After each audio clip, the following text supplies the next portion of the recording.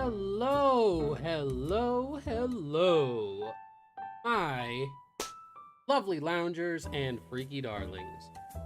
It's a wonderful day for a what if, do you not agree? How is everybody today? Oscar, hello. Val, Wendigo, hello. Hi, everybody. Oop. Oh my goodness. Hold on a sec. My freaking VTube studio. Why aren't you? No! Come on, VTube studio, you can do it! I have faith in you! You can do it! There am I there? Am I here? Am I here? Yeah, there I am. Okay, boom, there we go. Hello! Hi, everybody! How's it going? Oh my god. Hey, Cade! How's it going? Oh, I see people were starting in the chat box before I even go. JJ, hello! Tori Hane. Wish Jeez used his brain more like on Namek instead of being a mindless berserker and ultra ego and getting his floor mopped in every fight. Well, we're talking about Dragon Ball Super there, Oscar. No accounting for taste. And is Vegeta a failure of a rival? Unlike Sasuke, for example, never gets arcs focused on only and never beat a major villain himself, even when his kids are weak. During the Boo arc, that wasn't exactly the case. Trunks was actually stronger than Goten at the time. But, VTuber career started, honestly. Nah, my VTuber career is doing okay. It's just, what do you call it? I wouldn't be a VTuber if there wasn't some scuff and some, some bad things going on. But that's just the way here. You're here early for the first time? I appreciate it. I appreciate it. Before we get into all of the shenaniganery for today, let me do my little opening spiel. Hello, everybody. I am your eldritch gentleman, tentacled mangaka, and proprietor of the Tentacle Lounge, Malik Torihane. The lovely lady standing behind me, that is Wallet Chan. With her, money literally talks. Over here we do casual gaming, chill art streams. We are sometimes lewd, sometimes wholesome, but always loving and supportive. And today, a very special day because we are doing not just MasakoX what ifs today, we are also starting this week going to be basically focusing Dragon Ball over here and doing MasakoX thumbnails and Dragon Ball New Age all in the same day. 6-month Twitch sub just activated. Heck yeah, heckin' yeah. Yeah, we're gonna get some New Age today, in addition to the thumbnails. Yeah, it happens. So let's go on ahead and but yeah, the whole thumbnails plus DB New Age, that's probably going to be a thing going forward. We will just Monday will be a Dragon Ball day, basically. Head on over.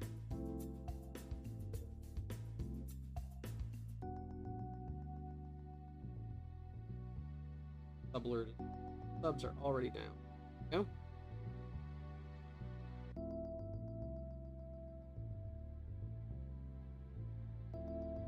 So, for today, this is what we've got going on. We've got this new, Krillin, Saiya Krillin, with Lazuli fighting Vegeta. It's very, very Android 18 Vegeta focused. We've got Lazuli versus Vegeta. And then we've got, this is, Jerk Goku, holding back Vegeta, who's got a cybernetic arm from trying to beat up Android 18. That's what we are going to be doing today, and then we are also going to be getting into some Dragon Ball New Age manga today. Excuse me. Ooh.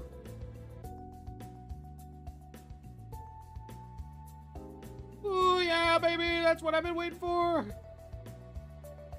Without any further ado, let's get into it, shall we? How is everybody today? Everybody hanging out, doing good?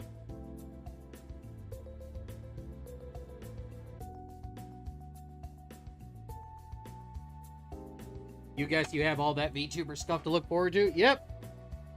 Indeed you do, Isaiah. Scuff is as much a part of being a VTuber as streaming itself, as your cam, as your model. Stuff just comes with the territory. You just gotta roll with it. Hmm. Let's get started, shall we? James Cameron, it's awesome. Today's your birthday? Heck yeah. Hecking yeah. Can we get some happy birthdays for James in the chat?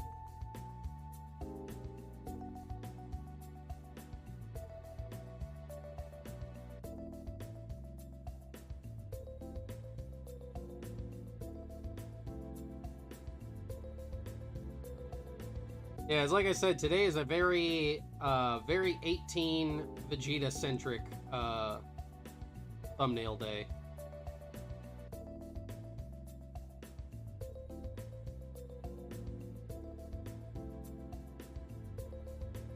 Trying to get S-rank Cuphead? Hello, Isabella!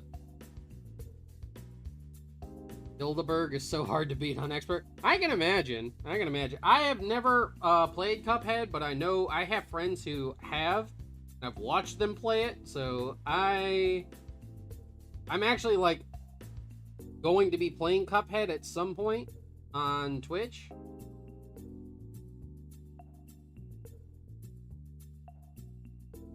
But yes, I understand the plight of people who are trying to beat that game on expert.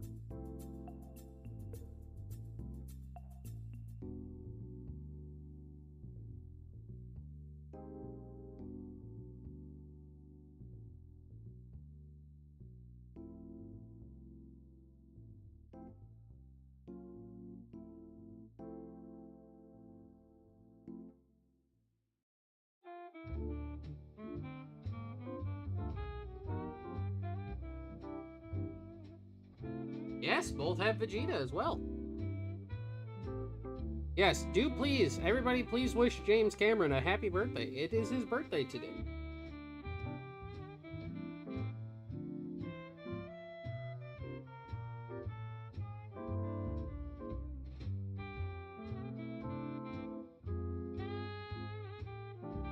Yeah, we're gonna be doing Cuphead and stuff. I don't know if we're gonna be doing it this Sunday. This Sunday, I might actually, with Aspen, be venturing into Minecraft for the very first time. Much to my chagrin. But when I do get Cuphead, everybody will know about it. I will be doing a full playthrough of it.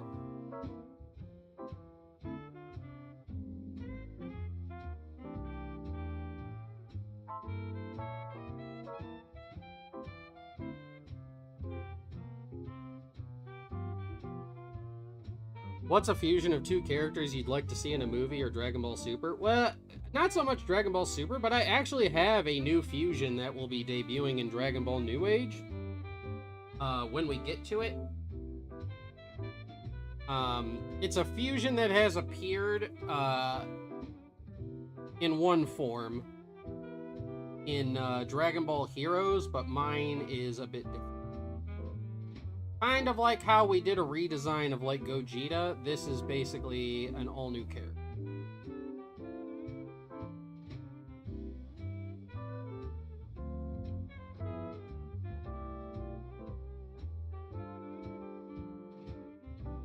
Block game? Yes. The lovely Aspen Frost basically held some of her followers hostage and got me Minecraft because I've never played it before, and she is always trying to broaden my horizons and stuff and give me new things to experience.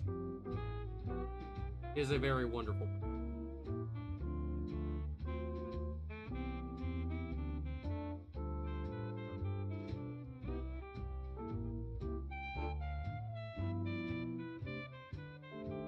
Yes, that's entirely possible. But I honestly feel like, Isaiah, I honestly feel like I might be too much of a boomer to enjoy Minecraft.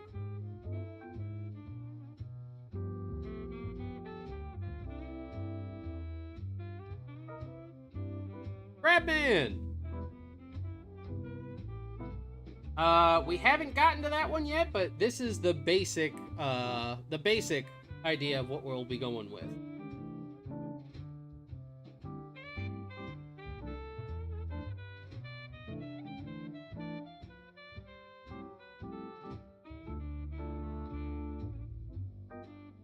And Crabman, you are not late. You have arrived here precisely as you intended to. You are here, and that means you are not late.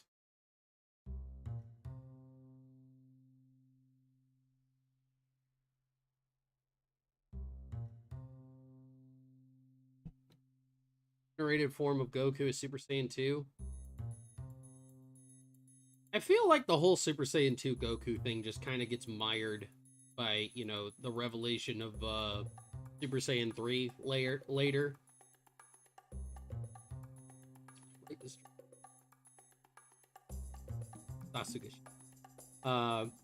Thoughts on Xenoverse 3 being confirmed? I mean, I didn't even play Xenoverse 2, so...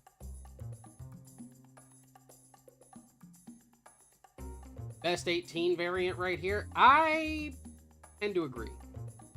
I actually very much like Lazuli.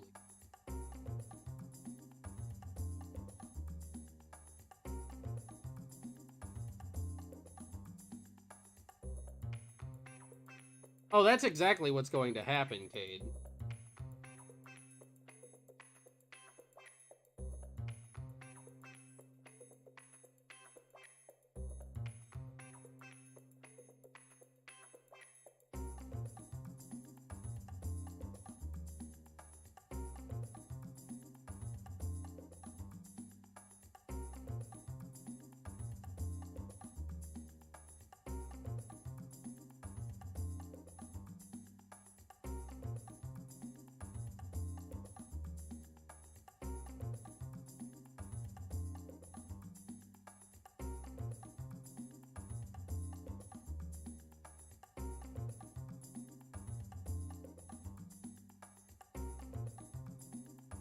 I mean, DBS Broly is just, like, good in a nutshell.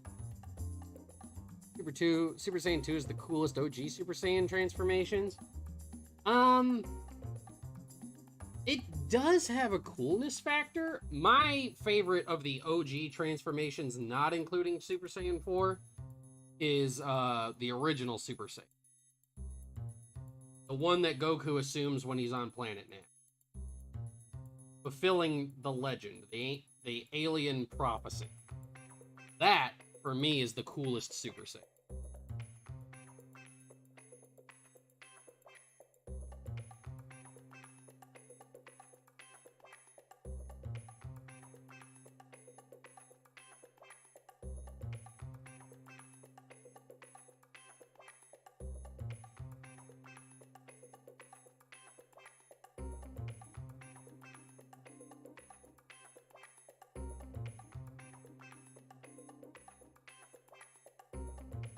Yeah, the Xenoverse series is, like, I mean, I for one, am sick of arena fighters. If I never have to play another Dragon Ball arena fighter in my life, it'll be too soon.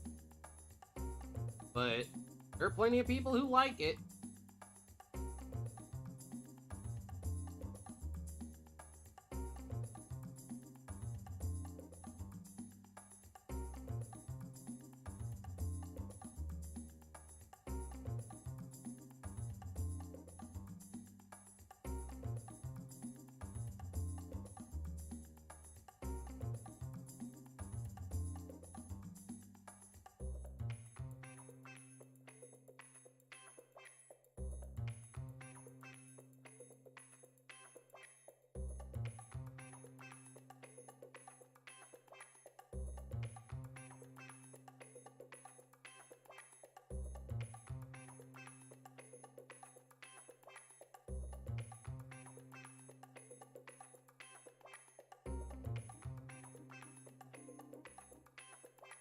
One man talked about Mirai Trunks having a movie after superhero. I don't know. Like, man, kind of like how my original feelings are about future Trunks being introduced in Super again and rehashing his arc for the Goku Black storyline. For me, I'm just like, dude, leave future Trunks alone. Hasn't the guy suffered enough?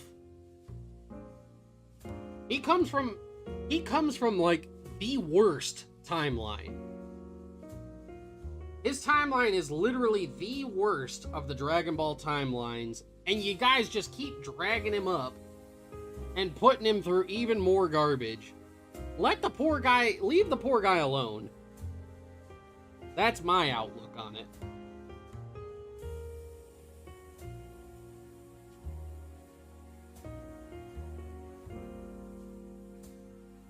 I have to bring up a picture of the zoo. Want to make sure I got her.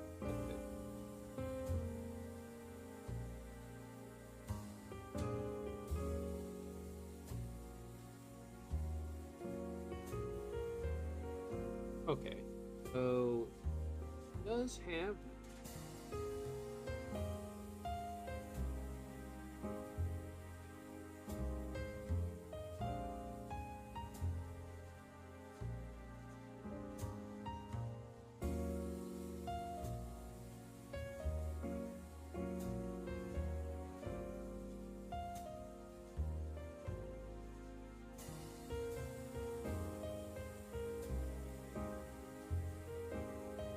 Yeah, that's my outlook on it. I'm like, dude, just leave Future Trunks alone, please.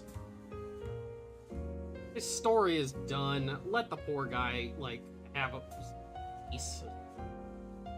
He fought so freaking hard. The dude went time traveled to try and fix the world. And you guys just won't leave him alone. And, like, dude, just come on. Let the poor guy have a rest, man.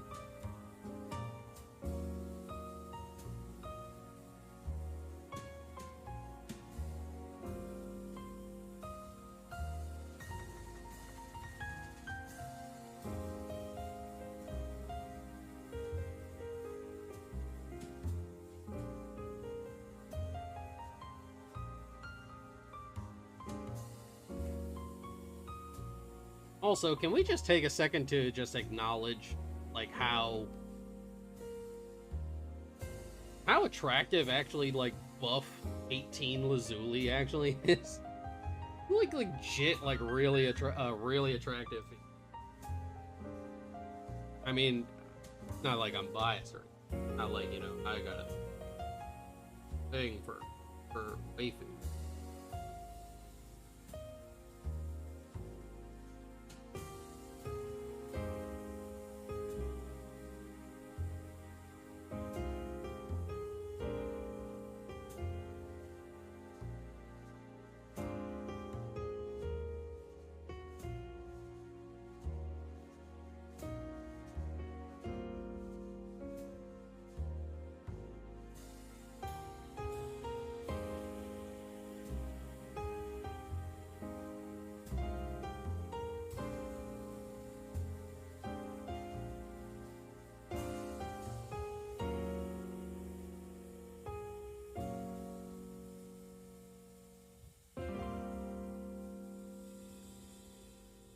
Moment taken. Can we take another? Sure. There we go. Let's take another moment to appreciate.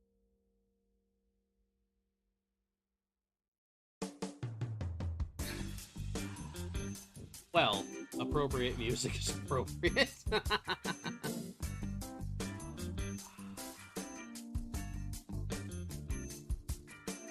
Oh, that Legend, a Dragon Ball tale, I really enjoyed it. I know the story for it might not be everybody's bag, but I really enjoyed that anime.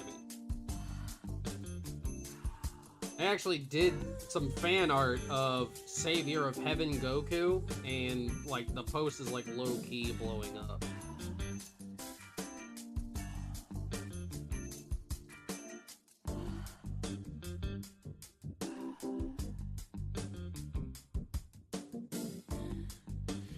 It is a bit of an 18 appreciation day.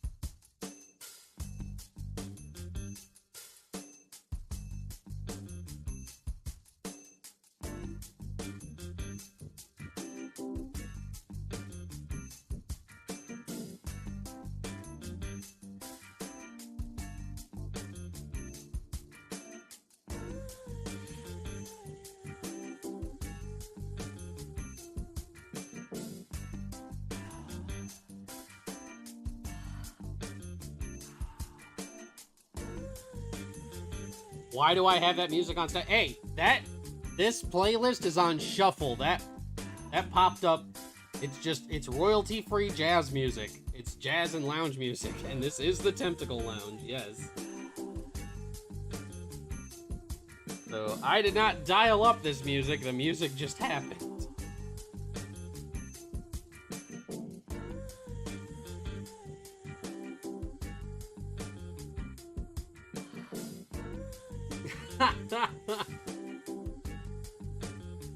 Don't worry about it, Starzord.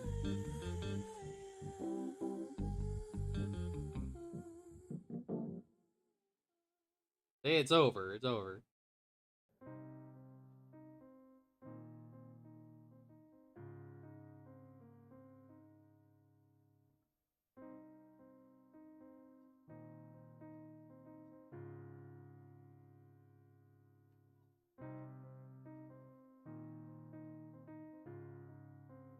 Walla-chan thought it soothed.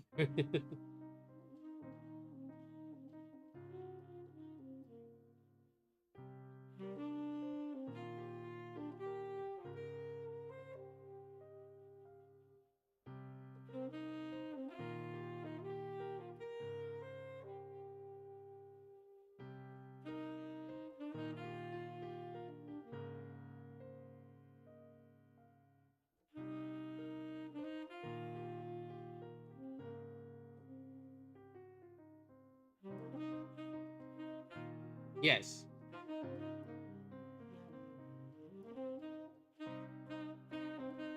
What's my favorite transformation from the Super era? I honestly have one. I'm not a fan of the Super era transformations all that much.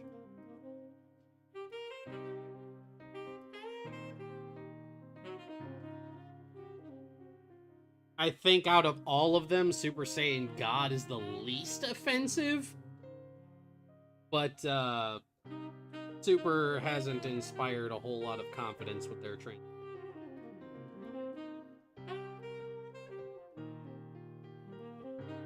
If I had to pick, it would probably be original Super Saiyan God. Close second by Omen of Instinct.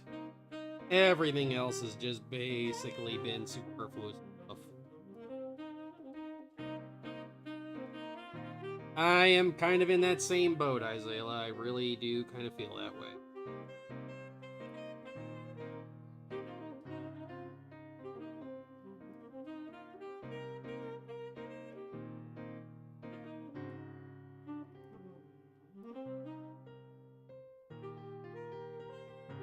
What if Goku was a part of Gen Z? Then he wouldn't train, he would complain about being sweaty all the time.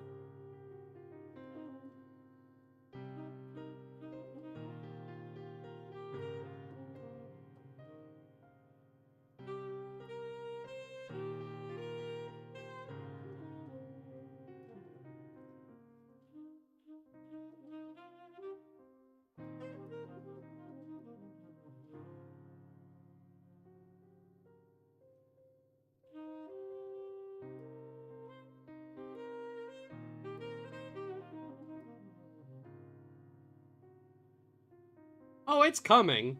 It's coming, JJ.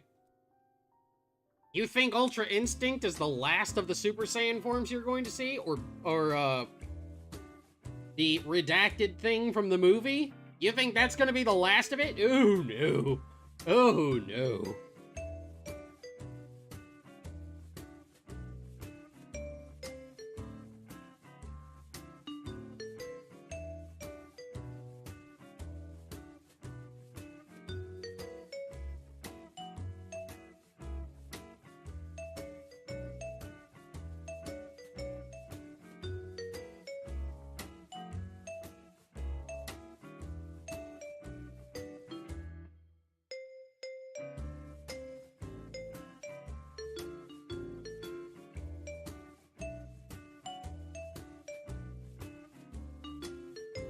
Isabella, I'm not saying you can't. I'm not telling anybody that they can't like something. Don't get that twisted. Do not get this as me saying, oh, if you like Ultra Instinct or the God form, you're wrong. No, that's not what I don't do that. I don't do that here. or me. I just don't care for it. Everyone is free to like what they like, just don't be a douche about it.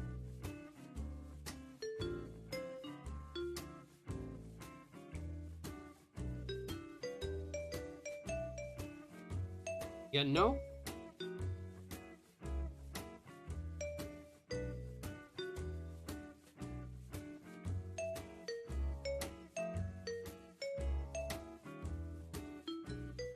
I actually haven't got the chance to see them yet. I, as a huge fan of Berserk, am excited.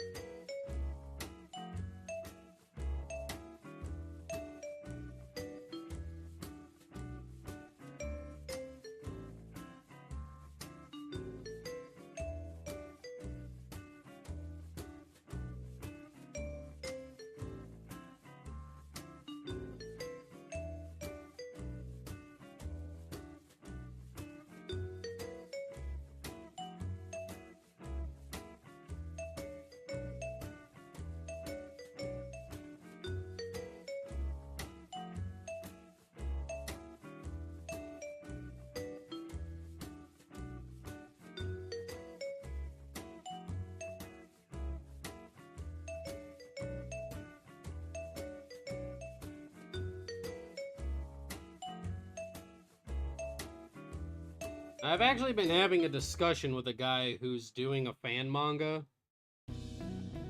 And like, he's asking me for advice, right? Now, I don't mind when people like get a hold of me and ask for advice or my opinion on certain things. My only caveat is that if you do ask me for my opinion or advice on something, just be prepared, because I'm very, very blunt and rigid when it comes to Dragon Ball. So for example, I won't go into like the details of his story, but he said for like his first Poppy! Oh my goodness, bruh! Hell yeah, brother, what's going on, man? But no, a guy, like, he wanted my opinion on a fan manga that he's doing, and he, like, the first story is only going to be about 15 to 17 chapters, and he wanted to introduce no less than 5 transformations in that one chapter. You know, in that one arc. And I was trying to tell him, I'm like, dude, you know, that's just like way too much. Because when you start introducing a ton of transformations and stuff like that, you undermine the impact of all of them.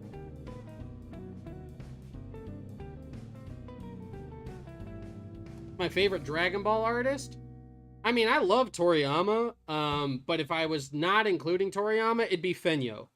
Fenyo, Dragon Garo Lee, and Young Gigi. By far. Those 3. Mwah, chef's kiss.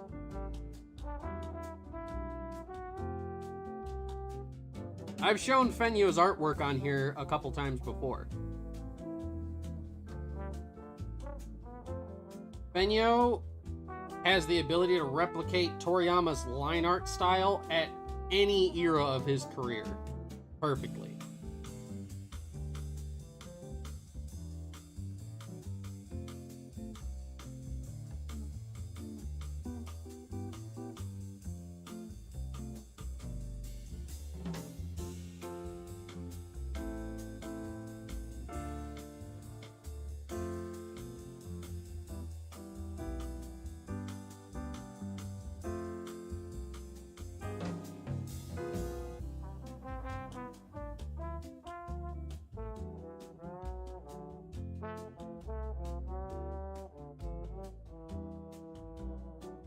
Well, ask yourself, Alex, in the final chapters of Dragon Ball Z, did Pan have Super Saiyan? Hmm?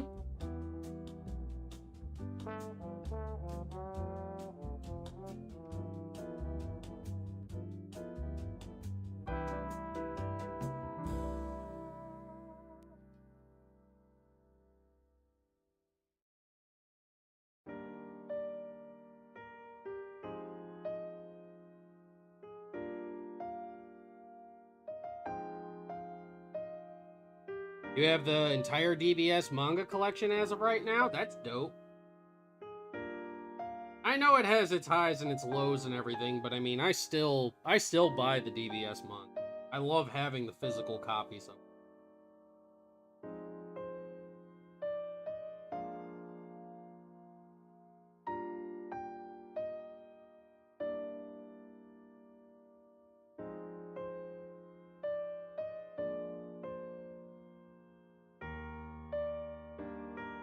Hell yeah. Good. Looking good.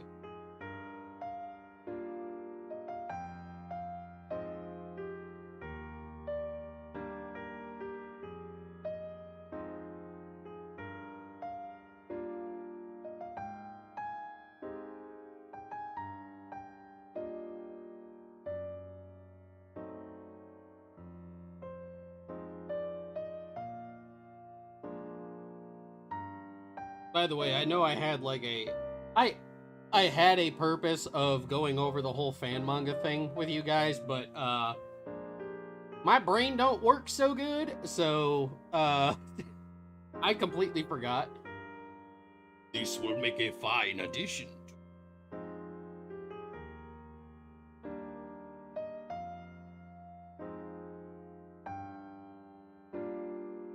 Power of friendship and the gun you found.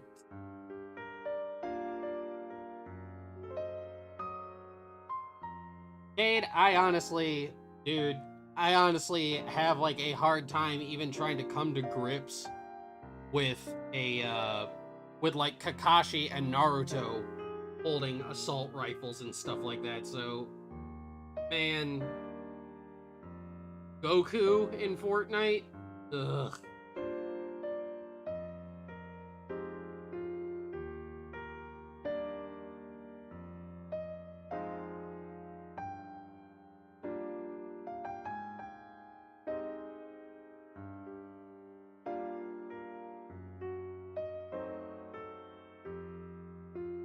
Yeah. So, okay, thank you, Val. But yeah, so like you'll notice that like when you introduce too many forms. So that's basically what I was going for. You introduce too many forms in one story arc. So in like one arc where you're only dealing with like one villain. If you introduce too many transformations that don't play a part in the final act of the story, you've basically cut the knees out from under them. You've cut them off at the knees. Look at Ultra Ego, right? They introduce Ultra Ego, and what is the first thing they do? They immediately job it out. They introduced a brand new form for Vegeta and hyped it up, only for him to lose twice with it. How do you take that form seriously now? How do you take it seriously? You can't. Now, conversely, compare that to the original Super Saiyan. They hyped it up, they left all kinds of breadcrumbs and stuff for you to follow all throughout the story. They got your mind kicking as to what Super Saiyan actually was. And then when it was revealed, it was the deciding factor in the arc. So, just look at it that way. Look at it less like Dragon Ball Heroes, let's just throw everything we can at you so you don't question it, and just obey the rule of cool. And then, like, compare, like, an actually... Oh, dude, Poppy, you didn't know about that? Yeah, in the Dragon Ball Super manga, Vegeta gets trained by Beerus and gets a brand new form, and the first time he uses the form, he gets his ass kicked.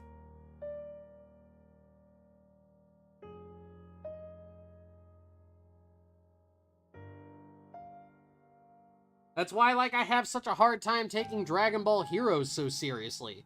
Because it seems like every other episode, a guy gets a new transformation, and I'm like, how am I supposed to take any of this seriously? As a, like, I can't turn that storyteller part of my brain off. I just can't do it.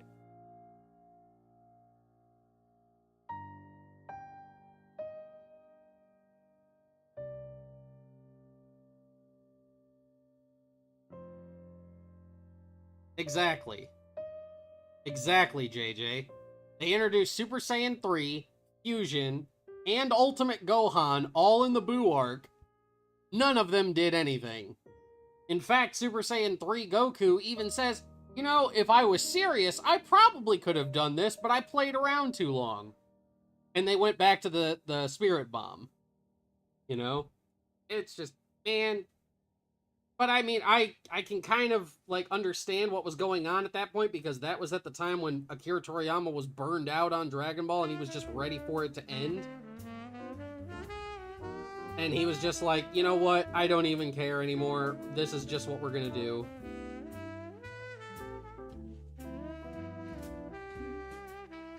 Can't have Vegeta being cool. He ain't named Son Goku. Exactly.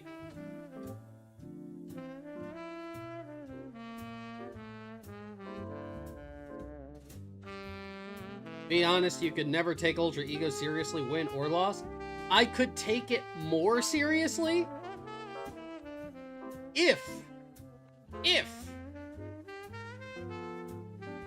could be taken seriously. But when you introduce a brand new form, and it not only gets its ass kicked once, but twice in the same arc, then I can't take it seriously. I just can't. I can't do it. I can't do it. I just can't do it. I can't do it, Captain. I don't have the power.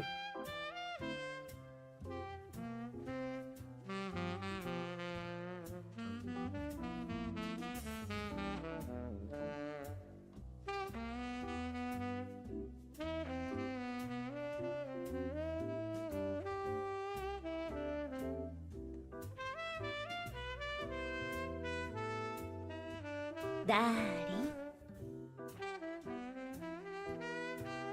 Prominence, thank you so very much for the follow. Welcome on into the lounge. I hope you enjoy your stay. Funny how an awful movie motivated Toriyama to continue Dragon Ball. Yes. Yes.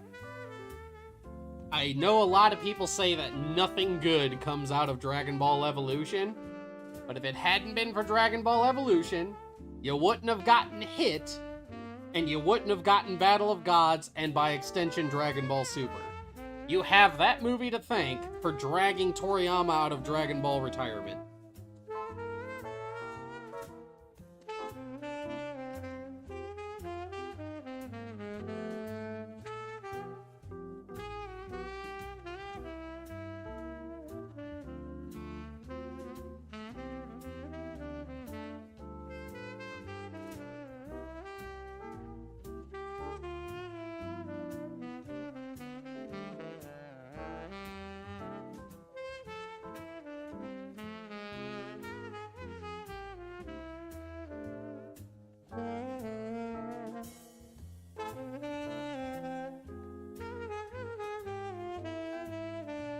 There's no defending the character regressing dumpster fire that is Ultra Ego.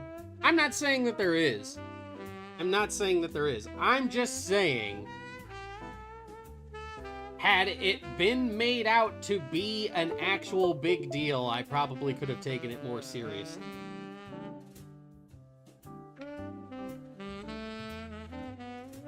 But yes, I do agree that the name is kind of dumb.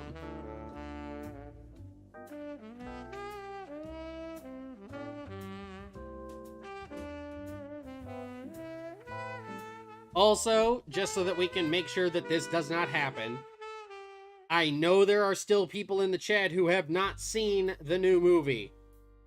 So unless something came up in the trailer, do not spoiler any of the movie at all. There are still people who want to see it in the theaters who have yet to be spoiled. Respect them, please.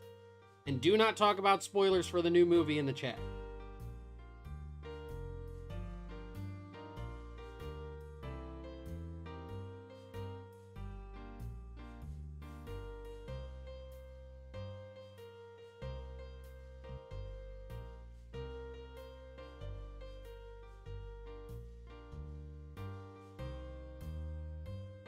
We're almost done with the line art for this one.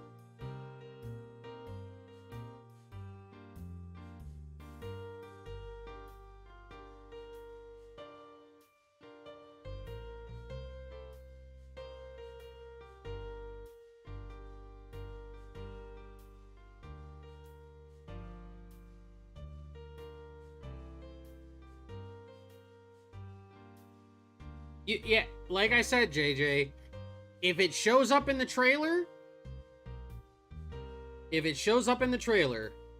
go ahead, you can talk about it, but please, please, please do not spoiler the movie. I'm begging you. I have the voice of a Warner? Like, Yakko, Wacko, and Dot?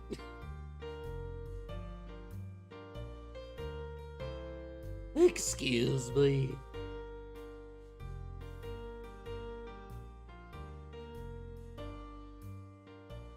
Actually, Poppy, that's the first time I've heard it. I am still on the conspiracy theory that you're actually Chris Jericho because you sound exactly like Chris Jericho. Yeah, the Warners. Yakko, Wacko, and Dot from Animaniacs. Yeah. I've never heard that, but yeah, I am still on the conspiracy theory that you're Chris Jericho.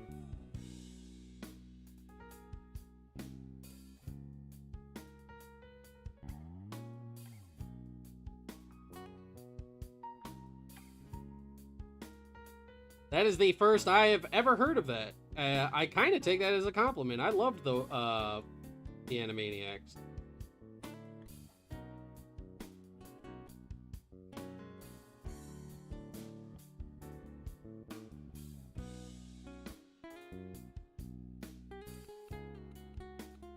You've got to prove me wrong, Poppy.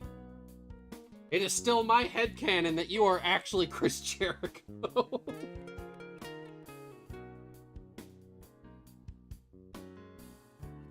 He didn't deny it. He did not deny it. I'm just saying, I've never seen Poppy and Chris Jericho in the same room at the same time. Makes you think. You're not gonna, you ain't gonna pull the wool over my eyes. I'm woke to this, all right?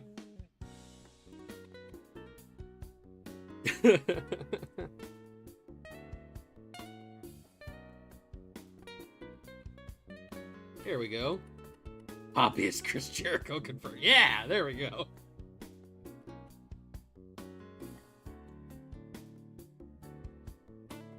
Yes. Yes. See? See? Nice to know we've got... Yes, you guys have the exact same pitch and texture to your voice. I swore up and down when I first heard you, Poppy, that you were in fact Chris Jericho.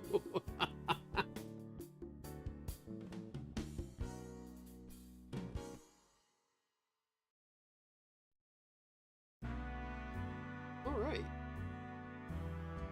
Let's go ahead and save this line art, because that is a lot of work, and you don't want to lose your work.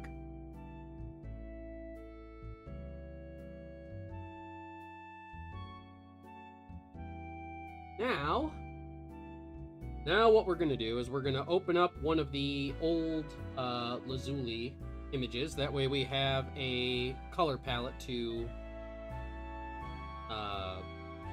pick from.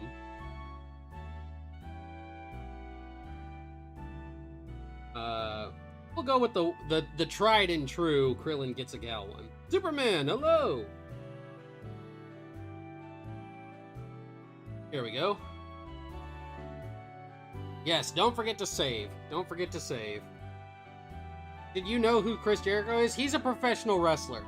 Used to work with the WWE, but now is in AEW.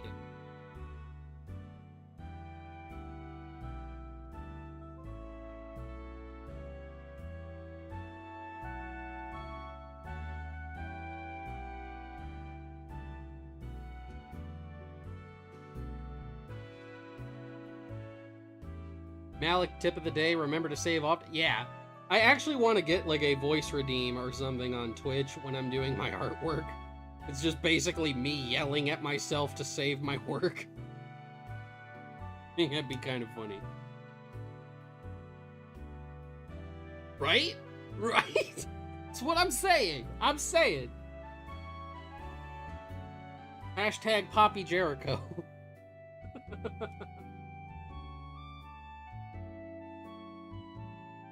Alright, now we're gonna start adding color.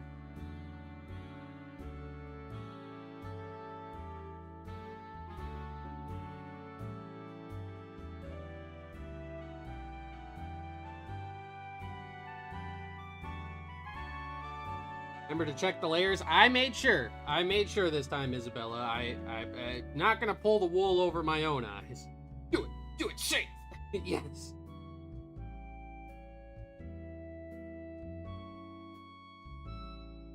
Yes, do it. Do save and a squid toss. Aw, man, just bam, save it.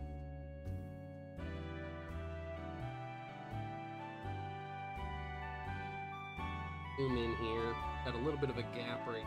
Color in.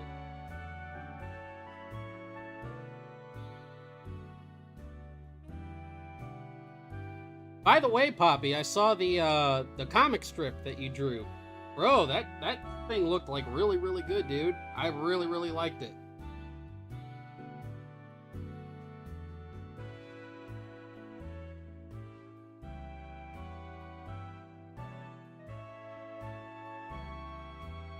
Which Dragon Ball character do you think you can beat up? You can easily stomp out Oolong. I honestly think Oolong is probably the only character any of us could stomp out. Poor Piggy Boy is a bit of a coward. I mean, the dude can barely hold up a brick.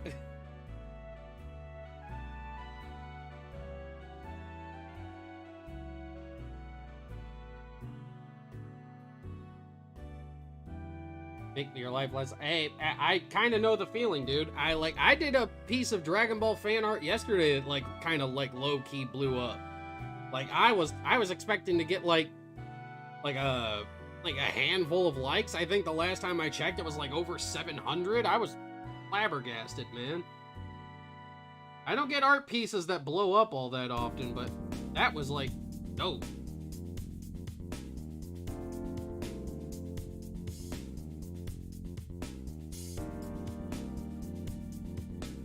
But no, dude, I really, really liked that comic, dude. It looked really, really cool. I love your style.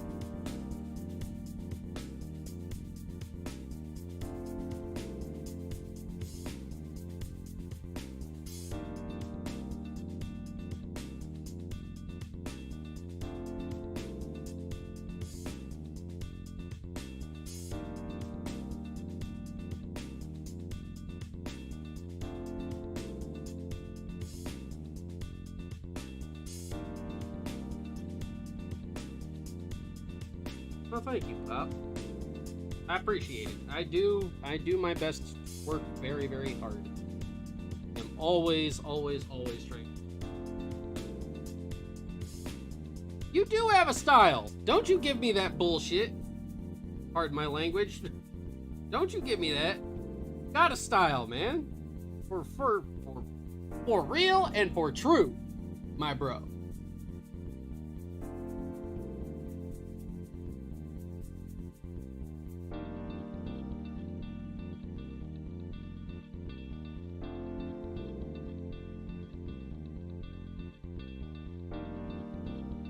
I'm gonna have to open up another one of Lazuli because I gotta get the color of the mesh that he has. There it is, right there. Boom. Poppy, are you? I mean, he could be. There was a woodpecker by your tree a week.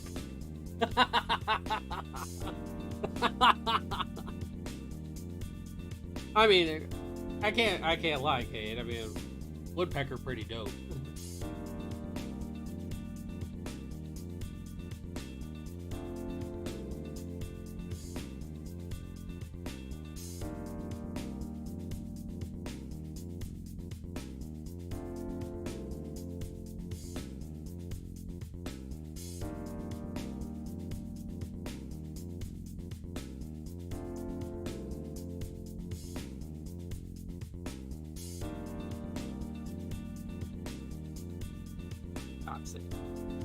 Motherfucker. Fluffer got style, grace, poise.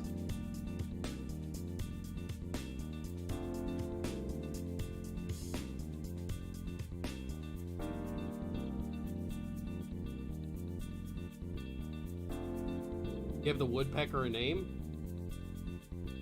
I mean, you could just say Woody, but I mean, that's like kind of too easy. That's like kind of a given, right? JJ, you're gonna head out? All right, man, I appreciate it. Thank you for coming out, my friend. I really, really do appreciate it. I hope to see you again next time.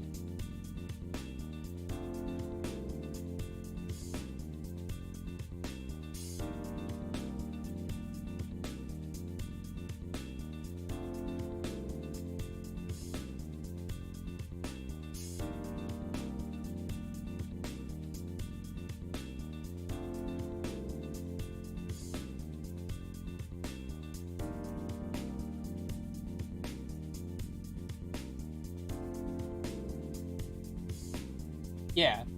See, like, for me, I never, like, really, like, grasped, like, the quote-unquote, the cartoon, like, art style. I've done it before, but I never really, like, latched onto that style of artwork. You know, just that general, like, kind of, like, the exaggerated proportions and stuff like that. I always stuck to, like, more comic booky, Western-style artwork, when I was coming up. And eventually I migrated over to, like, you know, Dragon Ball and the anime manga style. But, like, you know, moreover than just, like, the you know, cartoony, like, aesthetic of your artwork, I really enjoy your line work. I love the way you color your stuff.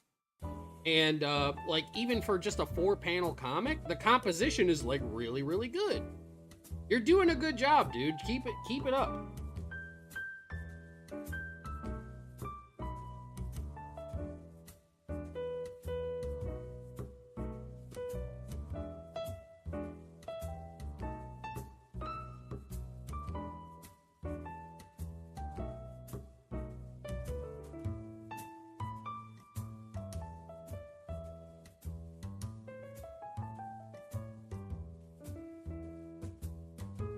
Really want a hedgehog as a pet? You can't name him Sonic? What are you talking about? Of course you could name a pet hedgehog Sonic.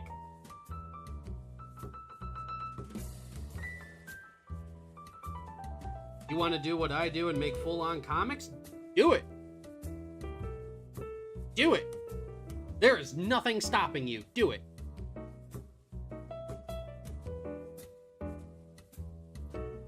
There is nothing stopping you, and here's one thing that I can tell you, from doing comics for as long as I have been. Now, granted, like with Dragon Ball New Age, I've gone back and I've restarted that series a bunch of times,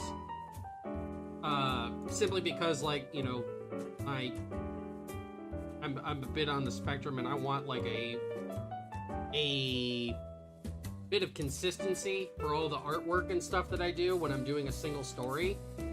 But in that same vein, a lot of people love to watch, like, the art progression of people when they do, like, long form comics, when they're doing, like, you know, just an extended story. So, like, to see where your art is at one point, and then to see where you are, like, a year down the line when you've been doing a comic, and people can, like, look at the beginning of your story and look at where you are now, and they can see the visual progression in your artwork. It's really cool, and it's something that you can go back and look at a lot. And I do it a lot too, because, like, sometimes, like, I question my own artwork. I do it a lot. Mainly because, like, I am notorious for having a very low self-opinion of myself. But a lot of times, like, I go back to see, like, where my progression in terms of, like, my art and composition came from. Hold on a second. Matter of fact, I can show you guys something. Quick. Here it is.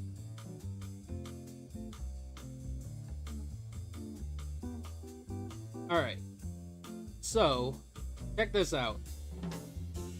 This is basically a timeline of how my Dragon Ball artwork morphed over time. This is from 2002. This is 2005.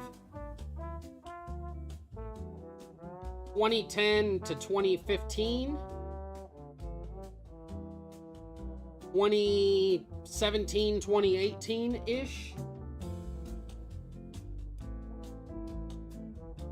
And then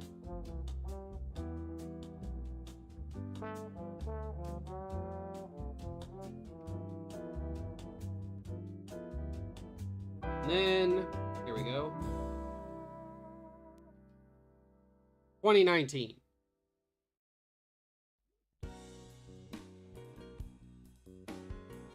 Or if you wanted to like compare just to where like this particular one is, boom. So 2019. And from that to that. Putting in the work. Yeah, Rigger really did go from looking exactly like Raditz to like being his own character. Put in the work. And like, man, like I've posted some of these progression pics and stuff on like DeviantArt and stuff before, and they blow up. People love watching the progression of an artist. They really, really do. And it's a cool thing to see when you can like, it's like the layers of a tree, you know, the age rings of a tree, seeing where you were and how you've progressed. It's super duper cool. And I'm telling you, Poppy, there is nothing stopping you. If you want to do a comic, brother, do it. I got your back. I got my torch lit. I'm all for it.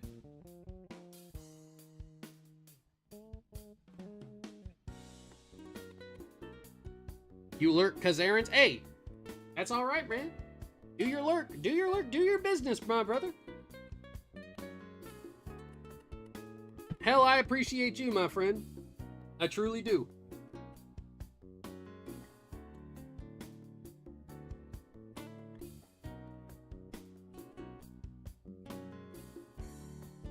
One thing I'd like to bring up, maybe it's by choice, but I think you should check how Goku used to look in OG Dragon Ball, because in certain What If thumbnails, he looks like a adult Goku?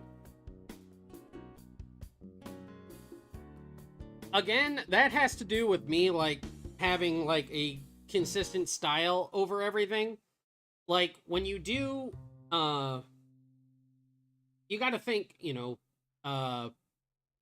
when Goku is a kid, or, like, when he's an adult at, like, the end of OG Dragon Ball, when he's in his 20s, he's basically in his prime. He doesn't change from that point on. He just gets a little bit more muscular, you know?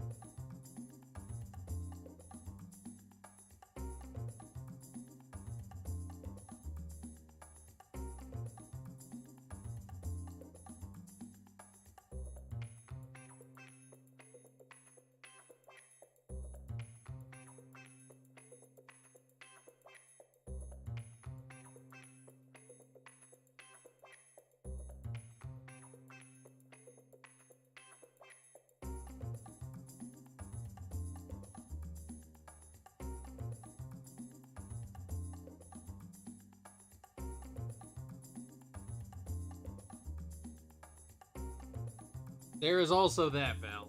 I am not a one-to-one replication machine.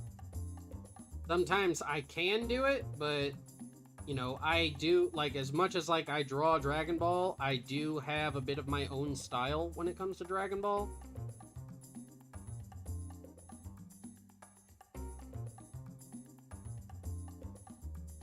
At what age did Gohan and Videl have Pan?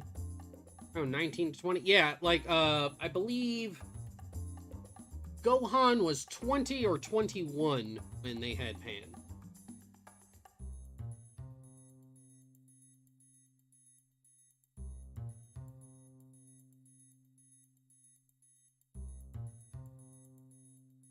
The what if episode where Goku learns the Mafuba? Let me see.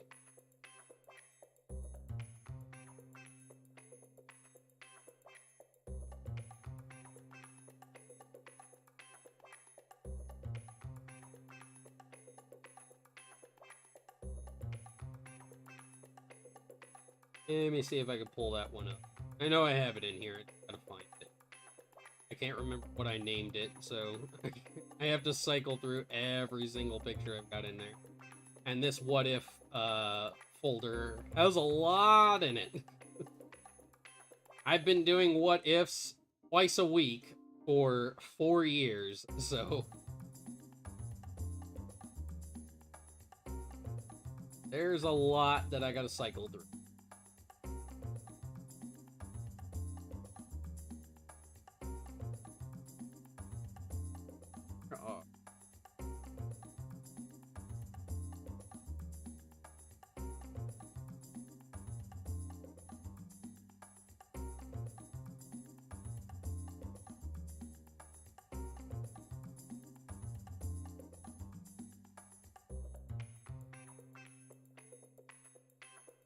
I'm trying to find it so I can see what you guys are talking about.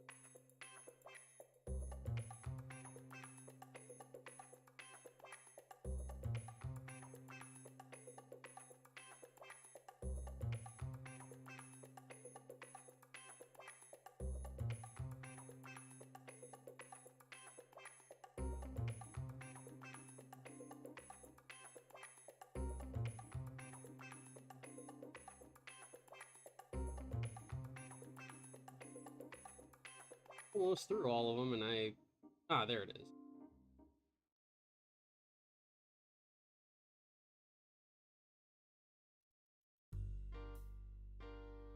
Now, okay, so I can see where you guys are sort of coming from, but at the same time, let me show you what I would do if this was adult Goku for this particular style of art, right? Put this up on a different layer. So, if this was adult Goku, I'm just gonna sketch this.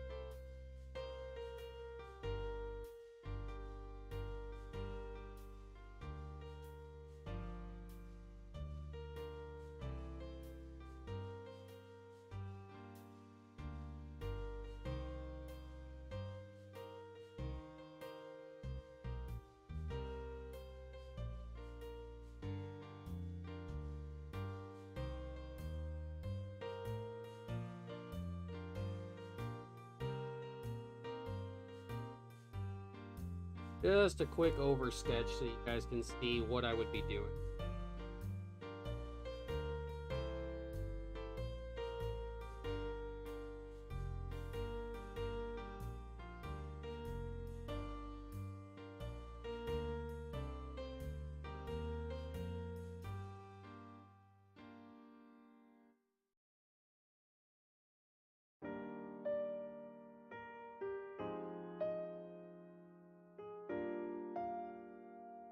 Alright. So, by comparison, the eyes and stuff are mostly the same. But we complete more of over here in between the middle of the eyes because you've gotten older and you're starting to develop creases where you furl your eyebrows. Whereas when you're younger, even if you grimace a lot, you don't get a whole lot of that. We also add the curl turn up on the nose and everything. Speaking of the nose, how we've got a much more rounder nose right here. We make it a bit more pointier. We add that lower triangle part. The jaw will be a bit more elongated and squared off, whereas this one is a bit more rounder. It does come to a point, but it is a bit rounder. I don't tend to draw the kid characters as chubby as they did, as like a Toriyama did back in the day, when all the kids were just like, bleh. You know, they were basically potatoes. Also get a bit more of the chin lines and stuff there. Make the ears a little bit bigger, sharpen up, and put more points and stuff on the hair. That's you know, just basic small alterations like that. But basically, when you're making an adult, you're elongating the face and you're adding in more wrinkles.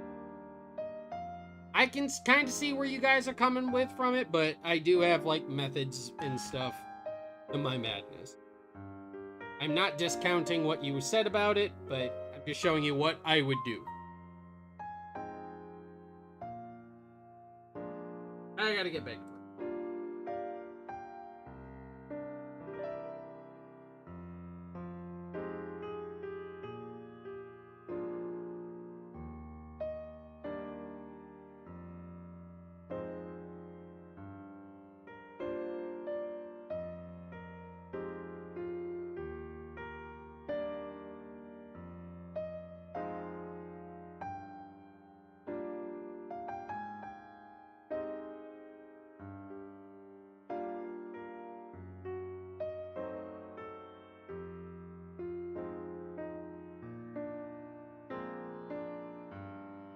Favorite candy?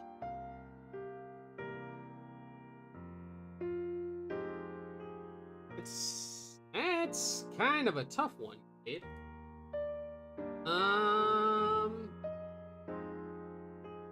What would be my favorite candy?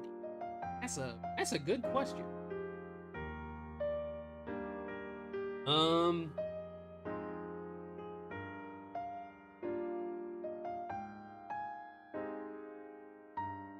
I think if I had to pick,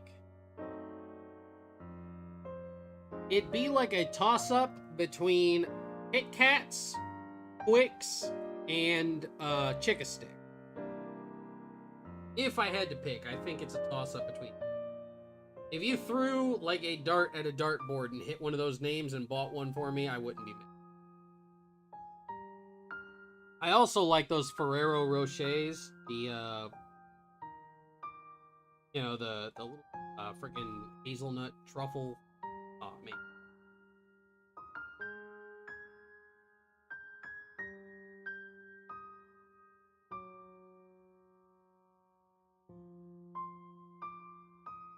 Chocolate and gummy candy.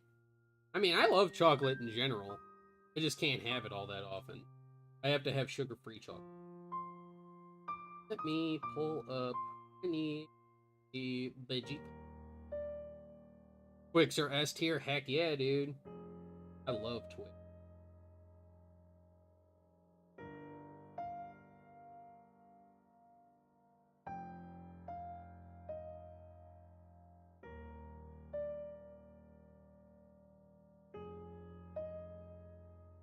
I can see I missed something up.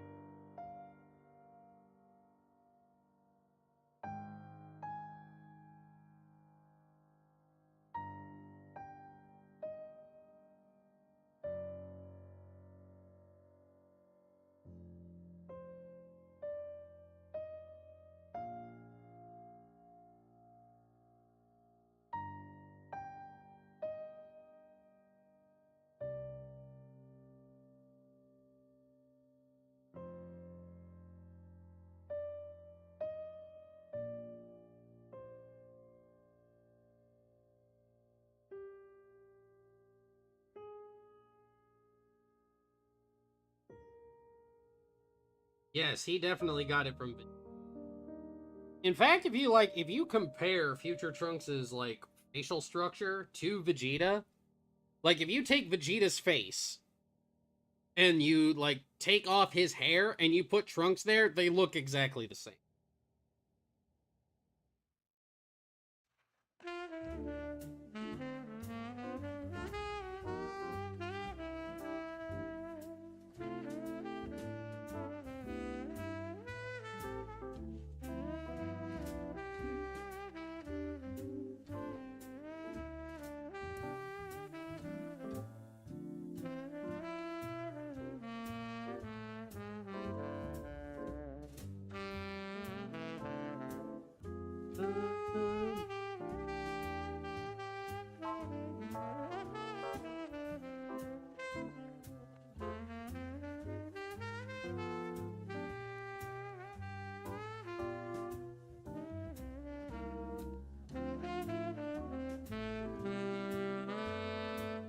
just smack his forehead, it would cause shockwaves. Bruh. Bruh, you could, like, you could show, like, a freaking double feature on it.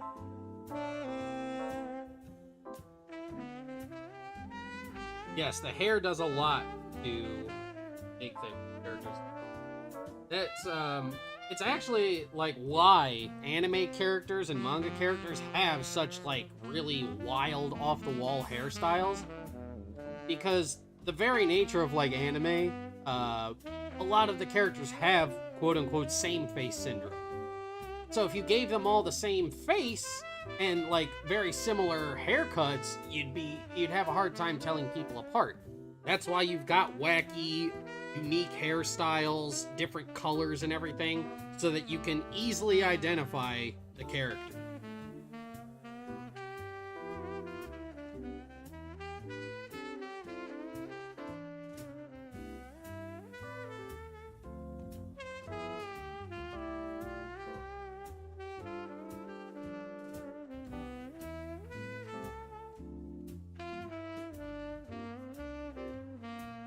Oh yeah, if you put black hair on Future Trunks, he looks just like Vegeta.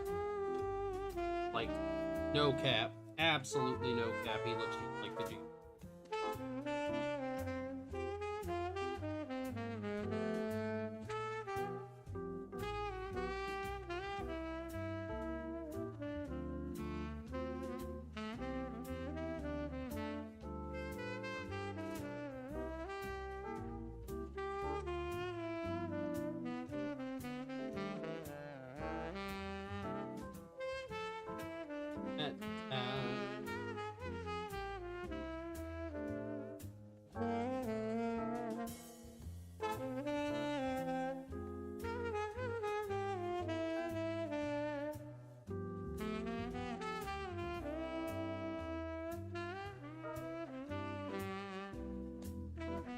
Krill Dog!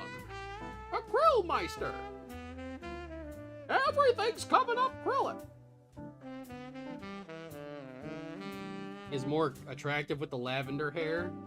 Broly certainly thinks so.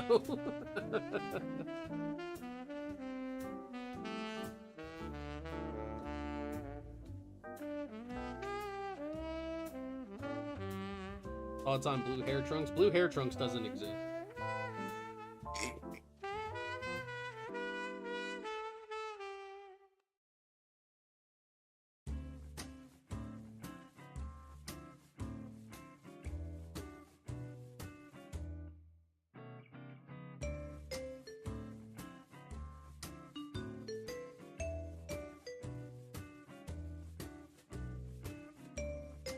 It's me, Krillin! Everyone's friend! What a piece of poop!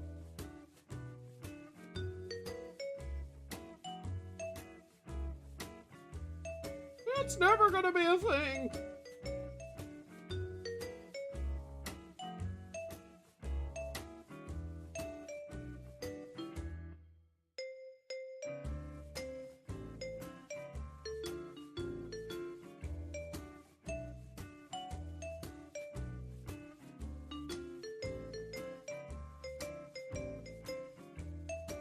I was worried I made his hair a little too... But I did not.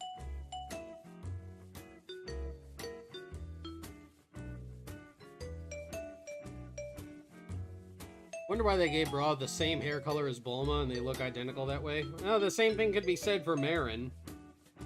The, Krillin's, filler girlfriend.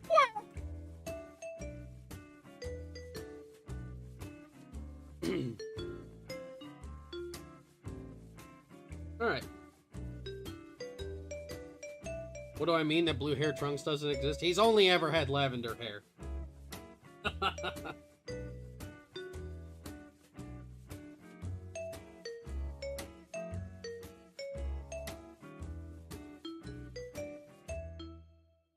Just like when Eren Yeager from, what do you call it? Attack on Titan Abridged showed up in the one Team 4-Star commercial to pawn off the shirts, and Alucard was like, "Get out of here! You don't exist!" What's like, you don't exist! I could voice any character in DBZA, who would I choose? I don't know. The only voice I've ever really been able to do is like the Joker, and I can do like facsimiles of like current DBZA voices. Some of them anyway, not all of them. But like, I don't know who I would like be cast as. If I could be cast at all. Got that done. Now we are ready to do some.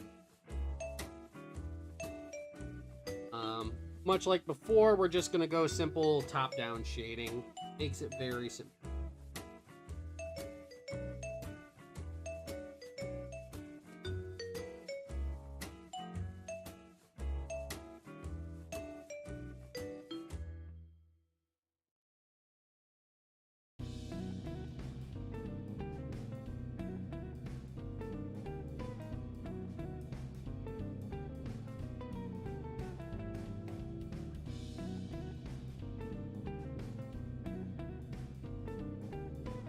You could see me voicing Dr. Gero. What character do I think would be fun to voice?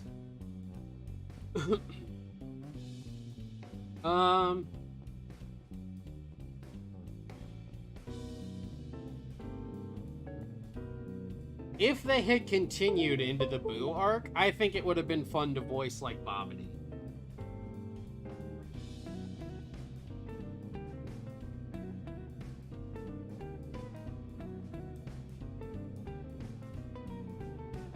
That possibly could have been very fun.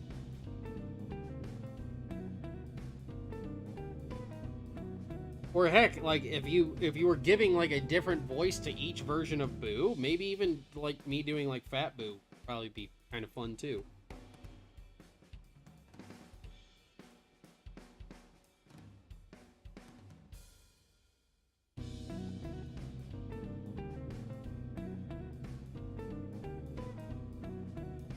If DBZA continued, what would Goten and Goku's relationship be like? Would Goku give Goten lots of attention while Gohan would be jealous of Goten? I could see that. I could honestly see that.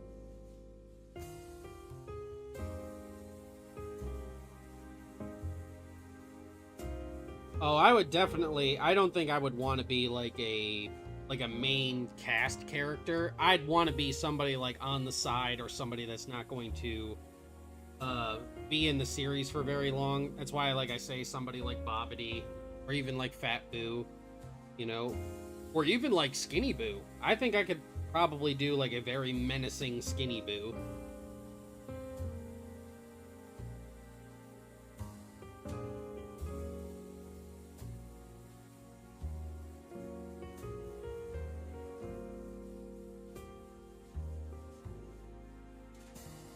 You think they would have let Masako voice adult Gohan, or just... if you remember, in the Super Android 13 movie, they actually had an alternate voice actor for adult Gohan. Right after Super Android 13 punches Goku in his daddy parts. They show a flash forward to like Goten being erased from existence after it, and it is not voiced by Masako. So yeah, I do believe they even said that if they had continued, Masako would not voice adult Gohan.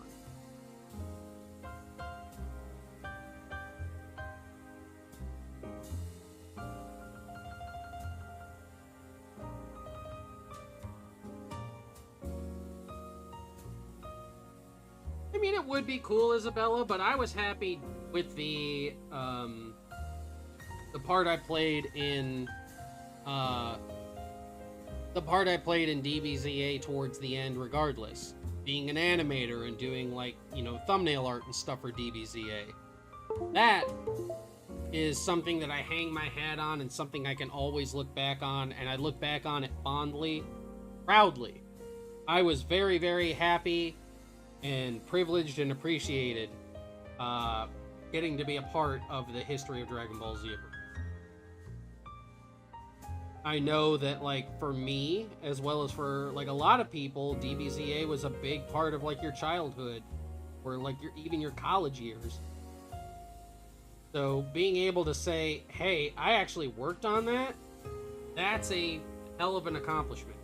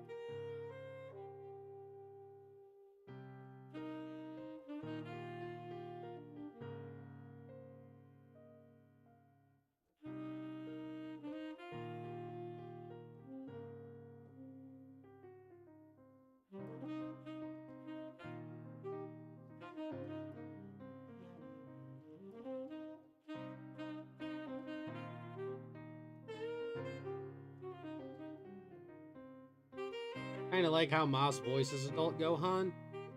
I honestly can't recall. Yeah, I honestly can't recall how Masako voices him. That's weird.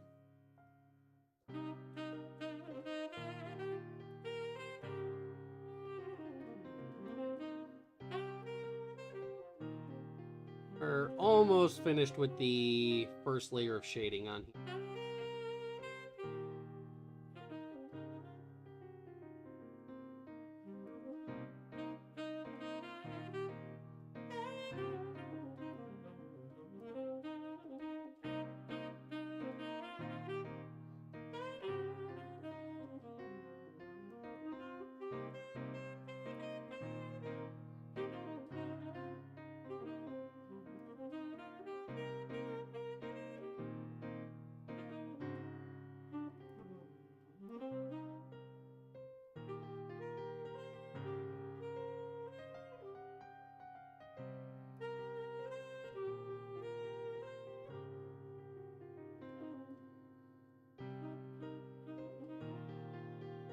Okay, get the Krill dog.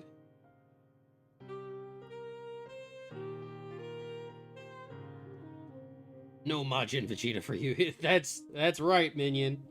Heck yeah, no Majin Vegeta. We're putting a stop to all that shenaniganery. That might actually be what's going on here. Is just he's basically like putting a whooping on Vegeta so he can't go Majin. That might actually be what's happening.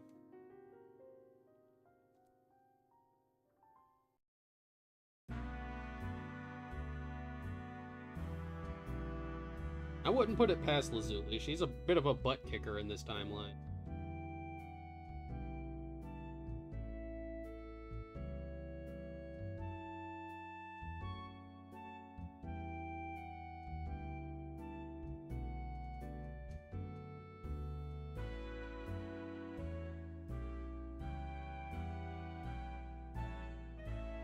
Alright.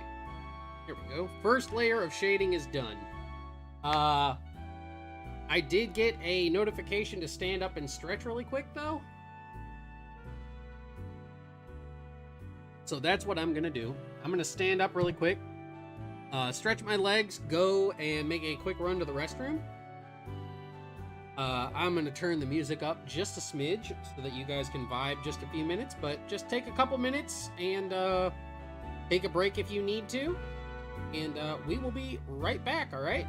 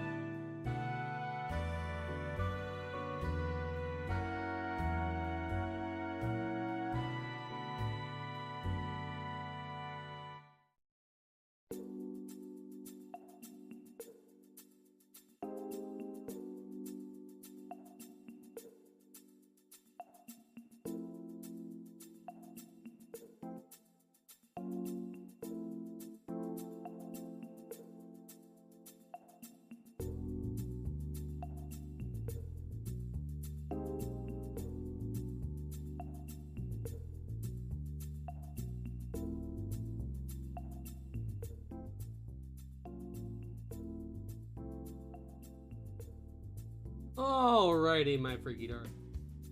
Lovely loungers, I'm back. I feel much better. I'm no longer full to bursting. Ready to continue. Got a toy?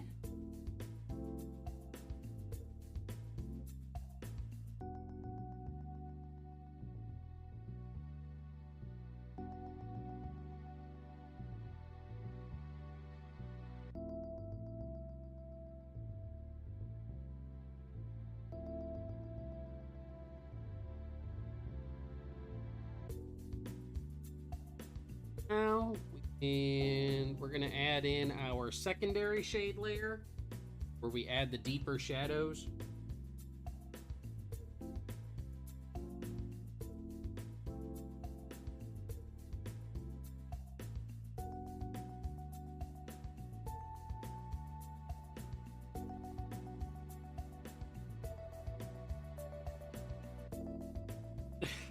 Been 4 years, we had to fight a purple lizard. Where were you?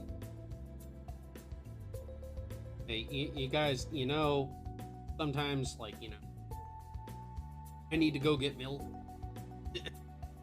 And, yeah, I left enough money for you guys to order a pizza. That's terrible. I left money for you to order a pizza. We will go to Aunt Auntie's when we go to the mall. If you come into this room one more goddamn time, talking about a powder white man in your room walking backwards, saying jam on, I swear to God I'm gonna take my belt off. Now go to bed.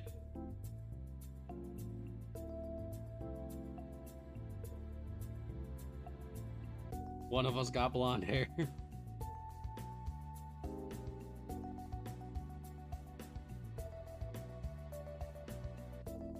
Oh yeah. Wallet Chan don't mess around. I'm telling you. Right now, Wallet Chan, she won't mess around. She has to keep me in line, so you can only imagine the kind of stuff she's like, you know, she does. She has a background in MMA and is a second Dan black belt in Judo and Taekwondo.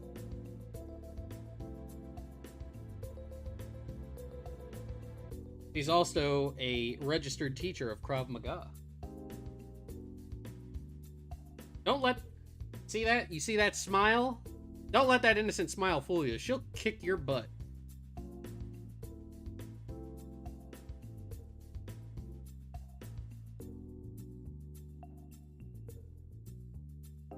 Dude, you died. The purple lizard blew up. Oh, no. No! Didn't pay your tab. I'm throwing you out. Would do that. Would.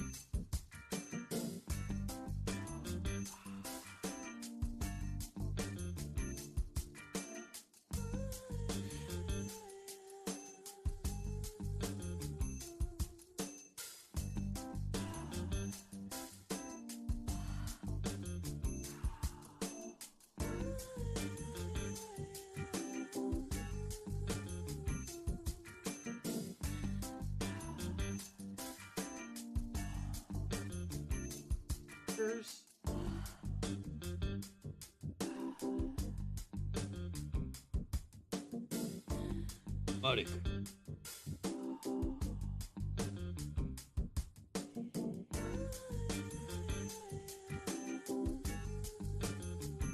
Yeah, look at the dishes you gotta wash today. God help you. Oh, I'm sorry, man. I can't help you out on that one, man. I actually had to do my dishes earlier today. Mariku. How you pronounce my name in Japanese? Mariku. Ori hane Mariku.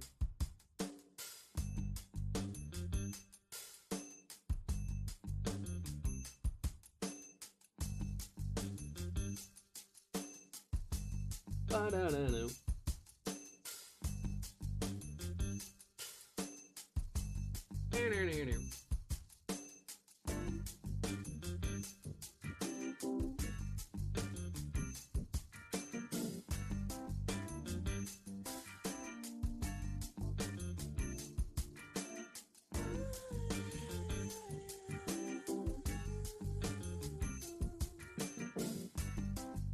shade right there. And we're gonna add our highlight layer. First and foremost,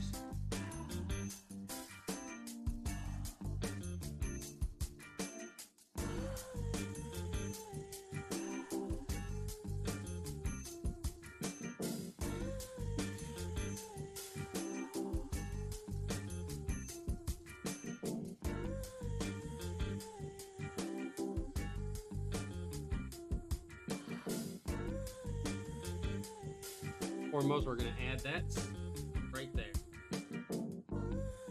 For it, fade it out some.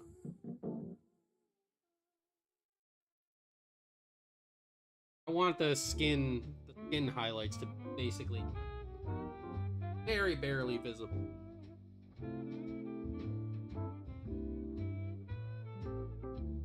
Highlights over.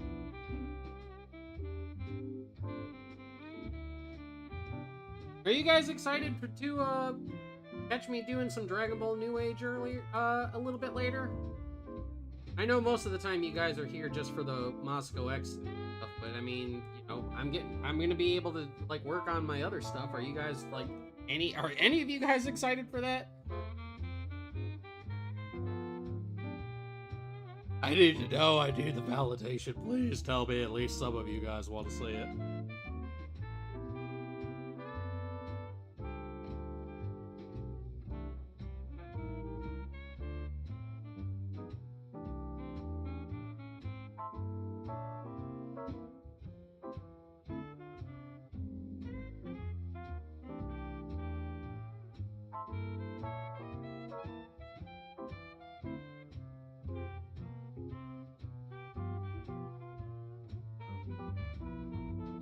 You're pretty excited, Cade? Nope.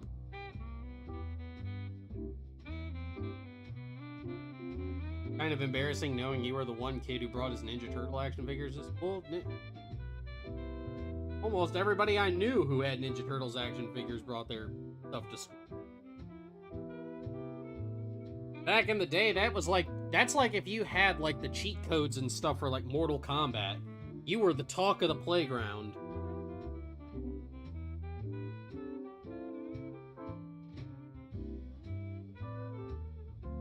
Everybody used to bring in their Ninja Turtle action figures, and everybody would like be like wanting to trade you for particular ones and stuff, because some people like, you know, oh well, I'm a bigger fan of like Donatello or whatever. I'll trade you my Michelangelo for your Donatello.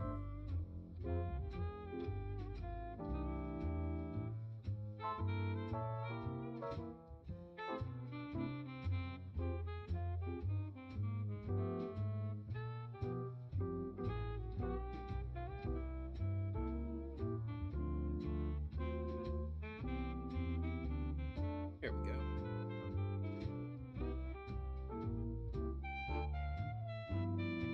go. We can add...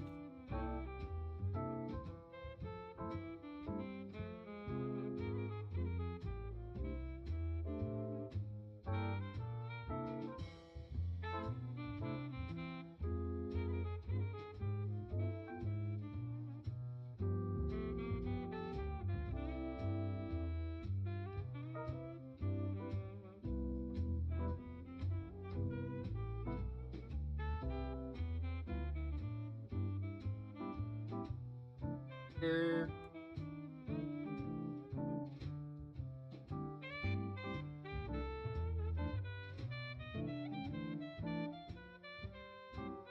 There we go. Also,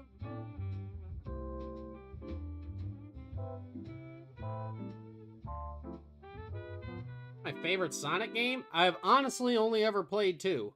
I played the original Sonic and Sonic 2 on the Sega Genesis way back in the day.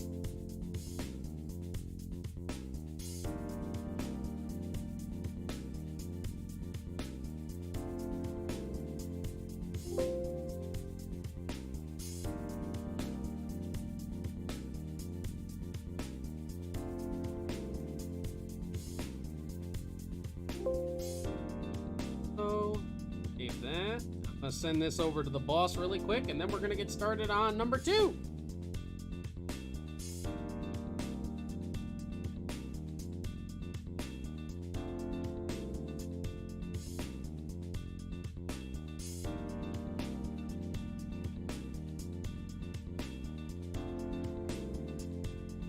Now, he is somewhere where he doesn't have very good reception, so I don't even know if, like typically he, like, shares that we're doing these streams. I don't know if he has the opportunity to do that today. So he might not even get to look at this for a while, so I'm just going to send it to him so that he has it. Then we're just going to move.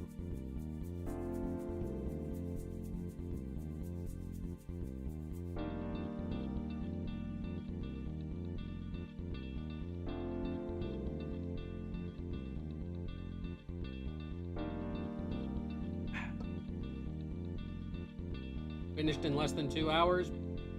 Well, just one of them. We only finished one of them so far. We've got another one to do, and we've got Dragon Ball New Age to, still to work on.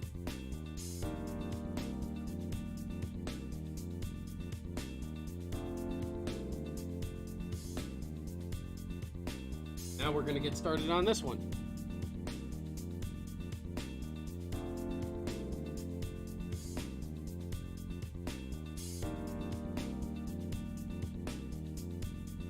I did not see that, Cade.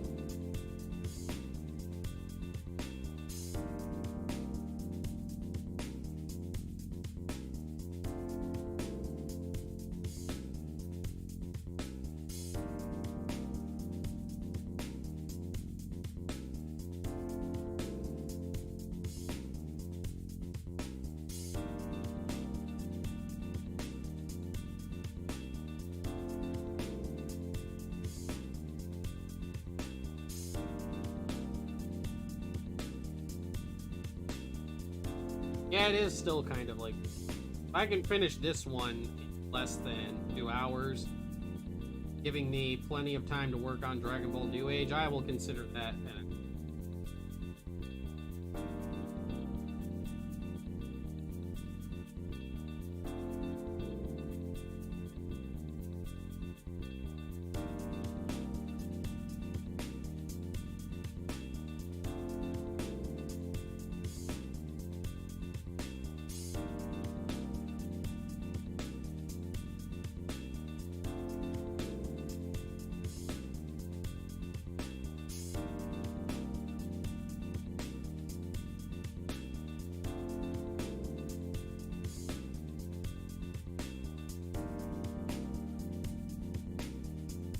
Cade, I gotta be honest. Back in 2nd grade, nobody was an alpha.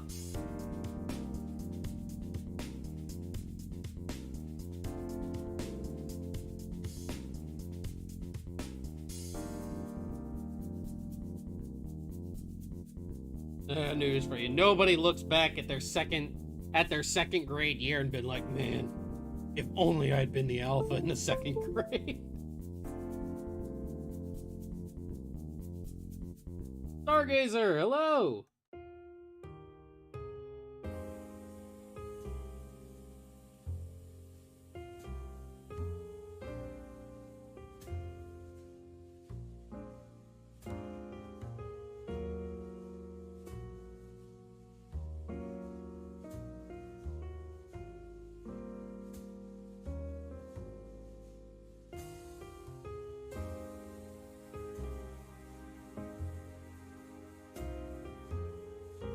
Yeah. 2nd grade, there was just the kids everybody hung out with. I was not that kid.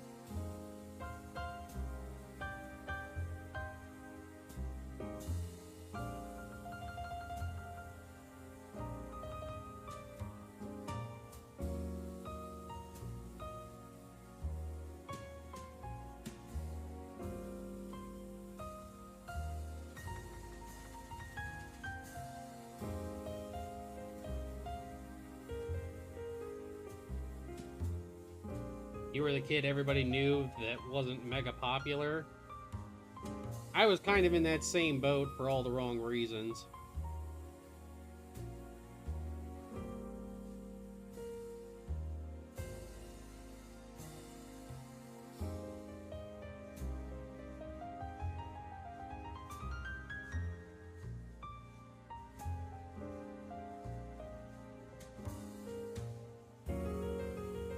There we go.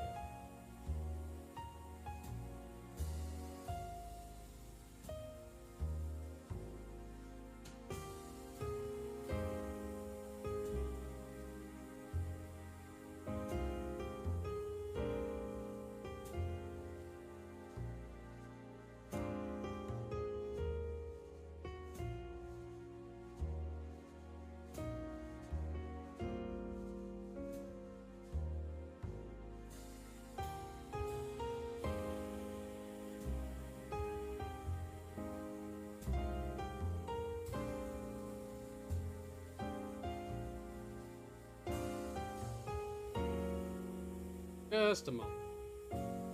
I think.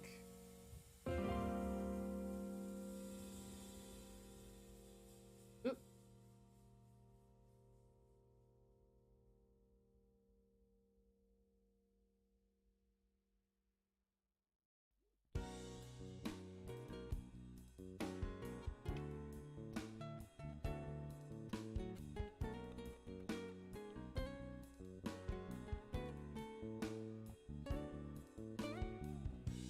I thought Moscow had hit me back, but it was a different message.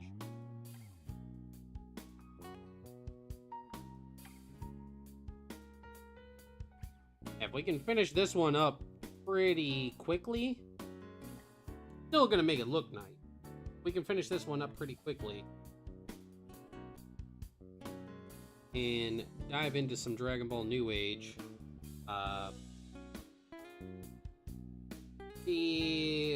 Again, we'll see like what kind of time.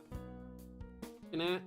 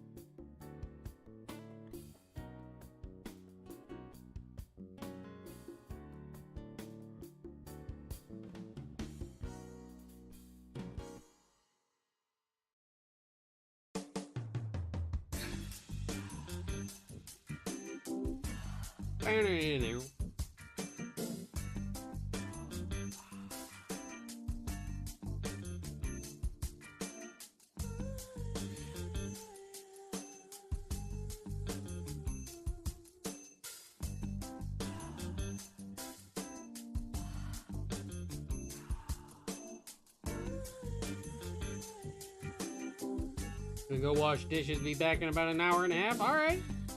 That is fine, Cade. We will probably more than likely be here.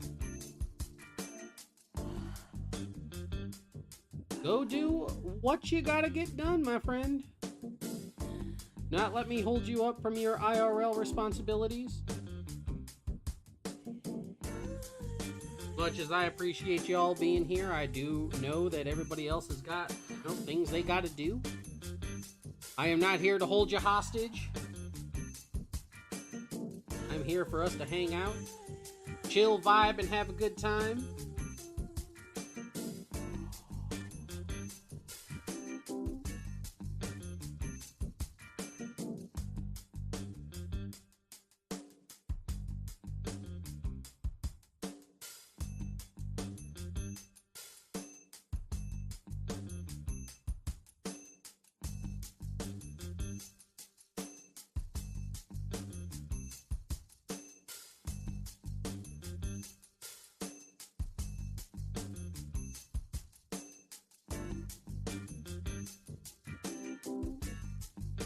already making pretty.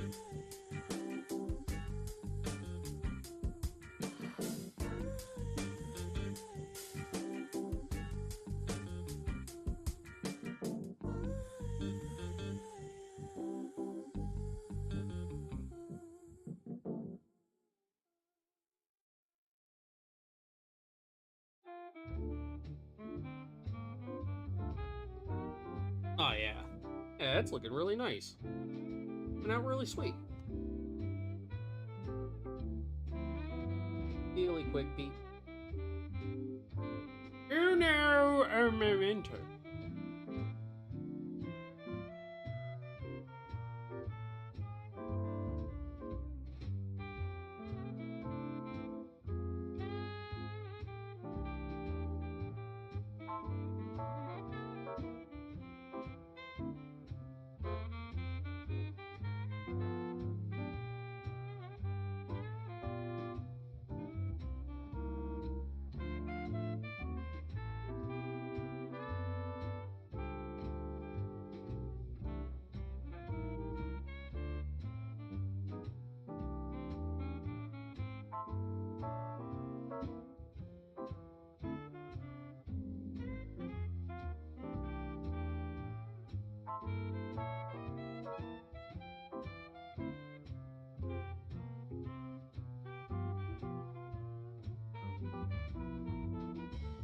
Sorry, I was checking something out. Keep getting notifications for it, and the Savior of Heaven Goku that I did is like currently like over 700 likes. That's really, really.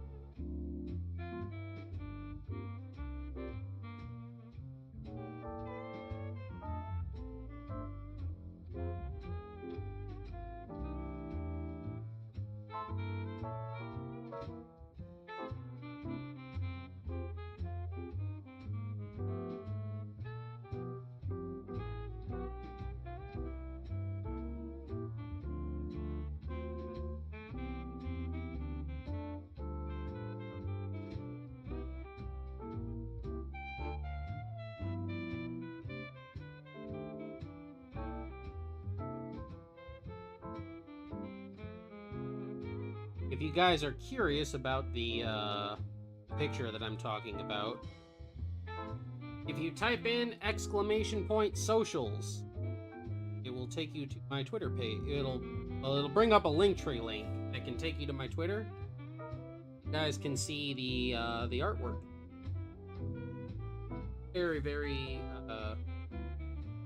spontaneous art piece.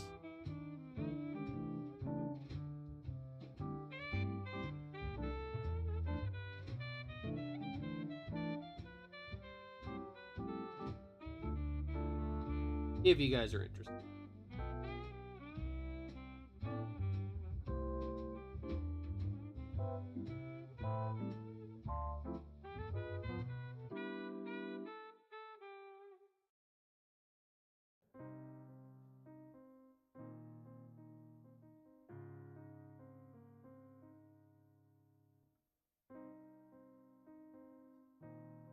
Yeah, it's just one video. I don't think he's doing a full series of it. If he is, that's cool. I'm pretty sure it's just a one-off kind of thing.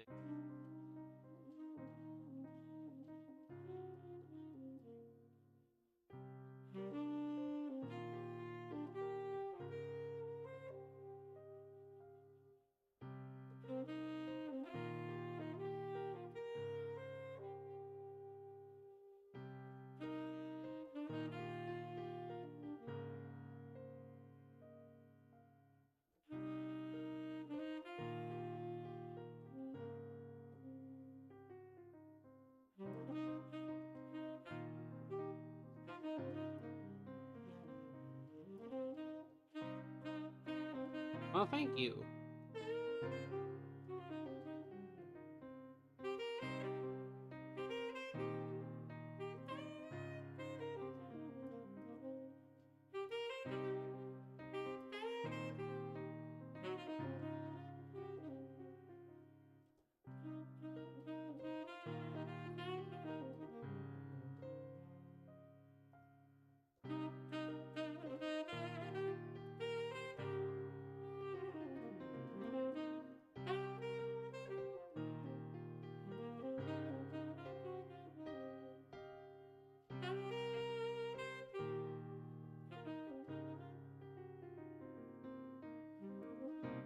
Kind of blitzing through this right now. Again, I'm trying to get this one done as quickly as possible while still making it look good, so that we can move on and do at least a little bit of Dragon Ball.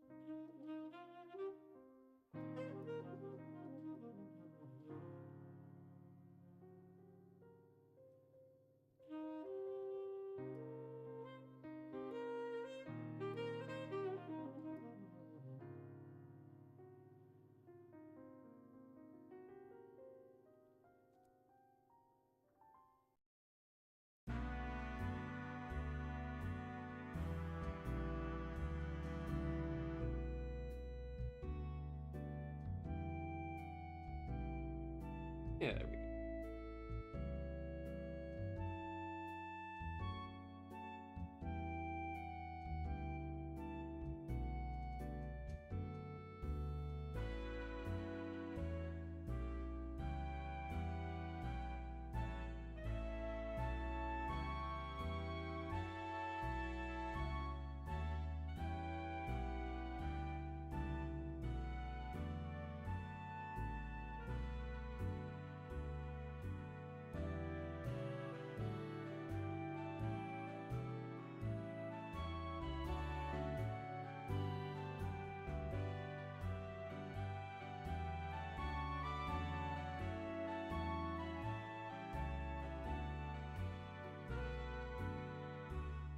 About done with the line art. Got to finish a little bit with Goku, or in this case, Kakarot.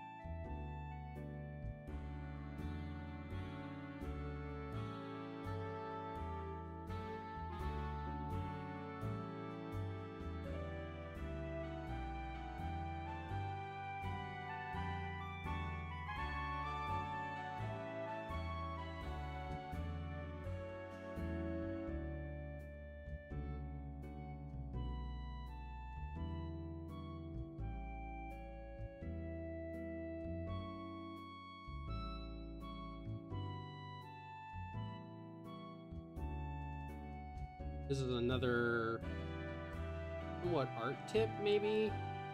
Oh, I've brought it up to people before. Okay. When you make a sketch, you don't have to be married to it.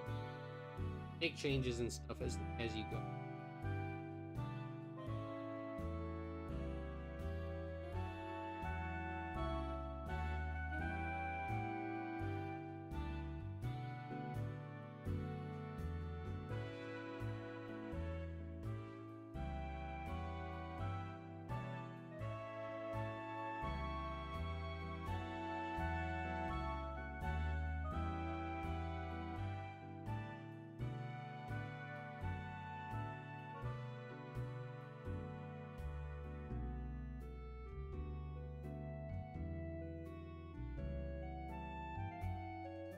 Up just a bit.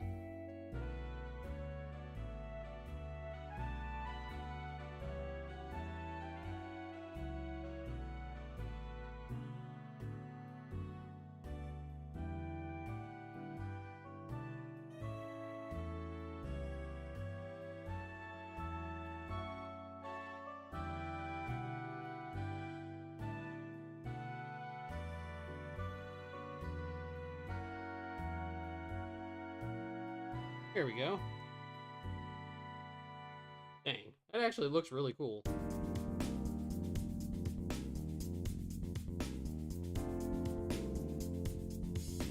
I literally titled this "Lemmy Adder." Lemmy Adder. All right. Now we're gonna move on to the colors.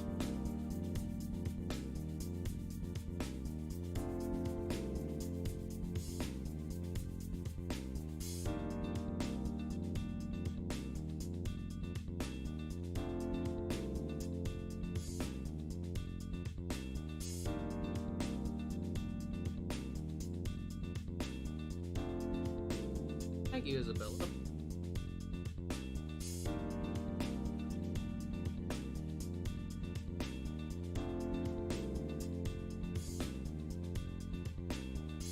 I'm hoping Moss likes them. I just won't be able to know if he does until later.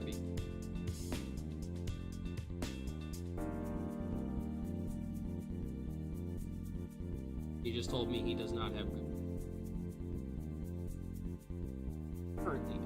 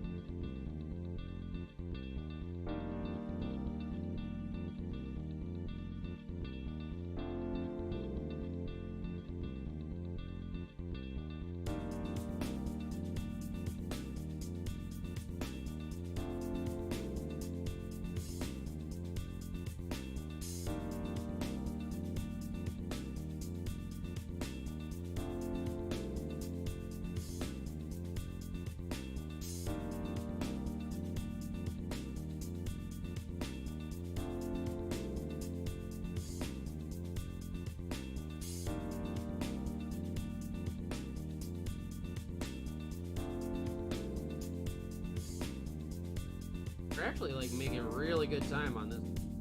The relative, not like super quick, but are making very, very good.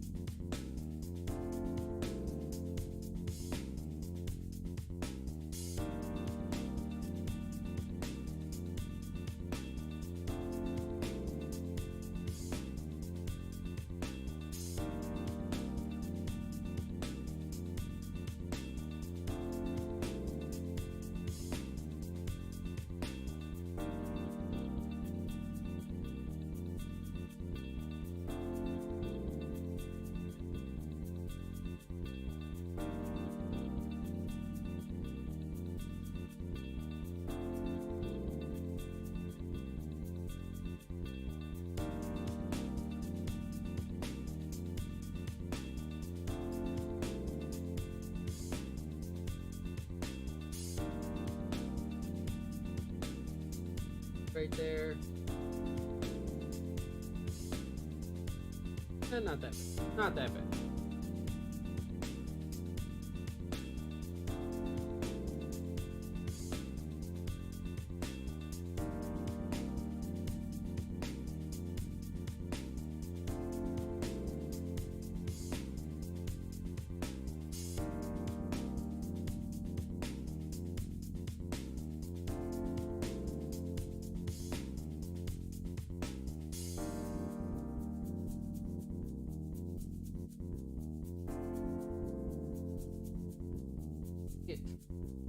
Switching to the wrong 18 in Vegeta.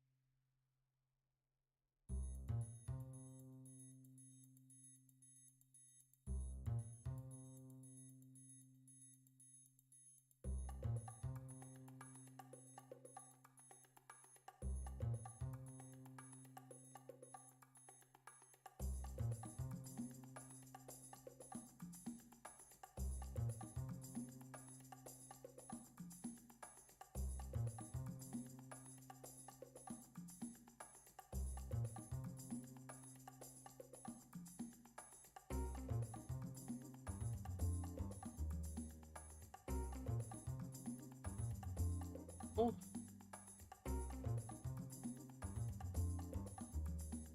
Vegeta.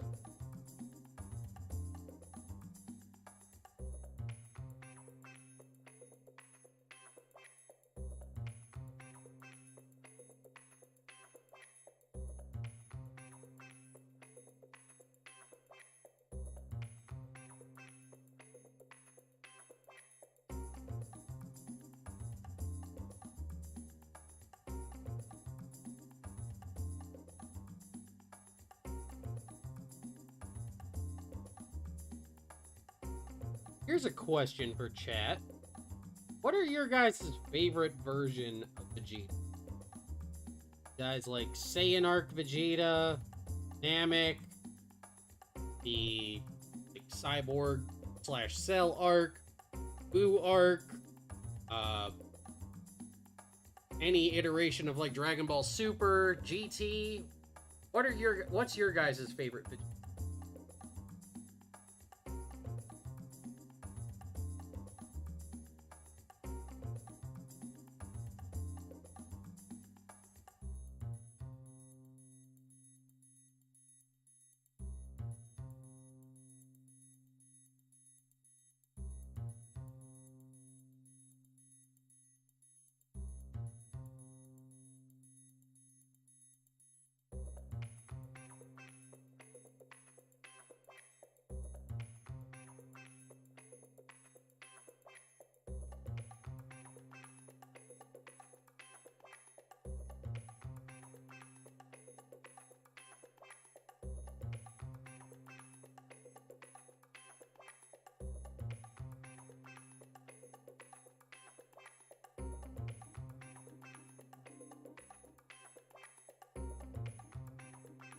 You take the whole thing and think it makes him a very good character as a whole. Peak Vegeta was Android Arc, and Dad Vegeta.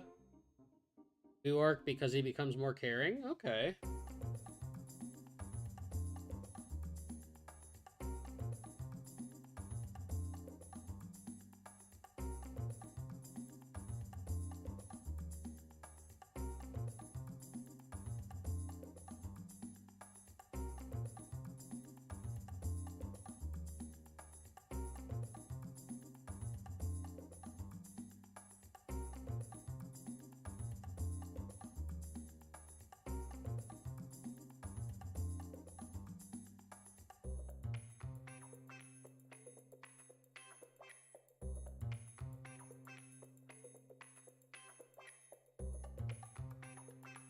All good and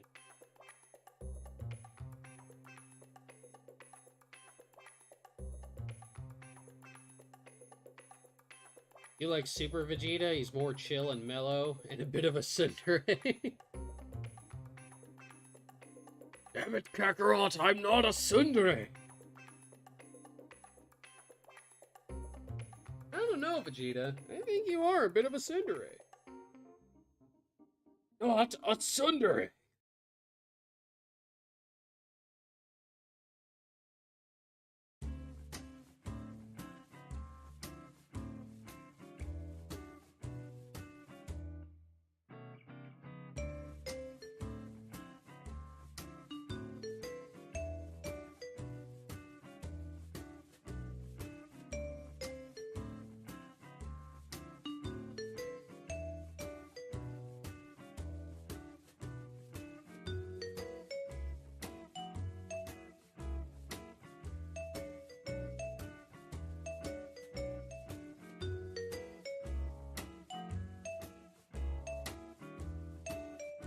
Ooh, I feel.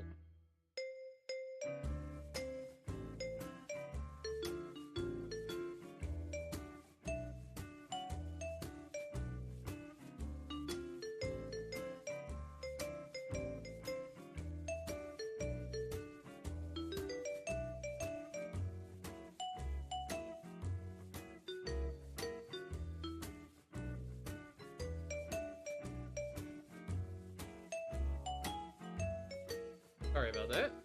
Kind of spazzed out there for a second.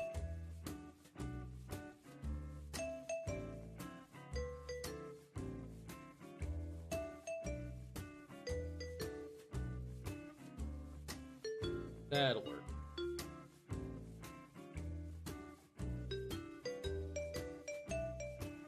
Maybe not quite that much.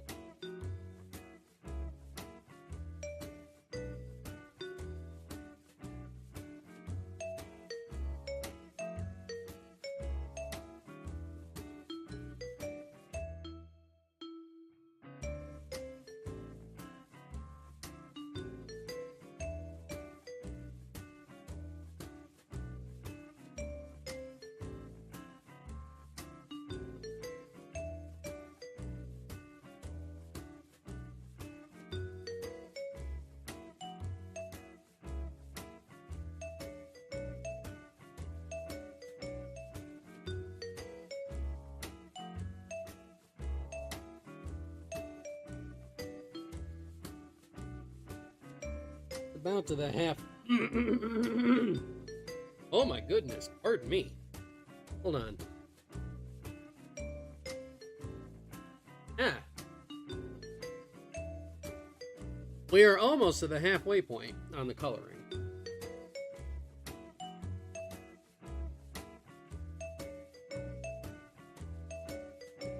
We open up a bubble tube.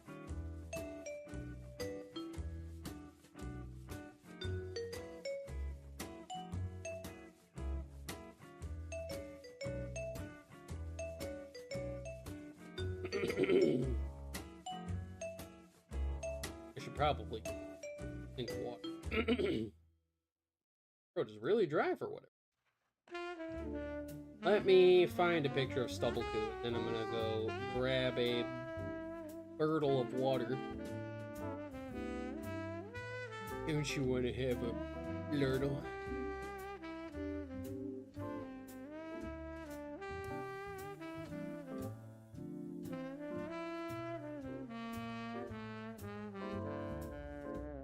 Where are you?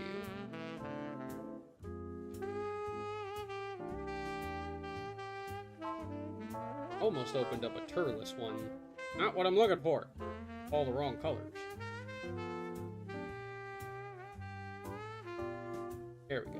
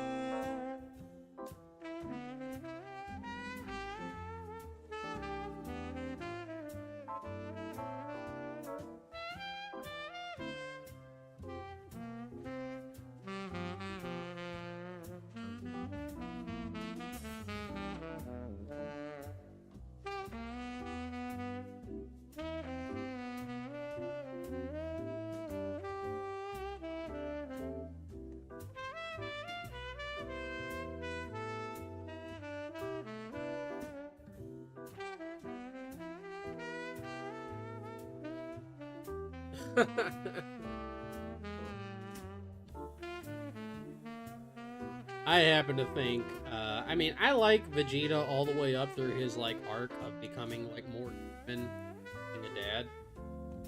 But, man, saying Arc Vegeta was just such a badass.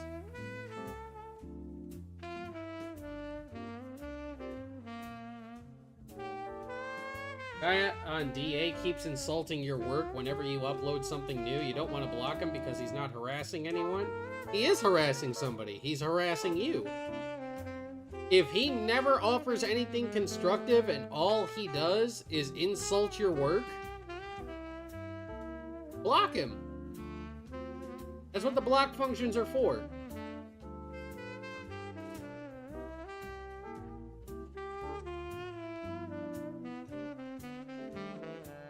Don't put up with that nonsense. If that's all he has, if that's all he has to contribute is just insulting your work, put a stop to it. Nothing of value will be lost.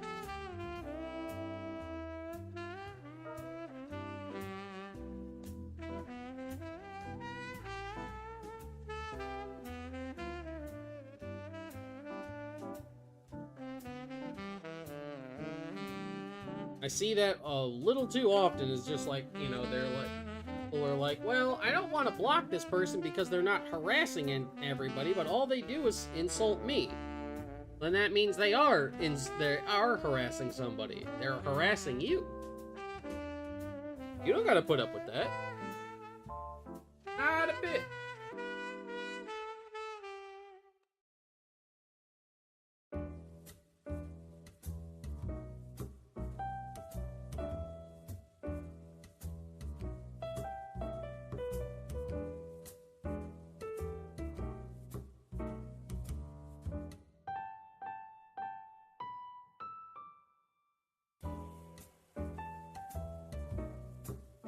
This Goku gonna get a shave, or did Cell rip away his beard? I don't know. Oh, get that mindset out of your brain, Isabella. There is nothing cowardly about cultivating your online experience to be a little bit better for yourself. I had to get over that that mindset because I was the same way. I'm like, oh, well, blocking somebody because they're insulting me seems like the coward's way out. But you know what? Block in the mute function is a wonderful thing. And my peace of mind is a lot better when I don't have to deal with somebody who's just constantly insulting me. I do it on Twitter, I do it on DeviantArt, I do it on every platform that I have. If all you have to contribute to the conversation is insulting me, you're not offering constructive criticism, you're not offering critique, you're just insulting me or insulting my work, I don't have anything to learn from you. Nothing of value is lost.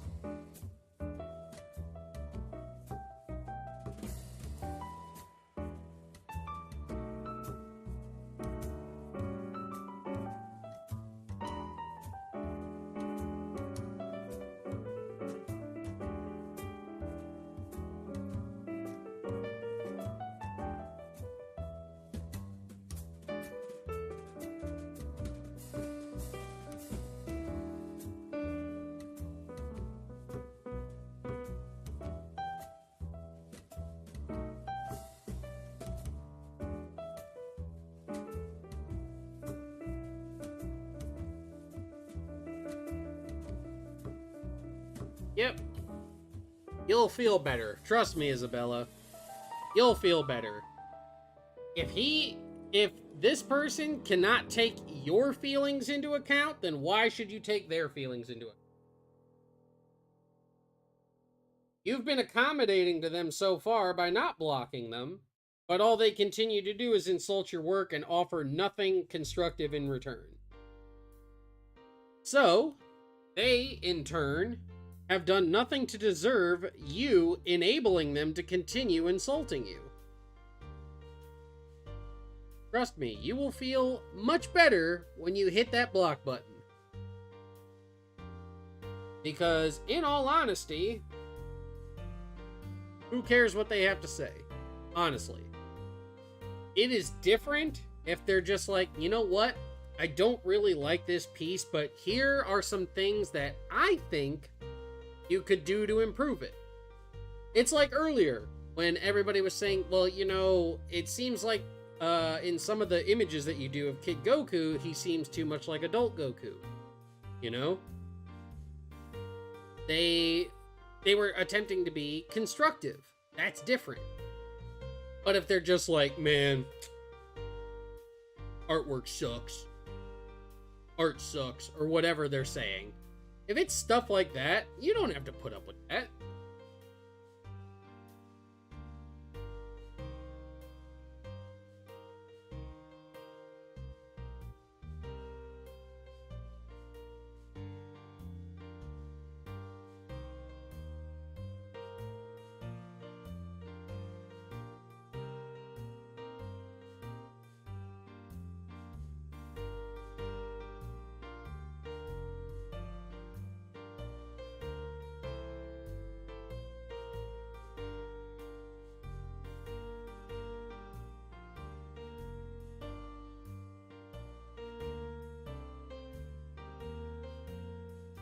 His problem is that you draw so much R&R and Vegeta is not represented in the same. Well, too freaking bad for him. Too freaking bad. What the hell do you want? And if, because Vegeta's not represented in the best way, or whatever, oh well. That's no reason to go after you. Take it up with Masako or somebody or something. I guarantee you if he goes to Masako with those complaints, he's gonna get blocked. Because if all you want to do is insult Masako or whatever, no problem, hit the block button. I'm the same way. I had somebody, it was a couple weeks ago, who was commenting on my stuff and all they wanted to do was insult me. Offered no constructive criticism at all. They just insulted my artwork. I blocked them. If all you have to offer me is insults and nothing constructive to help me improve, I have nothing to learn from you, and nothing of value is lost by not having to listen to those people. Literally nothing.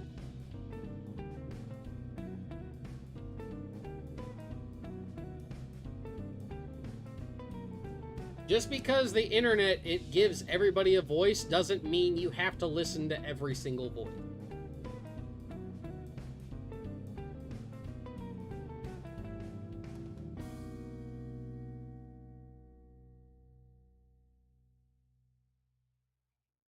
I'm not going to tell you what to do with your online time, Isabella, but if it were me,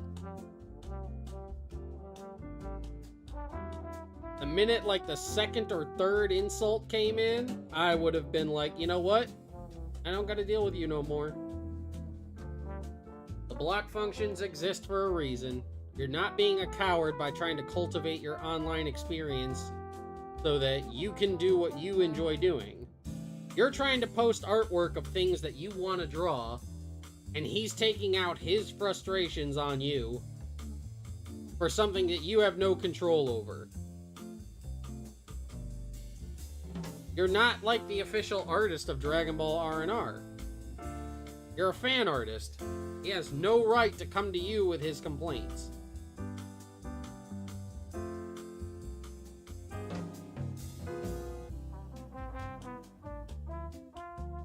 Let him show up to my friggin' DeviantArt and start complaining. I'd throw that switch quick.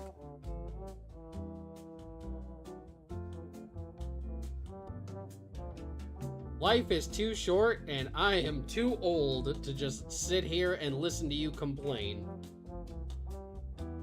Give me something to work with, or I don't need to hear from you, bro. For real. If you are trying to be constructive, then we can have a conversation. But if all you want to do is call me names or say that my artwork sucks or whatever, bro, I ain't gotta hear all that.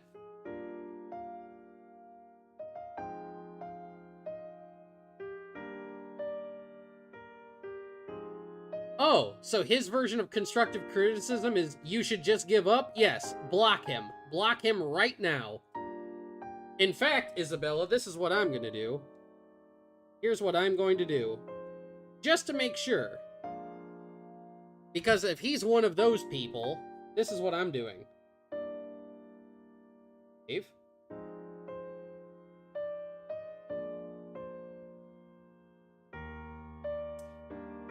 Here's what I'm going to do. I am not putting the pen back to the tablet until you go on DeviantArt and block him. I'm not. Can you ban someone from a museum? Of course you can. People can be banned from anywhere. There are people who've been banned from McDonald's.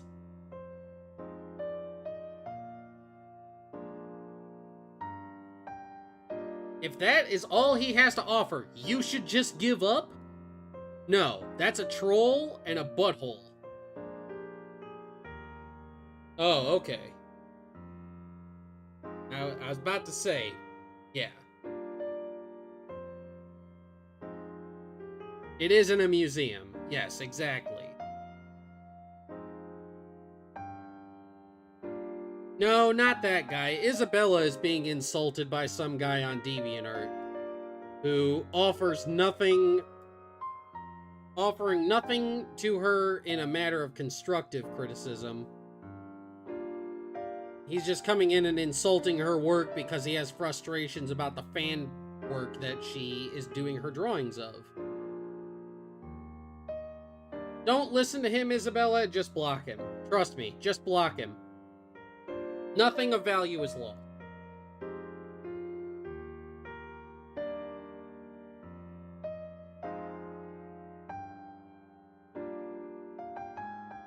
You are not taking the coward's way out. It is not a cowardly move to block somebody whose only purpose in life is to insult you.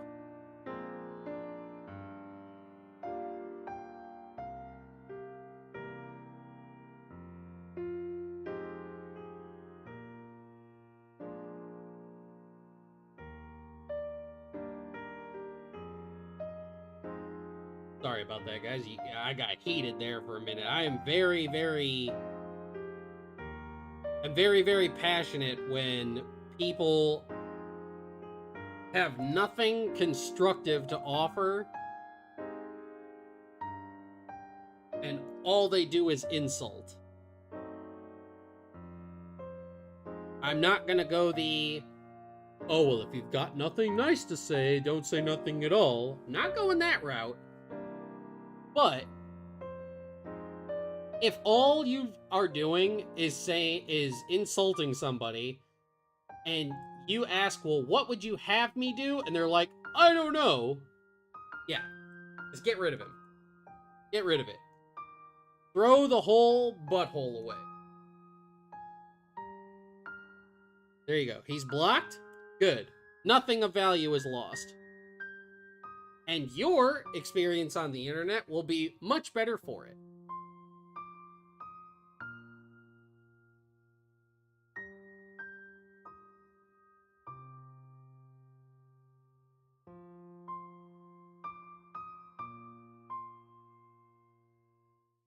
I get really heated about stuff like that because, like, I've seen too many people, you know, like Poppy was in here, you know, and I know he'll never put up with it because that's just the way Poppy is.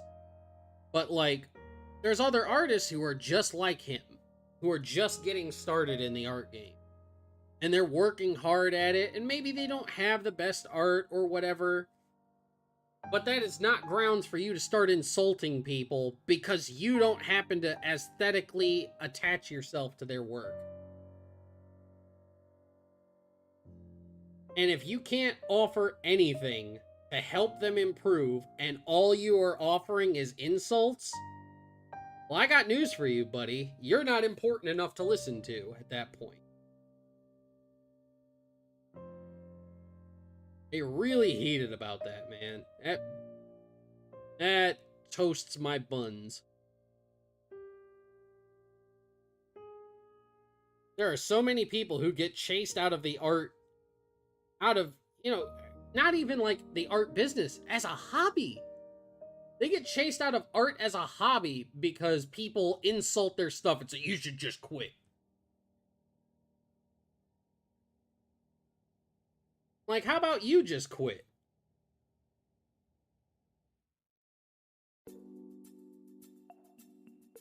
How about let me draw what I want to draw and you go somewhere else? You don't like it.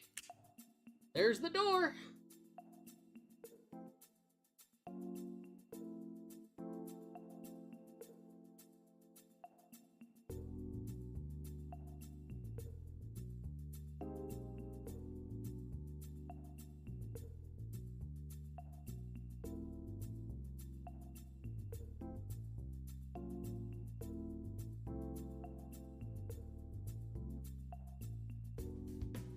I get really, really passionate about that. And especially since I've seen your artwork before, Isabella, your artwork is really, really nice.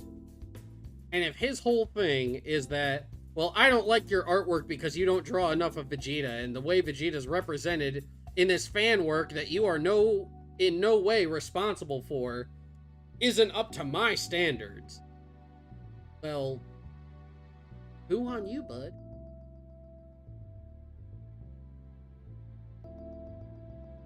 I wouldn't have even given him that. I'd have just blocked him and left it at that. But that's just me.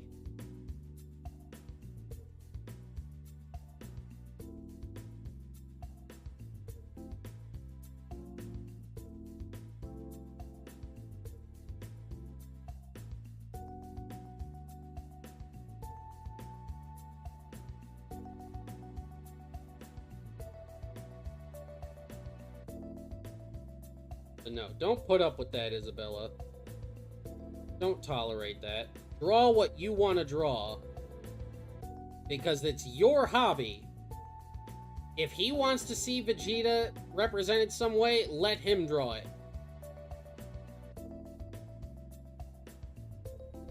Draw what you want to draw, hun.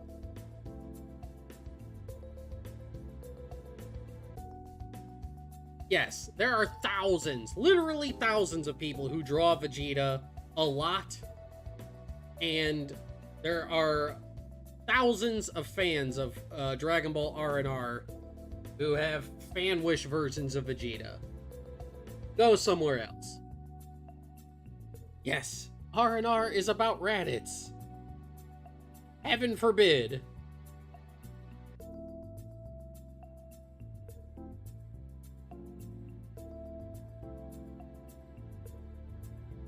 Sorry, everybody. I pushed my buttons. That. Ooh. Had me going there, man.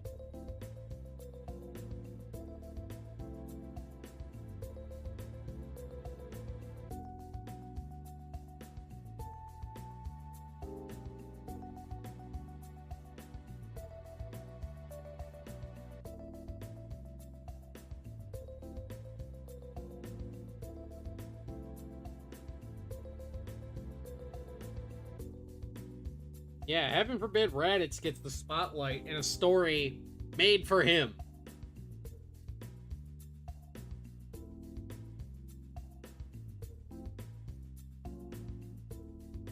No, don't worry about it. You have nothing to apologize for, Isabella. If anybody should apologize, it's that dude. He's the butthole in this scenario.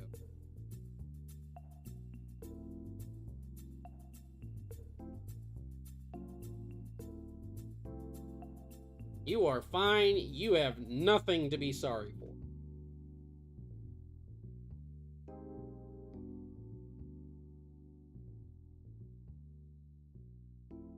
I just have no tolerance for people who, like I said, all they have to offer the world is insults.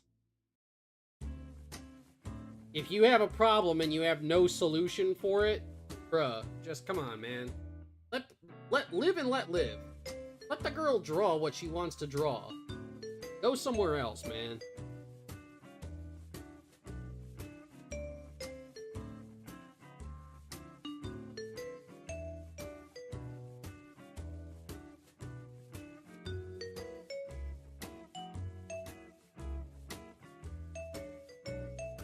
Honestly, Kazo, I got so heated, I've forgotten most of what I just said.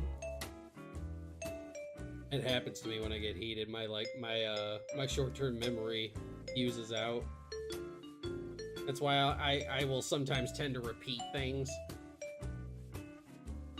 No, you will be much happier. You will be much happier now that you don't have to listen to that douchebag. Trust me. Nothing of value is lost.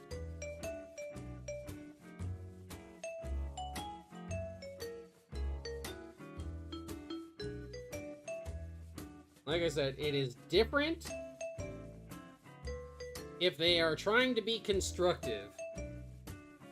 If they are, like, if you're writing a story or something, and somebody's just like, you know, the story is weak in these kinds of areas, maybe you could do something to improve upon it.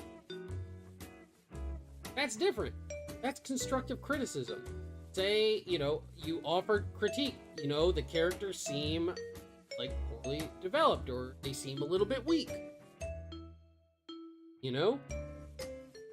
That's constructive criticism. Maybe you could flesh the characters out just a little bit more. I think it would improve the story. Constructive criticism. If I go into the comment section and I just say, your characters suck, that's not constructive. That's your opinion and it sucks. Your opinion sucks. Give me something to work with and I'll listen to you. If all you have to offer me is an insult, get out of here with that.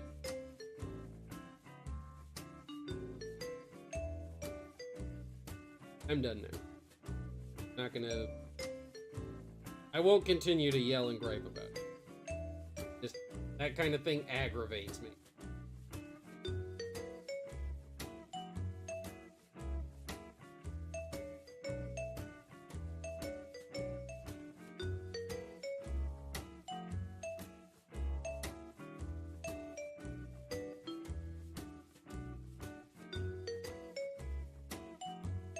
Your character sucks. No, that's a cop-out. I'm being constructive in telling you your characters suck. Well, that's not constructive. Tell me in what way the characters are weak. In what way they can be improved. Because just telling me my characters suck offers nothing. You have offered no solution to the problem that you have procured. Give me solutions so that I can take them into consideration and apply them.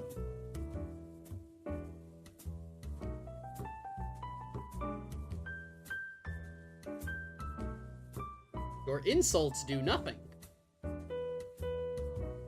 Your insults do nothing but show me how immature and how much I shouldn't listen to you.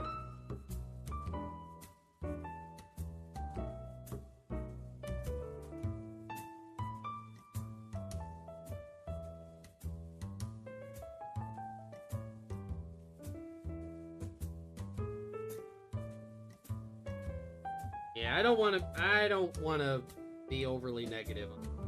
I really don't. I don't like being negative on. I got going there for a minute. I'm gonna try and calm myself down. Cade, how's it going? Welcome back.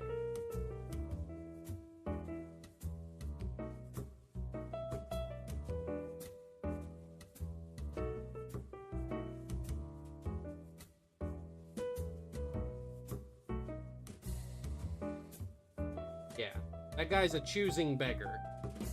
And I, for one, do not listen.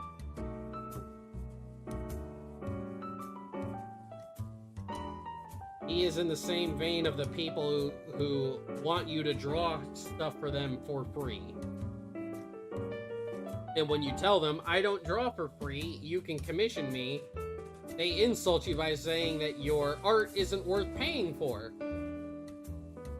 Oh, so you wanted my art until I told you that this is part of how I pay my bills, and because other people are willing to pay me money, but you're not, I'm the bad guy.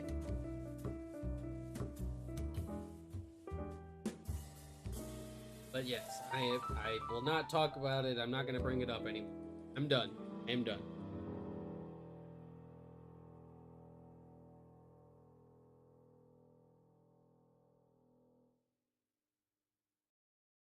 I am quite done.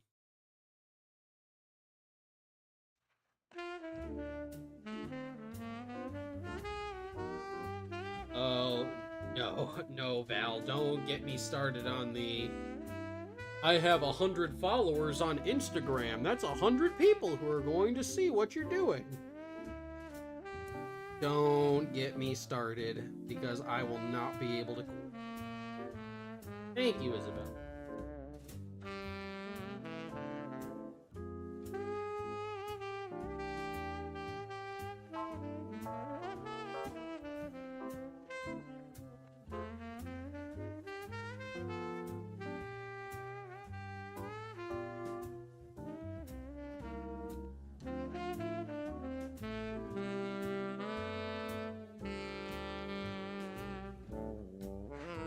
Cool, man. That's okay. No. You're fine. You're fine.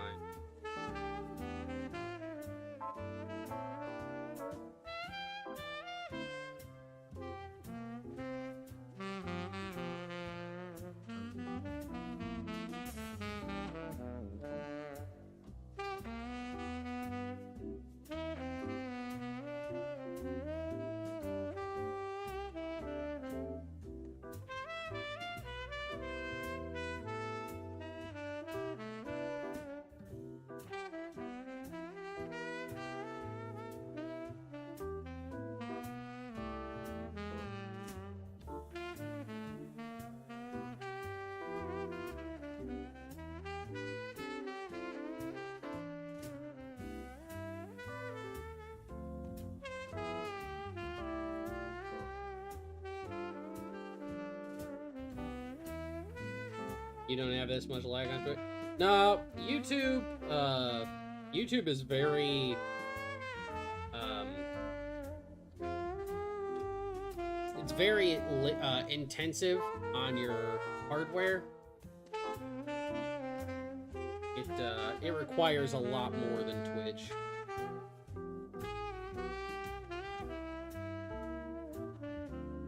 Twitch is the superior platform for streaming. YouTube is the superior platform for monetization.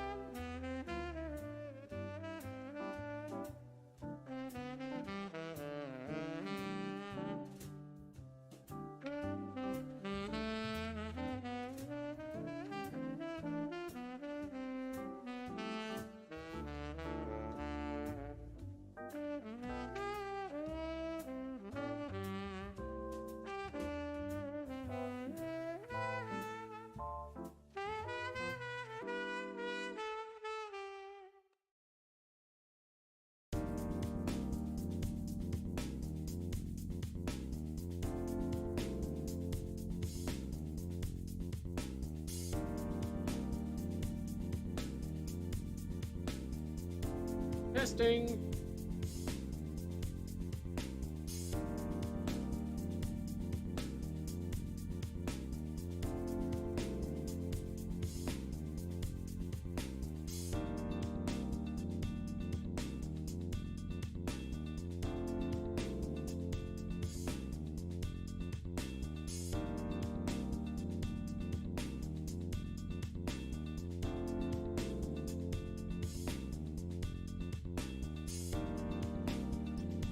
Six seconds.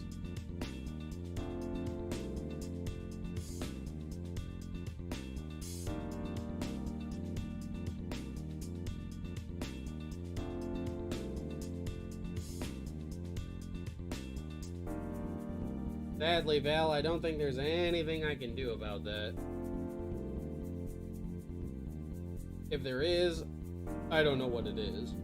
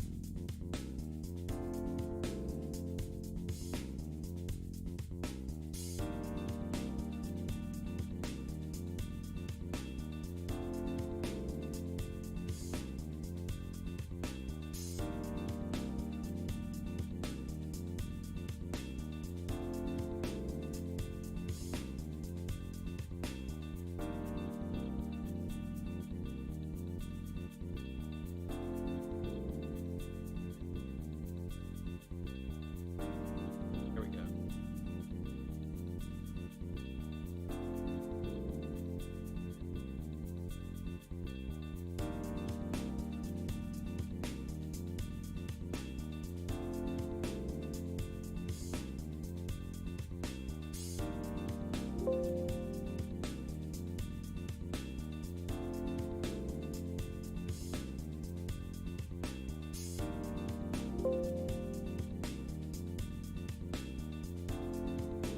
Great. Now, let me send this over to Masako.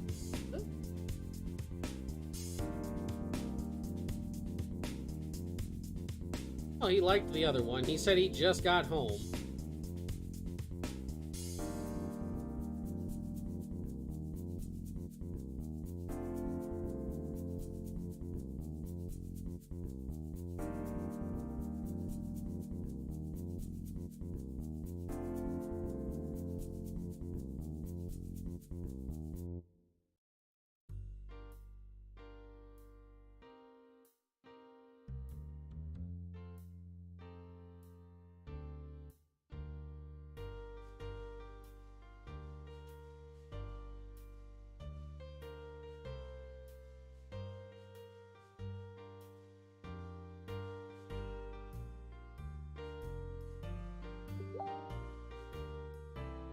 Right.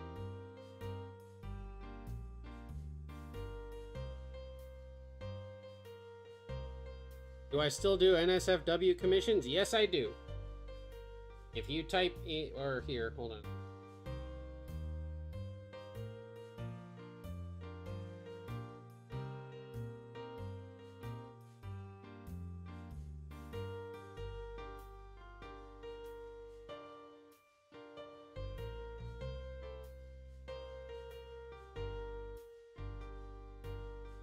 It should pop up. There it is. All right. The thumbnails are done.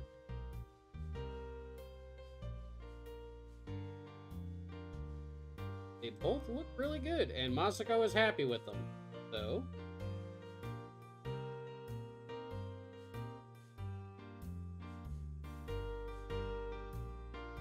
I really like the way.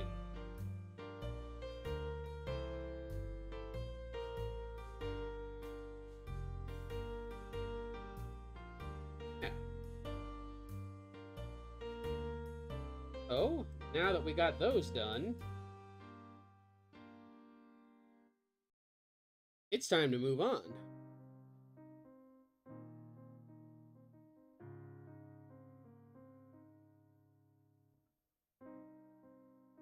Let's see. We are at the 3-hour mark.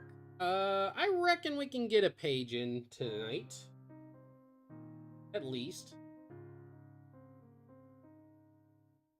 Ooh.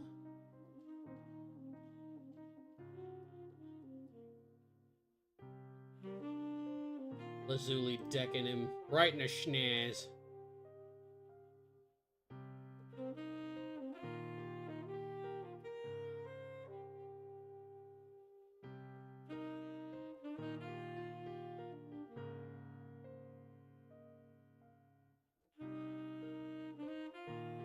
No, my cat will not be fat. I will spoil it, but it's not going to be a fat cat. Alright, so for those of you who missed... well, here, let me put it to you guys. Do you guys want to see me do a sketch page, or do you guys want me to ink a page? I can do either. I can either start sketching. Rex, I'm doing wonderful. Thank you for coming into the lounge. Want to do a sketch page, or do you guys want me to do a ink page? I can do either.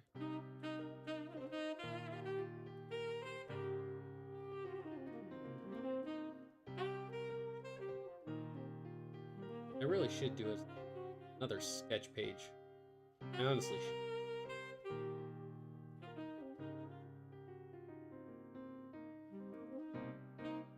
Ink? Alright, we could do an ink.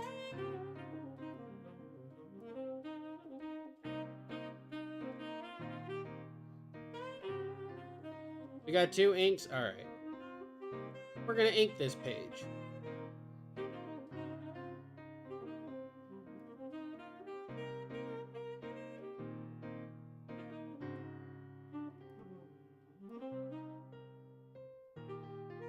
Oh.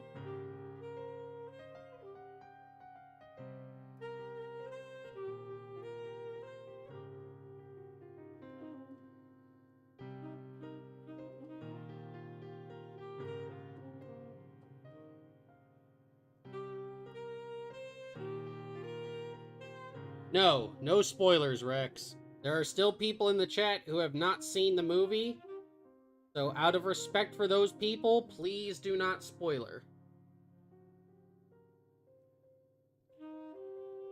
The only thing that you guys can talk about is anything that has been in a trailer that is widely and publicly available. Anything else is off limits.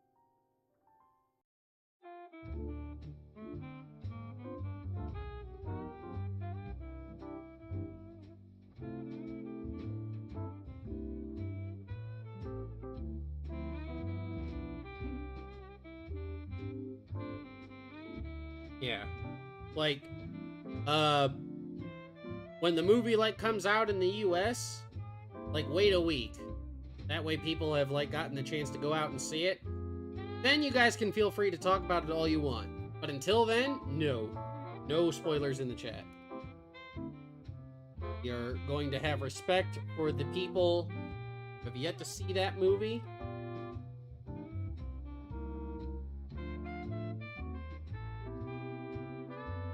Because not everybody is a Yarhar Fiddle DD.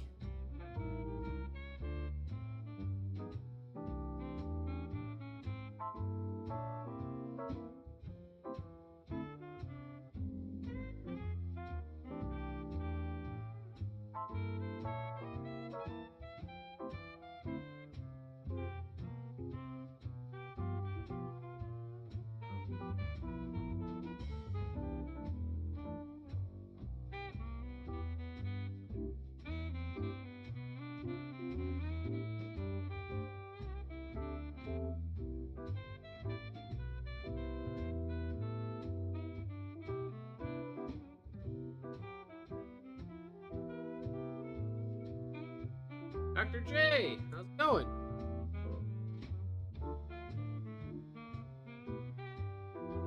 Do you find it surreal about Piccolo wearing anything but his signature clothing, like the filler anime episode?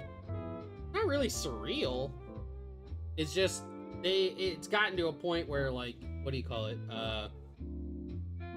That's pretty much like all you've seen in him in, that it can take some time to get used to.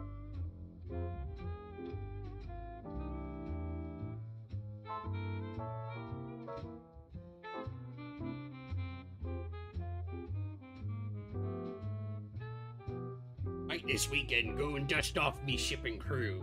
Arr.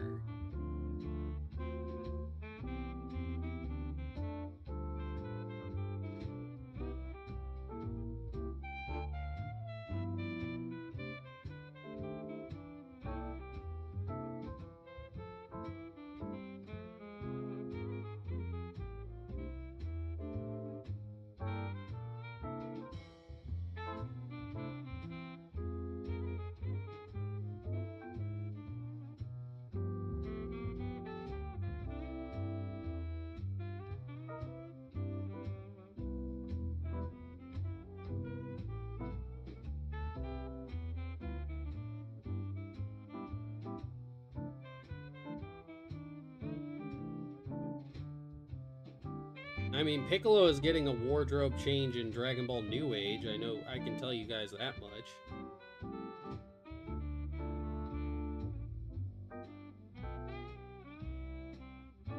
I already gave him like a wardrobe update in the original version of this story.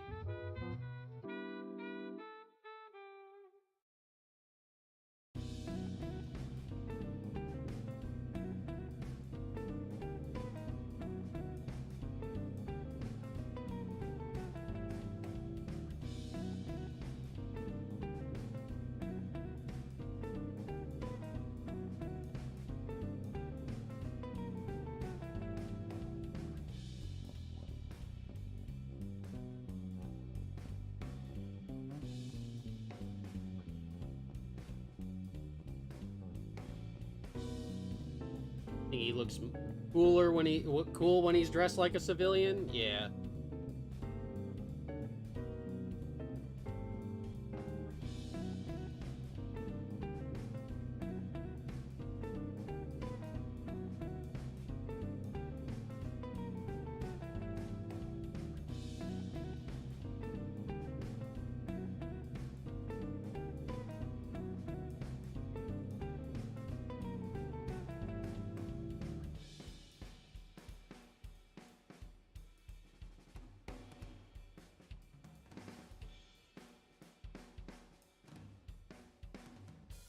Personally, Rex, no.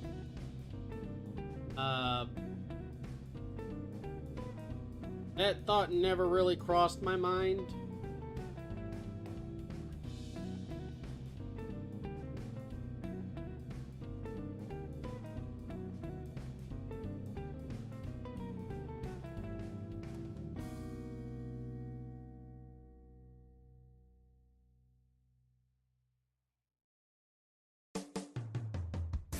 Feeling when you find out YouTube has no title change option.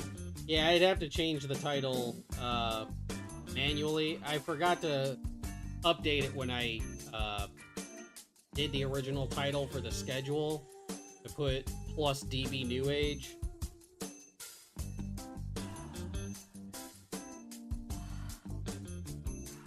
But fortunately, YouTube isn't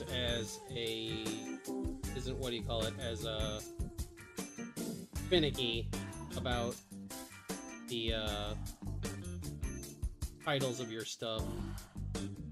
Besides, it's not exactly false advertising. I was doing it. Gogeta! Speak of the devil!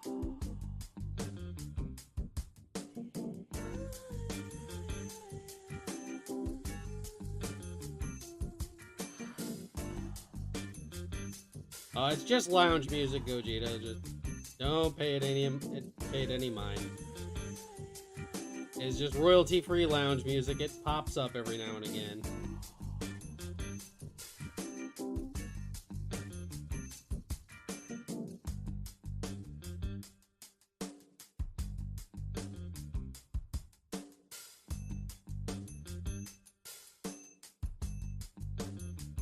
Yeah, it did look, it was pretty funny.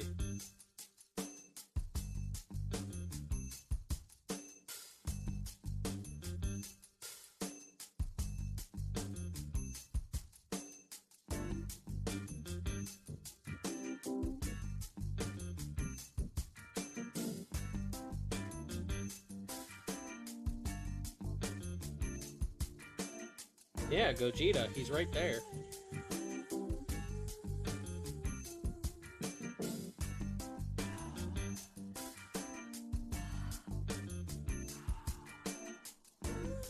Thank you, Gogeta. I appreciate that. I work very, very hard. Finished our MasakoX thumbnails for the day. Now we are working on some Dragon Ball New Age.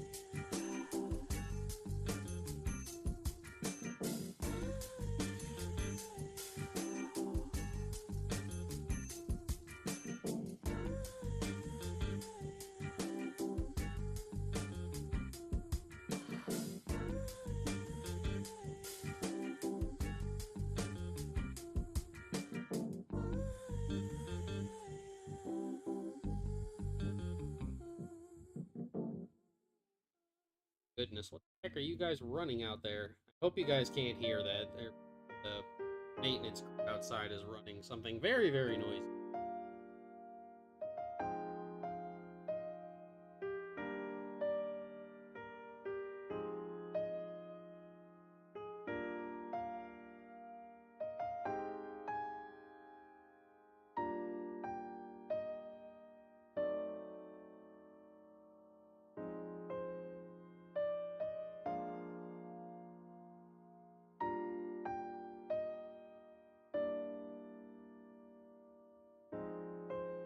What they're doing. They're putting down some, like, they're putting down concrete. I don't know what the heck, whatever they're doing. Manners maketh man. I am an eldritch gentleman, X.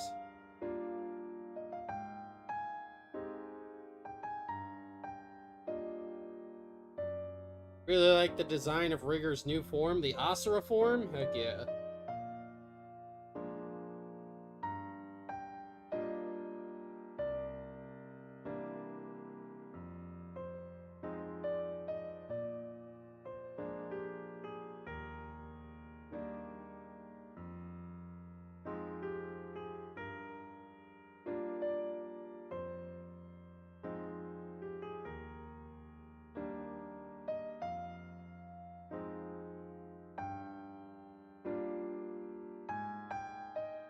Noodle up a Gogeta.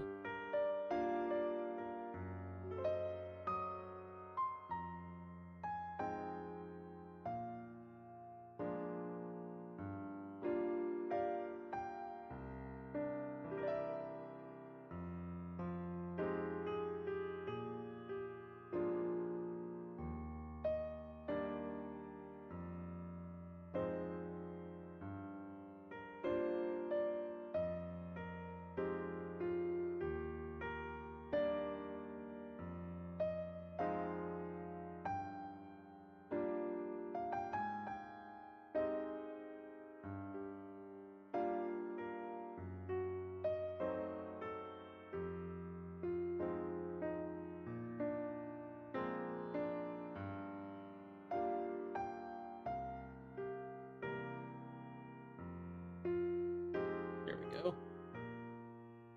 Here's hope they give something like Primal Form for Berlin. I'm honestly, man, I just hope they stop, like, just introducing new form every freaking... I'm so tired of it. I'm so tired of new transformations every single story arc, man.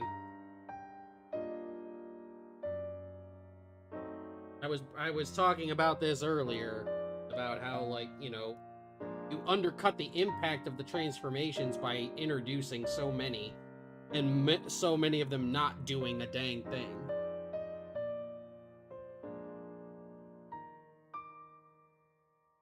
Broly doesn't need a new form. He's a full-powered Super Saiyan. He doesn't need a new form. He's strong enough without having to get a brand new Super Saiyan form.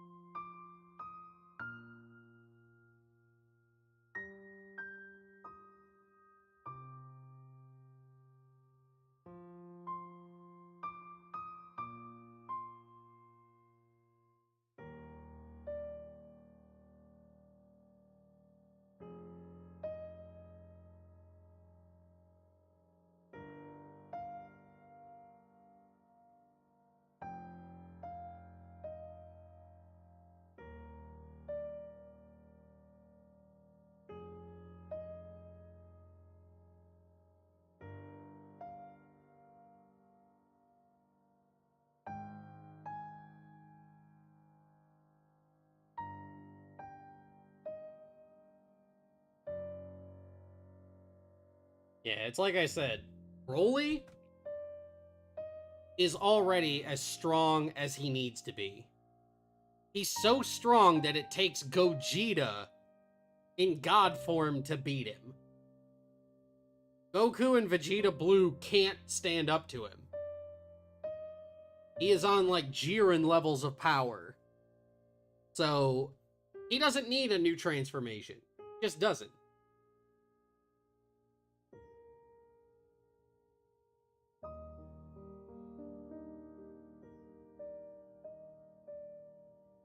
That's my take.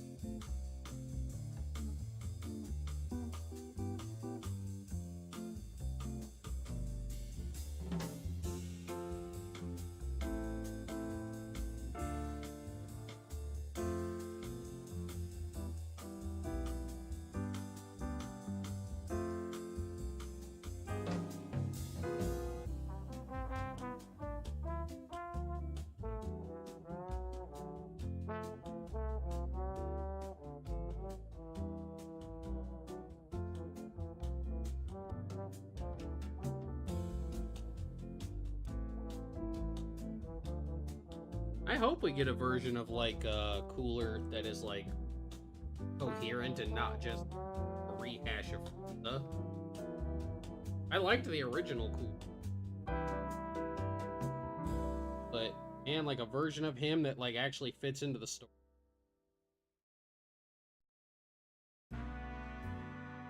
Do I play DBZ games? I played Fighters for a while until the competitive fighting game community like basically took it over and made it so that like the only game mode I can really play on it is arcade, because I don't have the time to sit and dedicate to learning everybody's combos. Just let me smash buttons basically.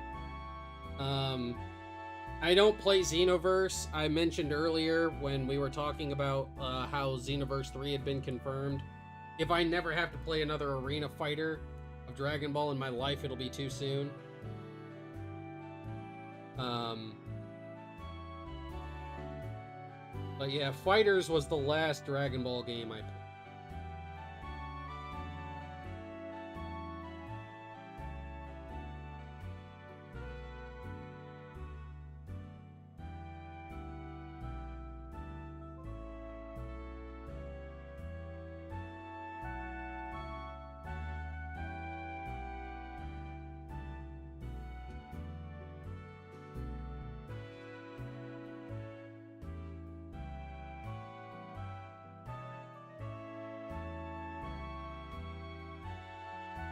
Yes, I don't want to sit there and have to get a freaking physics degree.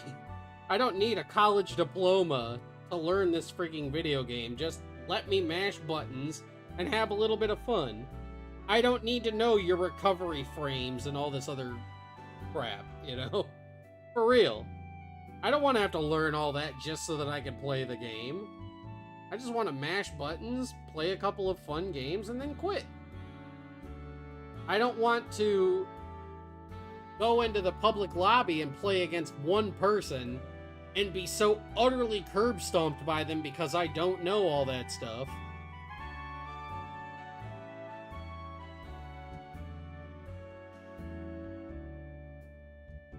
Could Super Saiyan 4 be introduced in DBS? They could introduce anything they wanted into Dragon Ball Super, to be honest.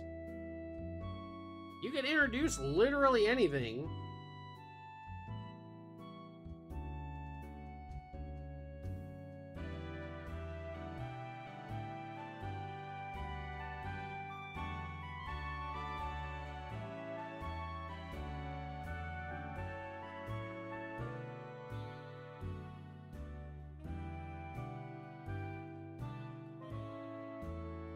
You like Xenoverse 2? Hey, you can like Xenoverse 2 if you want. I am just, man, I am so done with arena fighters.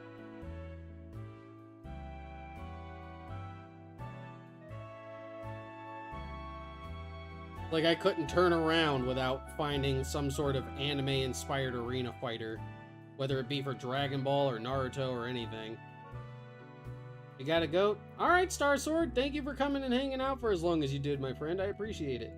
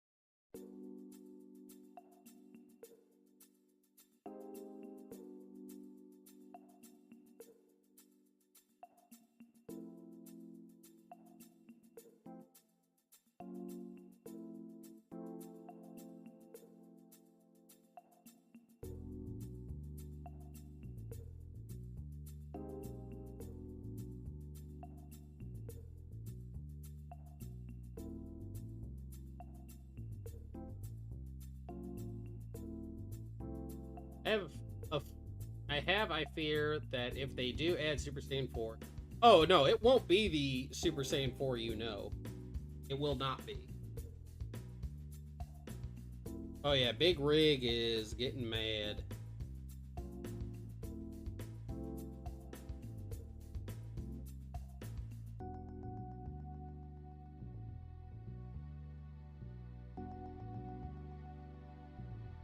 No, I have not played Dragon Ball Kakarot. I have not.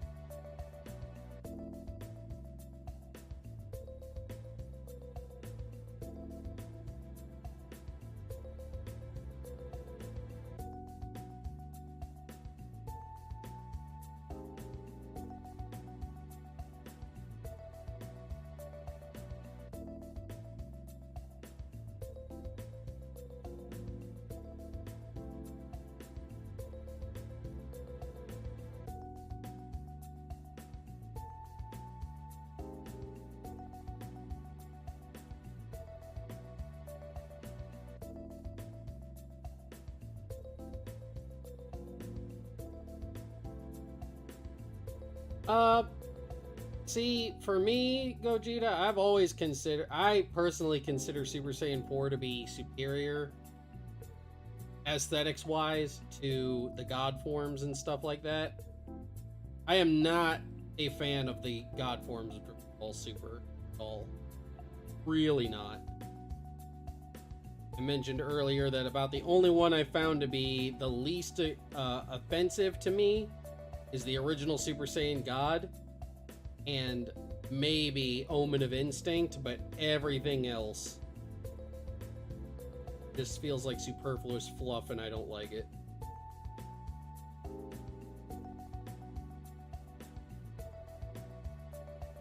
And again, I'm not saying that you can't enjoy it. I do not insist that you all conform to my preferential whim. Not my cup of tea.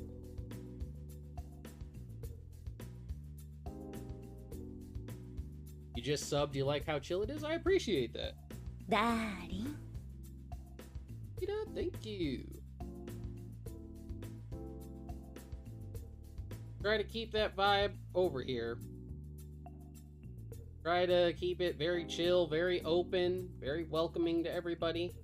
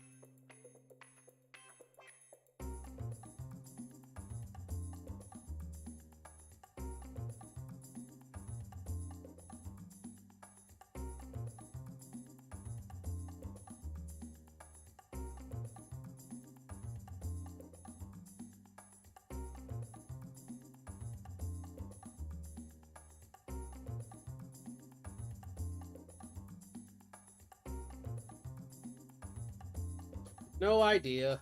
No idea, Gogeta, and sadly, those are probably questions that will never be answered.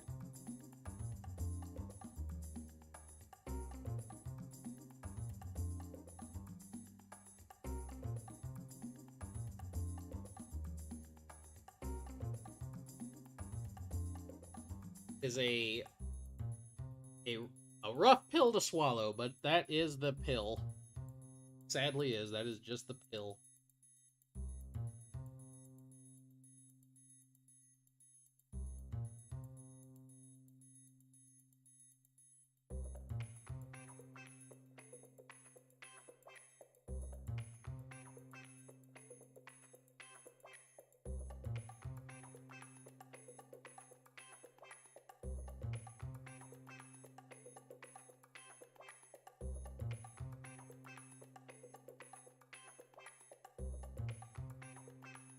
By the way, just in case people have popped by here and we're looking for the thumbnails that we did for today.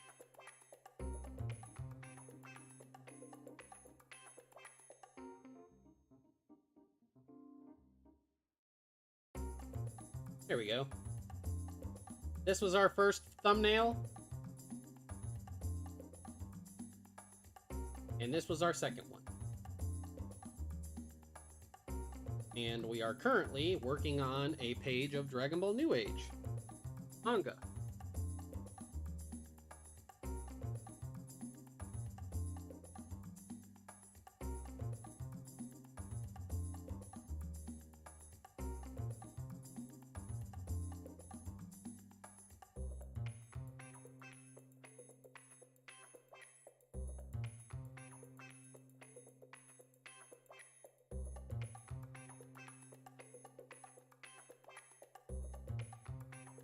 Lazuli needs a cool biker jacket. Hey, you gotta take that up with Masako.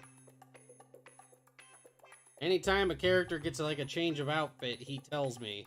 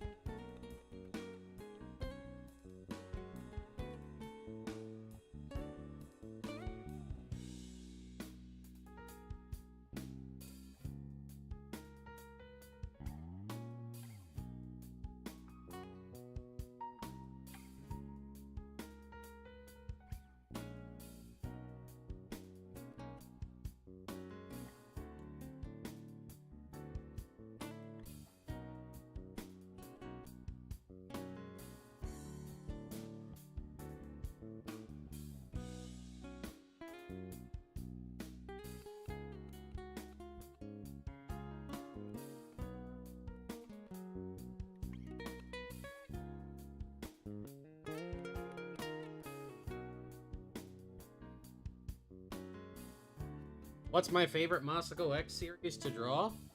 It's not so much like the series. It's the I like to really draw the thumbnails that Masako just like lets me have a lot of free reign, like design characters and stuff. So like when we first did Lazuli, this version of 18, he basically gave me free reign on how I wanted to design her. And it was just really fun. I love designing characters, and I love designing like new outfits and stuff. Hello, Vegito! Got Vegito and Gogeta in the audience today.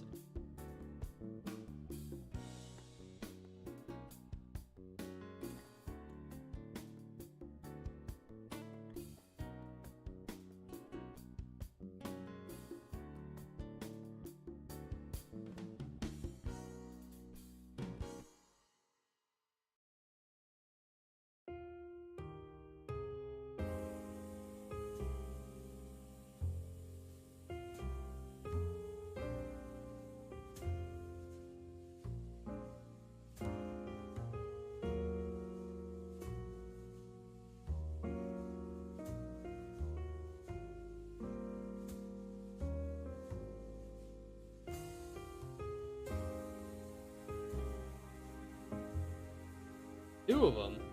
Yeah, 2 of them.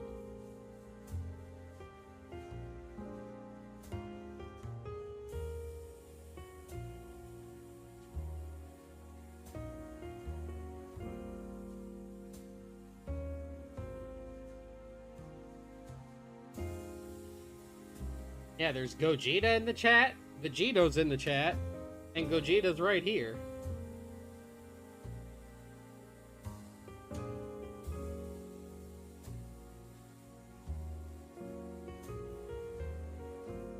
Will wonders never cease?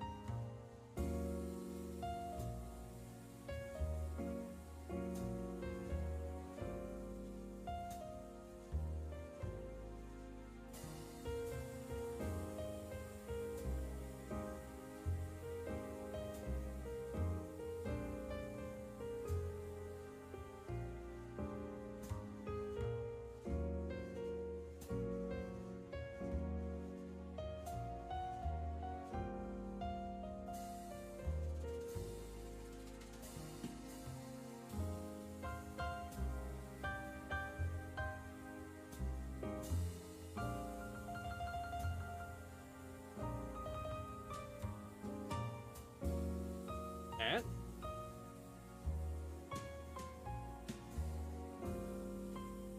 The most chill dude? Probably Ten Shinhan. That dude, like, no-sells everything. Why, like, the whole joke in, like, the Abridged series was that he's the most serious character in the entire series. I'm the most serious character.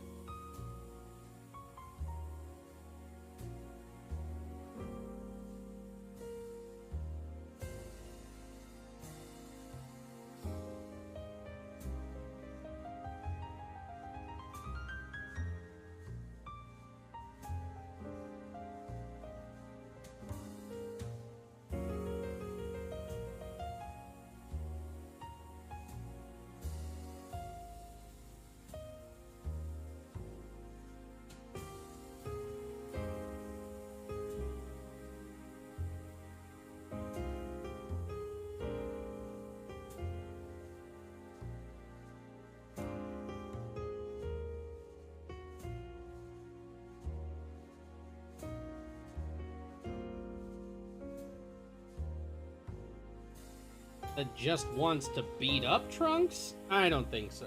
They're friends. I don't think it's not like a rivalry like Goku and Vegeta, where Vegeta just wants to beat Goku. Goten and Trunks are like best friends and have like a friendly rivalry.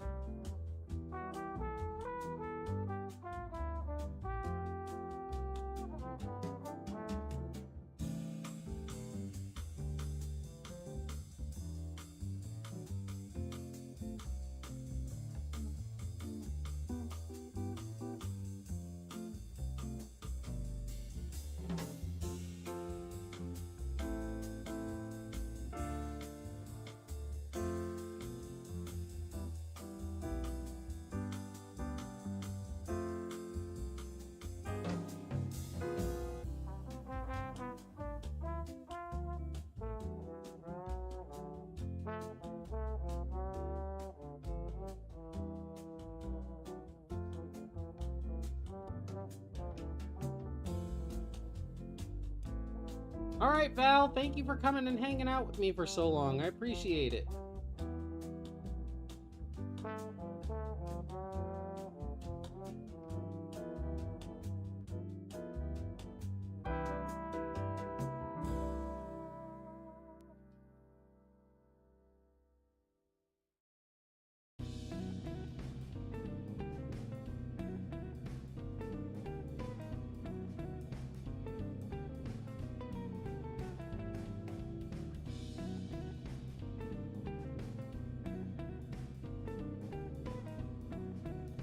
How spiky do you think Super Saiyan hair is? It can't be that spiky. Nah. It's just a stylization kind of thing. Is Gogeta the father of Gotenks? No, I don't think so.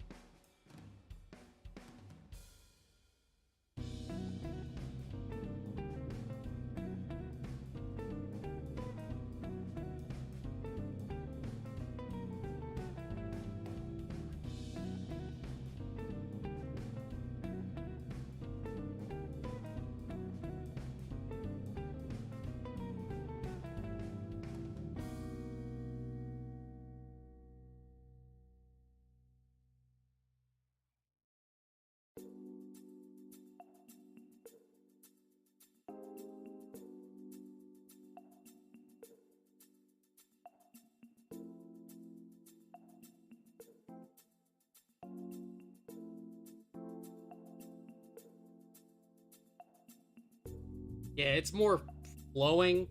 It's meant to look like when he originally did Super Saiyan, it's meant to look like fire. He's meant to look like he's on fire.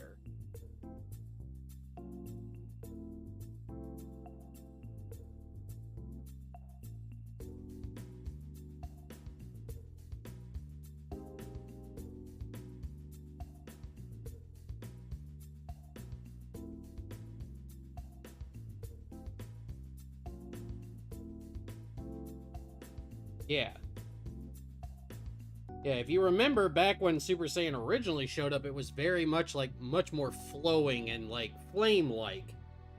And as time went on, they just simplified it.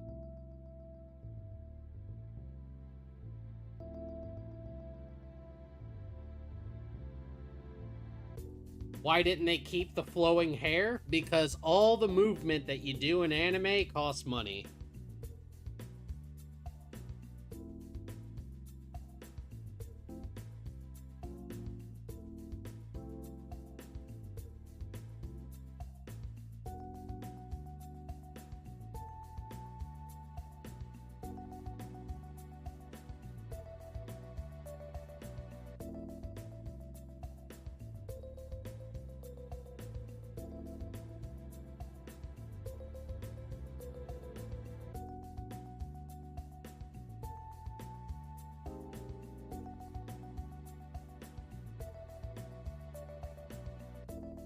Oh, what am I drawing? This is the Dragon Ball New Age manga.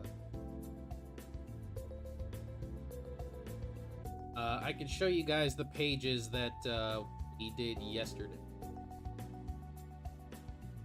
This is the fight between Rigger and Gogeta.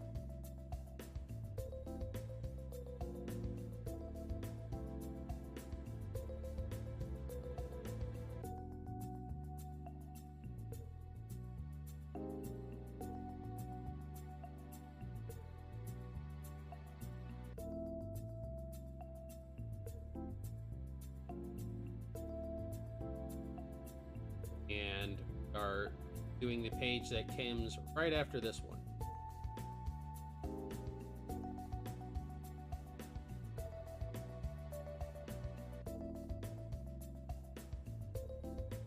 Yes, Vegito. What's up?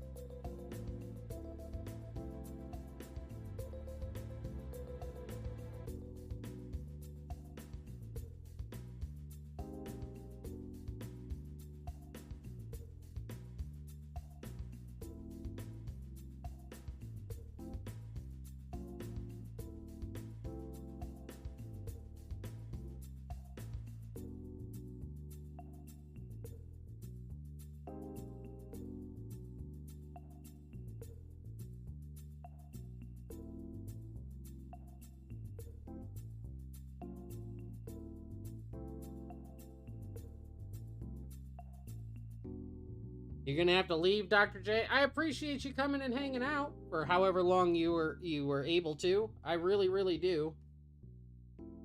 Hopefully I will get to see you again next time, my friend.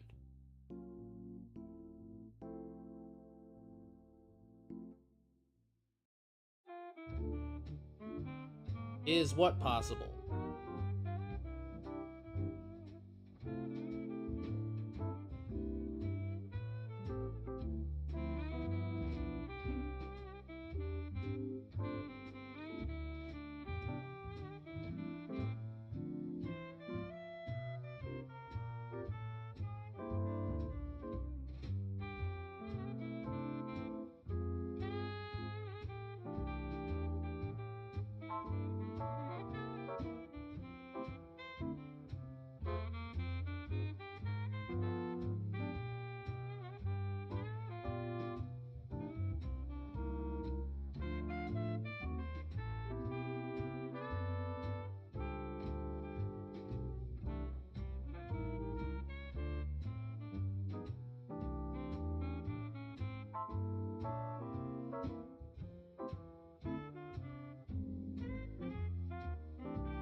This is, like I said, this is the fight between Rigger and Gogeta, and this is Rigger powering up his Asura.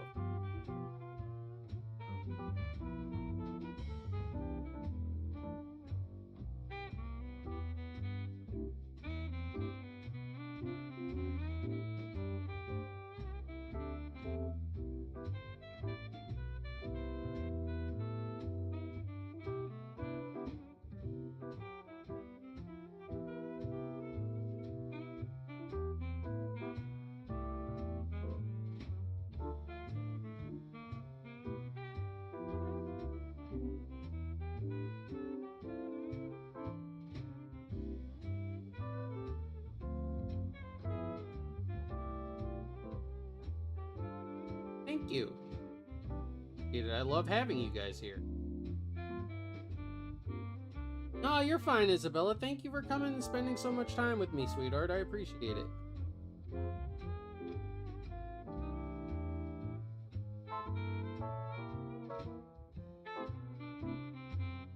I'm here. Hello.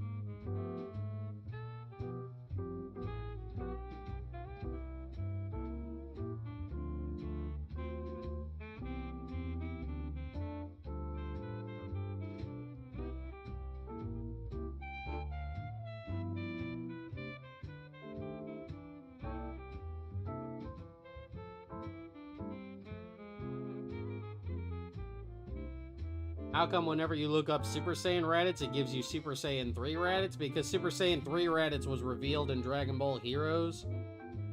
So it's everywhere. Thank you, Vegito.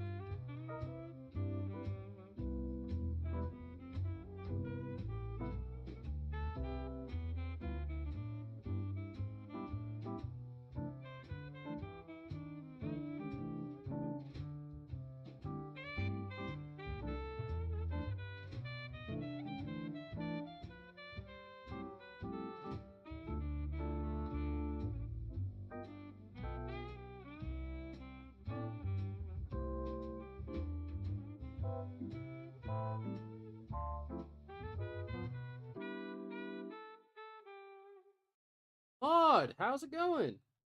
Going pretty well over here.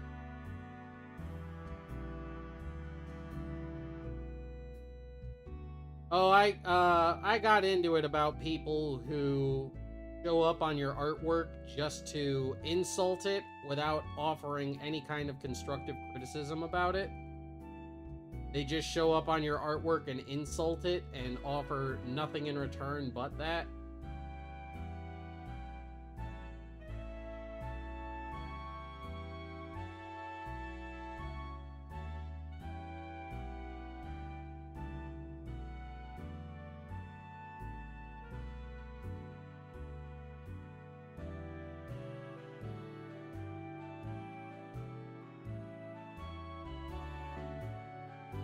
Did you guys know, for those of you who are fans of the page, you guys know that Mondo, D Mondo Cool, one of the fan manga review channels on here. Do you know that he actually helped make a theme song for Dragon Ball New Age?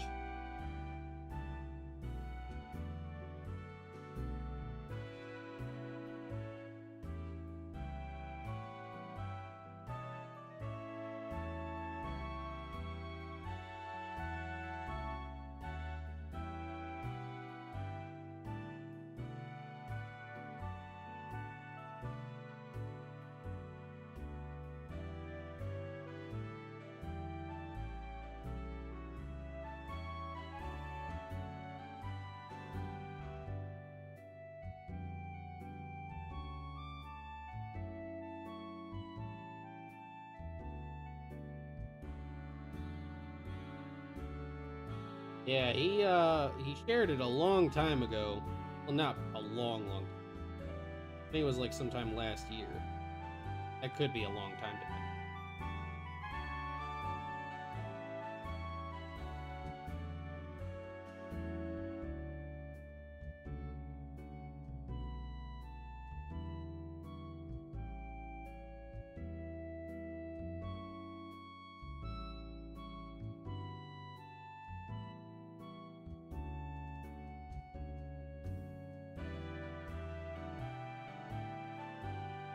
You don't have to donate. The ability to donate and do super chats and stuff here is there for those of you who are financially able and stable if you're feeling generous. You are under no financial obligation to donate while you are here. Granted, I appreciate it if you do, but by no means do you have to donate if you're here. You do not.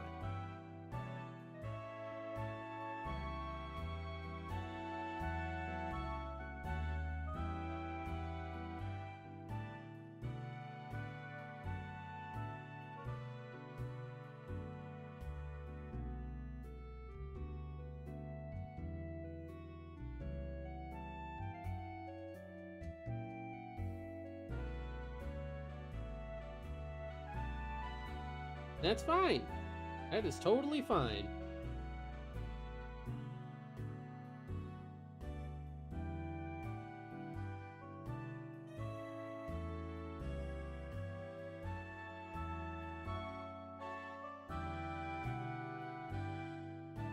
Yes.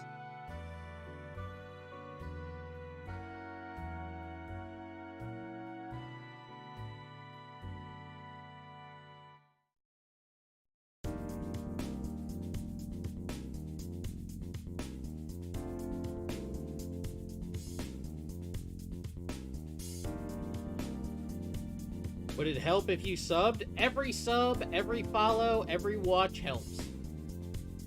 No, this is not Super Saiyan 4 Raditz. This is Asura Form Rigor.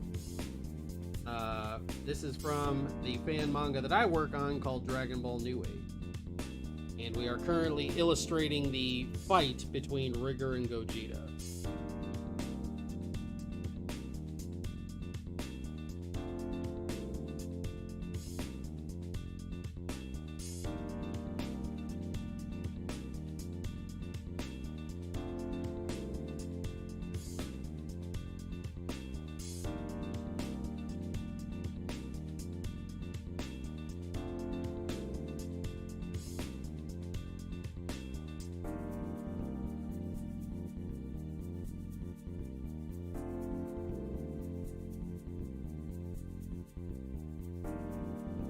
You need to know where you can read New Age?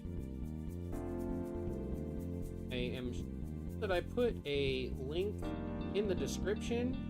If I did not, give me one moment and I will get one.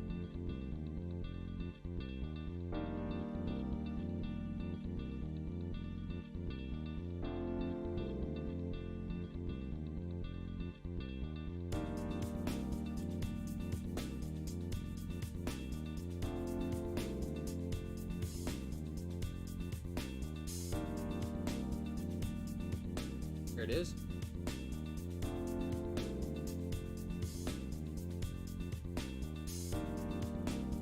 There you go.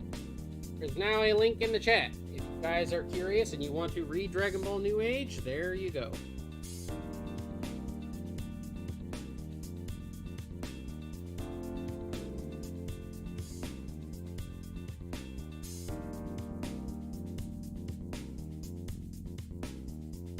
Is this Super Saiyan 3? No. This is a form for rigor called Asura.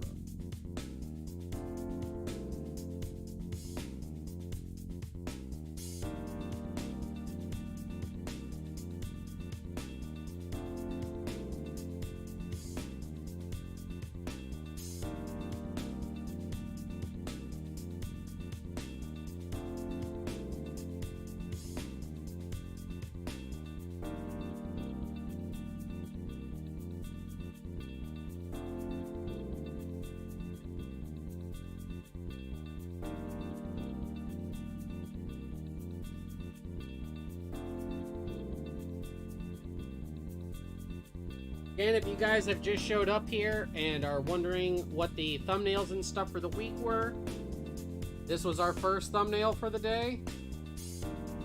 This was our second one. We're currently working on a page for the Dragon Ball New Age manga.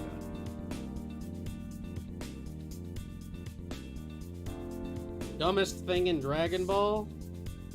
I need that gif of Jim Carrey opening up the filing cabinet and the file drawer is like a mile long.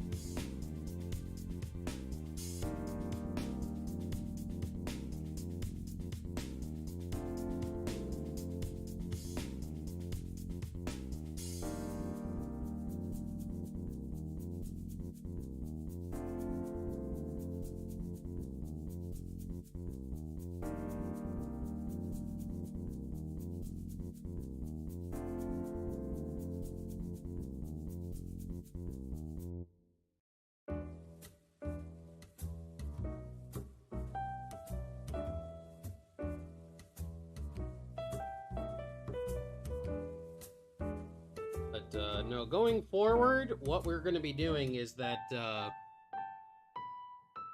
we do the thumbnail art, and then we're going to work on a little bit of Dragon Ball New Age on Monday. This is going to become our new, like, Monday tradition. My favorite fusion? Gogeta. Gogeta, by far and away, my favorite fusion.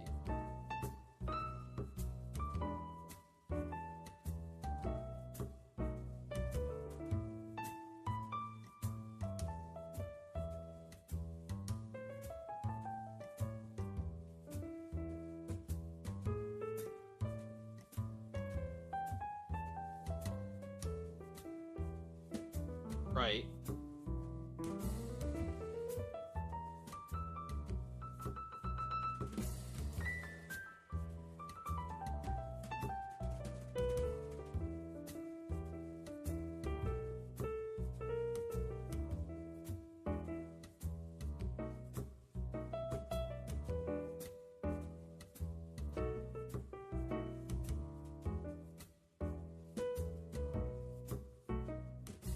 My favorite character? Vegeta.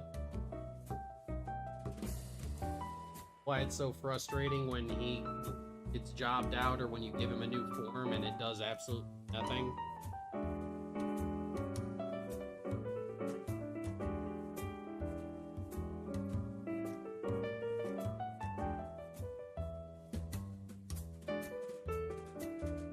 Well, what's the strongest fusion? Well, according to DBS Broly, it's Gogeta's the strongest.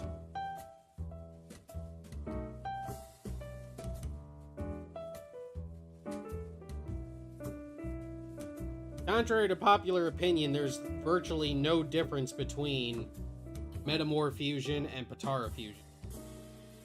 Potara Fusion, there's just no chance of messing it up and it's supposed to be permanent. That's what they mean by it's better.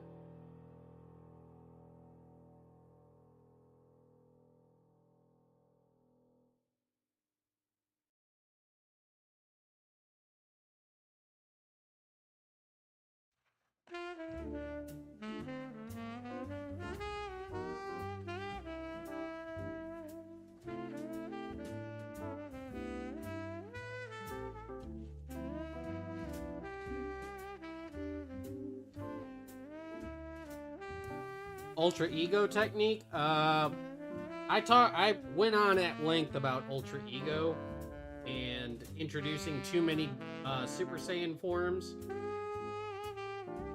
My thing with Ultra Ego and forms in general, if you introduce a transformation, a brand new form, and it does not play into the finale and it does not get a win, or in the case of Ultra Ego, you introduce it and it jobs out twice in the same arc, nobody's gonna take it seriously.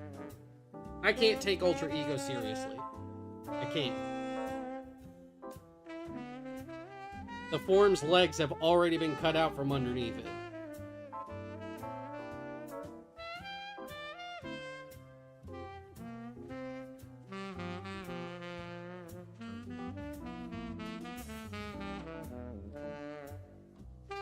I will, Streamland.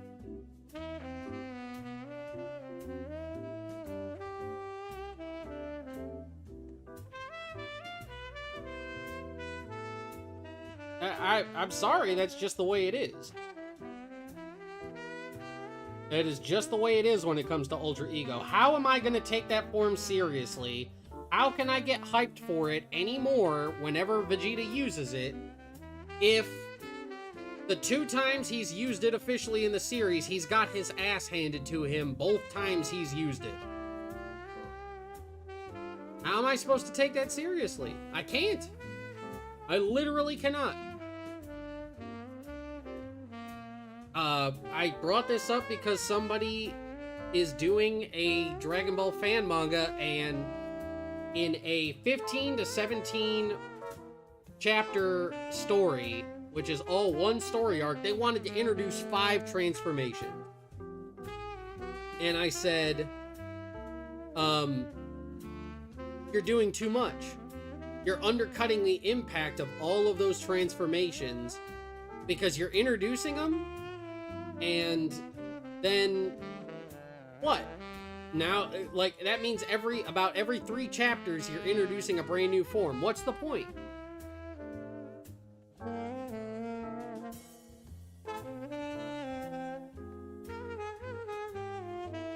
Last question. Is there an explanation on Rigger's form, the one that I'm drawing now, this Asura form? The Asura form is basically what happened, like, you know how, like, you've got basically, like, the, what is it? They called it the Super Saiyan 4, like, limit breaker. For New Age, this is basically what happens if you introduce a certain type of godly energy to Super Saiyan 4. This is Rigger's Super Saiyan 4 form, empowered by godly power.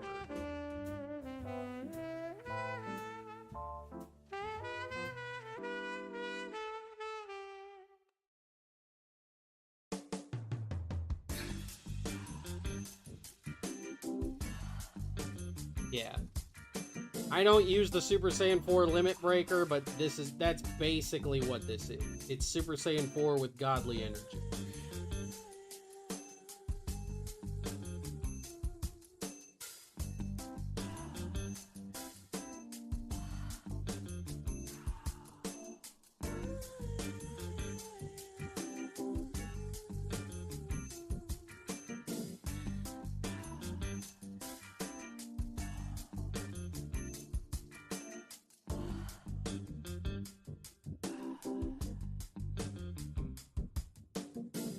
What's my favorite? Who's my favorite villain?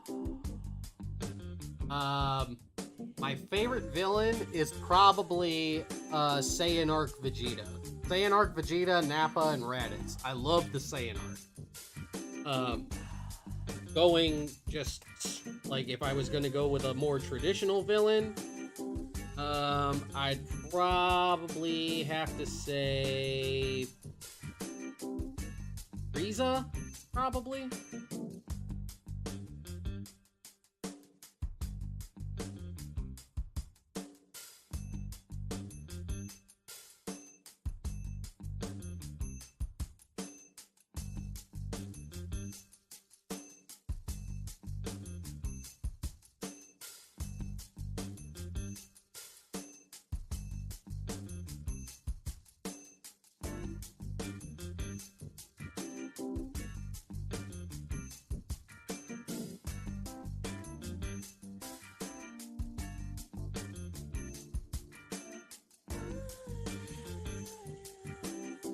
Pizza rolls are kind of... Can't even...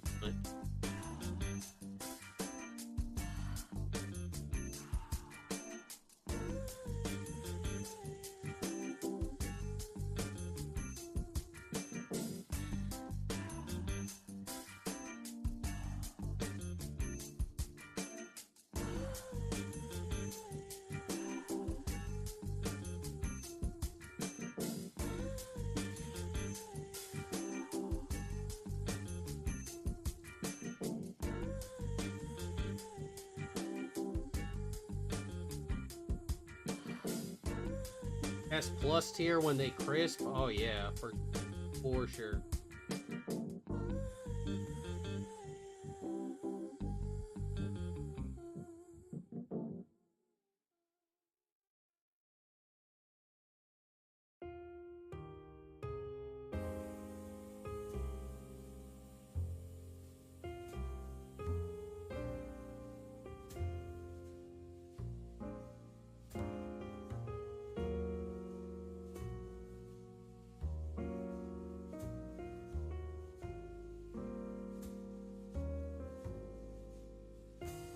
I am drawing Dragon Ball New Age. It is the fan manga that I work.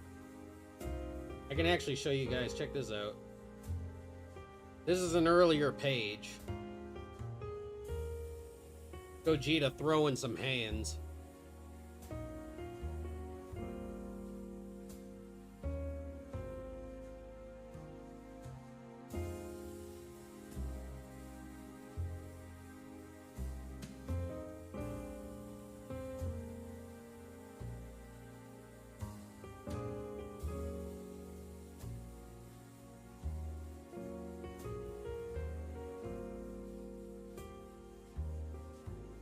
Yeah, Super Saiyan 4 Gogeta versus...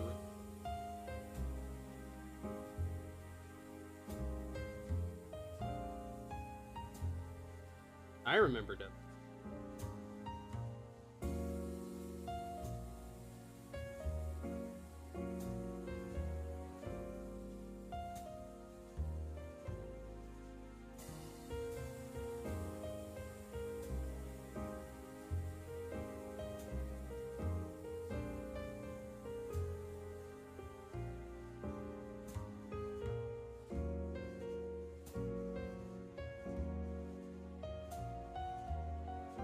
Yes, this is Gogeta in Super Saiyan 4. We did a redesign so that he looks like Gogeta and not a palette swap of Super Saiyan 4 Goku.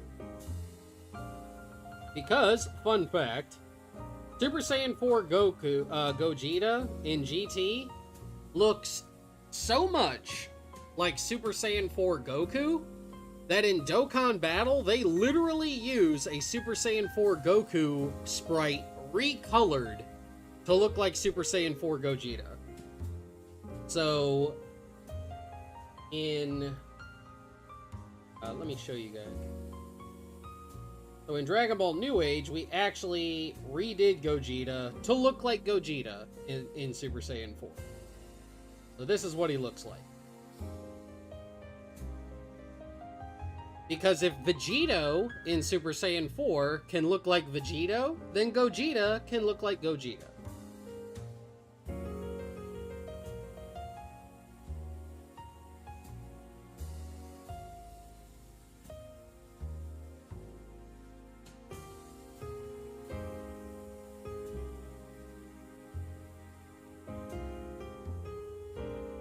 It is not called Super Saiyan 5, Kurak. Not anymore. Not in this series. It is called Asura. It is Asura form.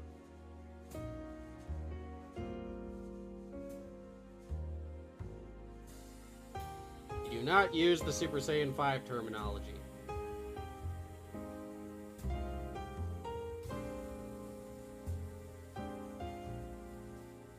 Yeah, Super Saiyan 4 Gogeta in the original GT looks so much like Goku that in Dokkan Battle they used Super Saiyan 4 Goku sprites recolored and with fusion vests to look like Gogeta.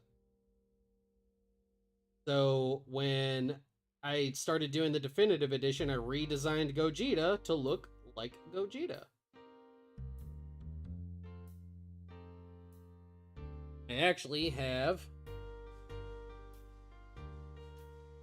I can show you guys. I have a...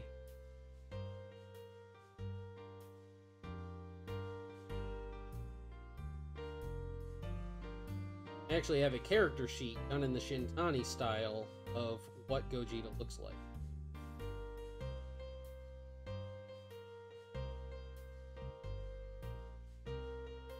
You're all good, Kurok. Ain't nothing to worry about. There he is. There. This is what our Gogeta looks like.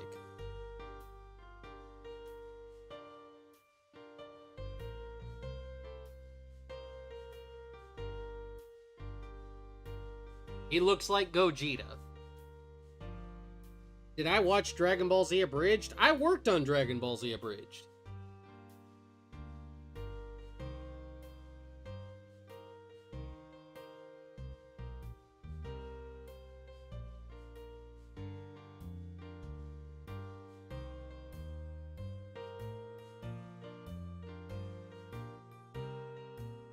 Right?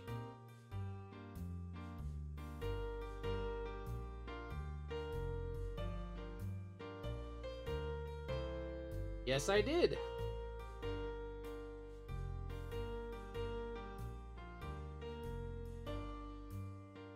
I worked on episode 60. I worked on the epilogue. And I worked on the plan to eradicate Christmas.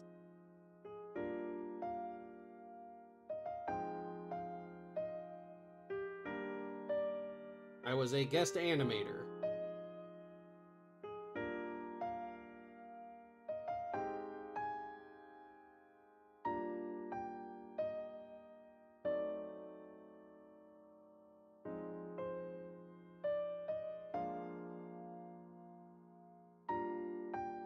Why don't I call it Super Saiyan 5? Because Rigger doesn't know what Super Saiyan is, and it's not exactly Super Saiyan 5 if it's Super Saiyan 4 with a different type of energy. This is literally just Rigger's Super Saiyan 4 form, but blown up with godly energy.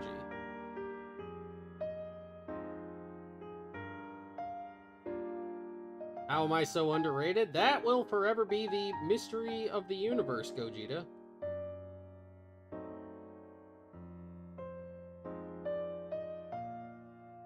I also worked on Dragon Ball R&R for the longest time. I'm the guy who designed Ranch.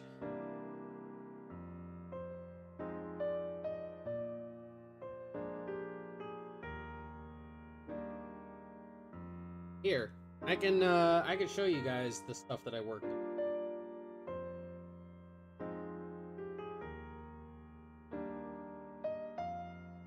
Alright, so do you guys remember at the end of episode 60 after Cell had been beaten?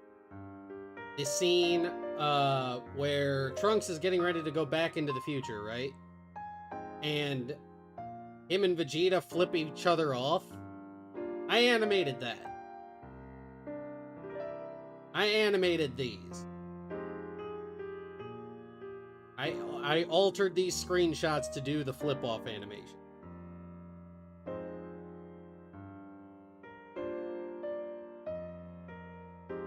In fact, I still have, let's see.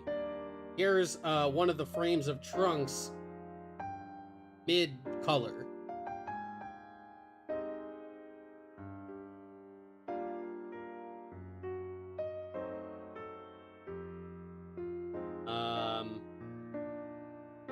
Then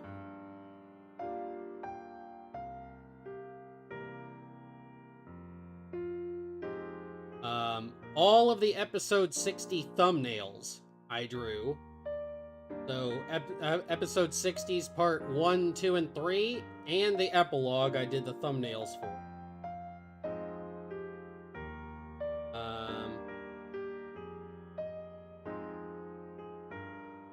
I did a bunch of different alterations and stuff for the main animation.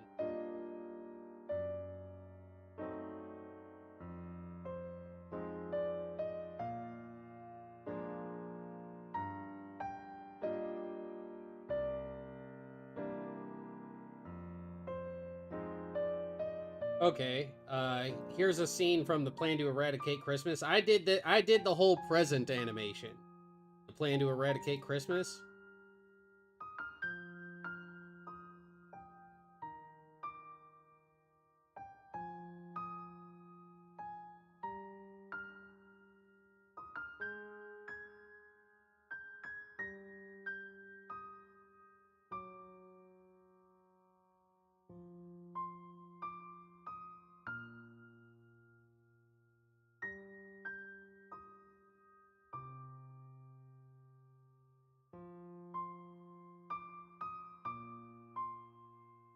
Uh, this scene here from the animation. So here, I had to recolor and redo all of their hair because in this scene, they are actually in Super Saiyan. So I had to recolor all of Gohan's hair, redo his eyes, do the animation of their eyes rolling back and forth, and put Trunks' hair to normal instead of him being in Super Saiyan.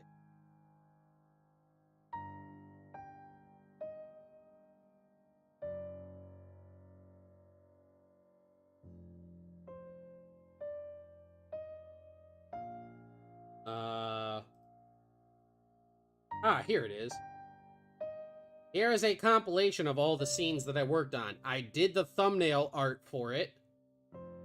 This version of this scene of Goku right here, he's originally in his base form, so I had to turn him into a Super Saiyan. I did this scene of like Goku with his crying eyes and his shaking hand. I did the scene of the present dropping into Gohan's hands and him being all happy. The present forming itself. I edited this. I edited this because he's originally just very, very angry. And this one, his eyes and stuff were all open, so I had to do all of this.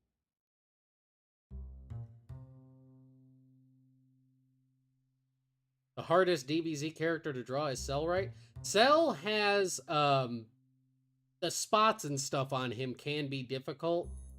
More often than not, though, like, filler characters are usually the hardest to draw because they over-design them. I'd have to go? If you gotta go, Vegito, thank you for coming by and hanging out. I appreciate it. If you have to go.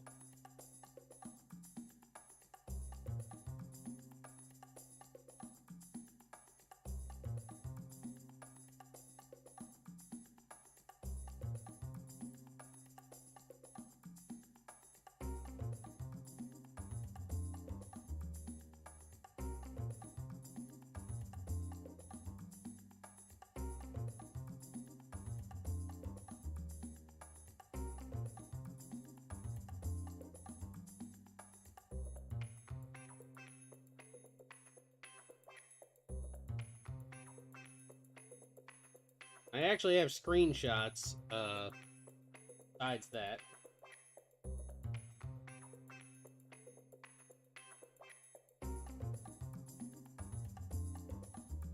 I should have them saved.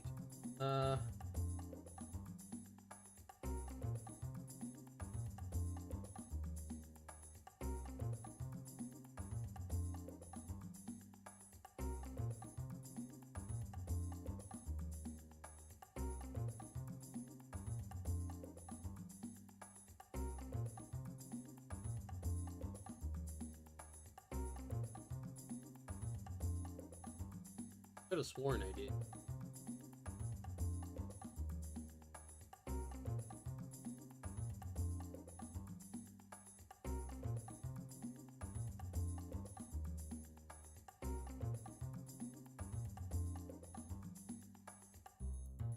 Let's just...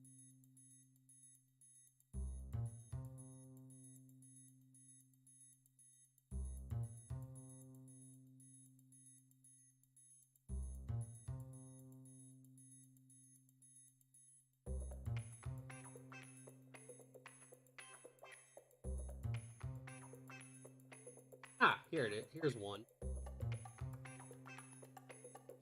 So this is a screenshot from episode 60. Additional animation. There I am.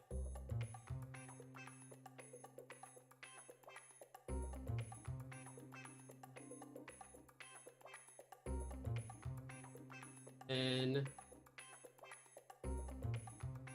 from Plan to Eradicate Christmas. Having my name in credits is one of my biggest, like, achievements for me.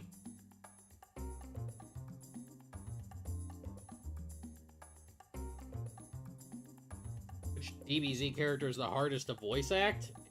Probably, like, Broly when he's screaming, because that's all he does. All the screams are hard to voice act. Those people pass out in the friggin' booth all the time.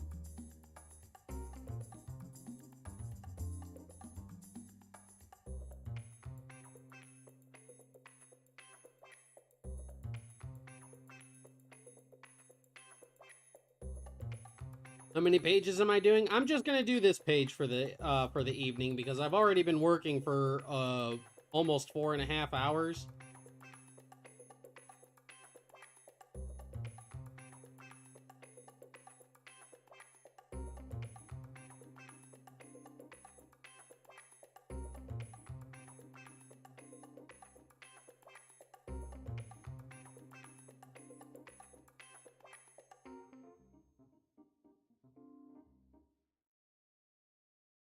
Bulma wishing for a bigger butt is better than Oolong in his panties or Gas in his wish. I actually prefer the Oolong wishing for panties joke because it fit with the theme and stuff of the series early on. Gas's wish infuriates me, and so does Bulma's wish. Bulma's wish angers me to no end because they have been warned about using the Dragon Balls for dumb things like that, and then she just uses it to make her eyebrows fluff, her eyelashes fluffier, and to wish for a bigger butt. No. That angers me to no end.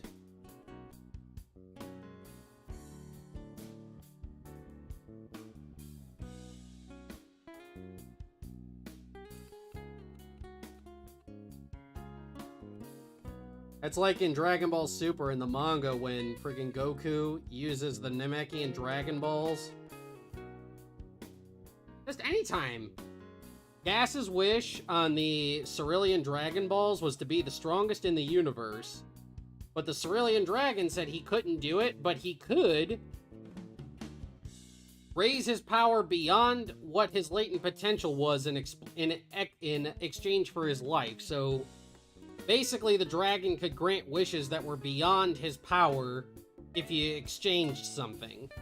Plus, the Cerulean Dragon Balls are just broken all to hell. Did I watch Dragon Ball Super Superheroes? Yes, I did. And please do not talk about spoilers for it until it is released worldwide. Please do not.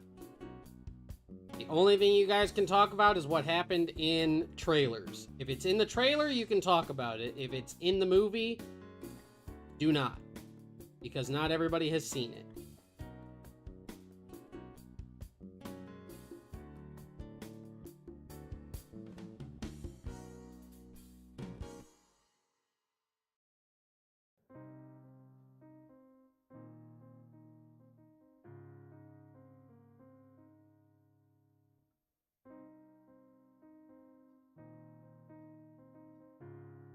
That, Amir, don't talk about that. No, you don't talk about any of that. No spoilers in the chat whatsoever. There are people who still have not seen the movie, have some respect for them, and do not talk about that.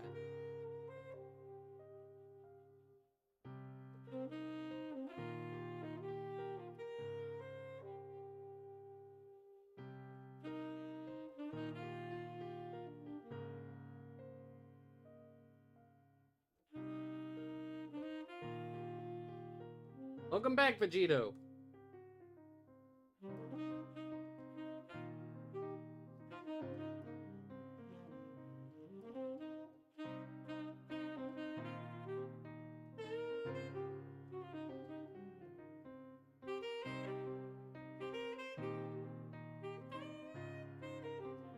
It doesn't matter, Gogeta, because there are still some people who have not seen the movie. They've managed to go this whole time without spoilers at all. So, no talking about anything from the movie unless it shows up in a trailer. If it's in a trailer, you guys can go ahead and talk about it, but nothing beyond that.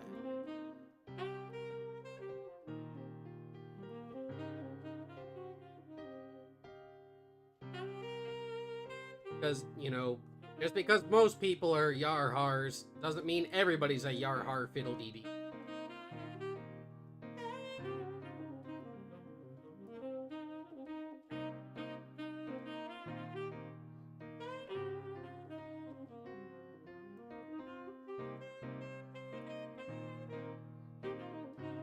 And is older, that is in the trailer. There's a button.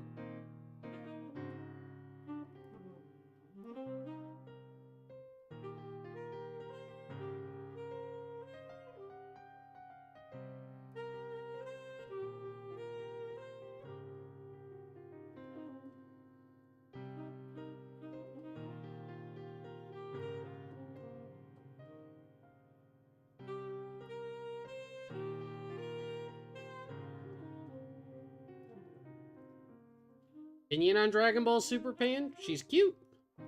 Super cute.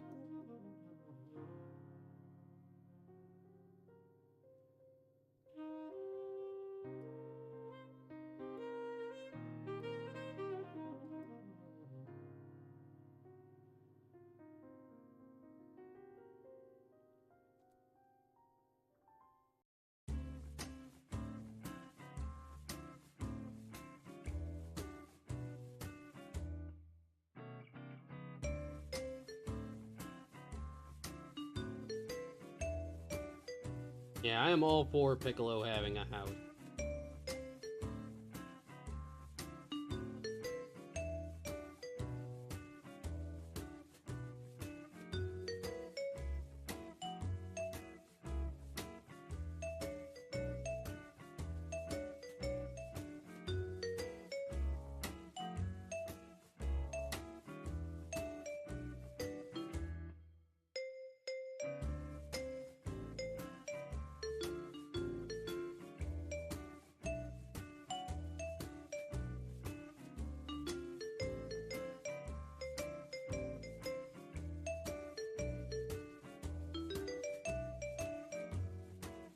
Does it happen after the Moro and Granola arc? It happens just before the end of Dragon Ball Z. So, I'm assuming it does, but, Japan doesn't really care about timeline placement. They are basically just doing things to do them. They don't care if it makes sense.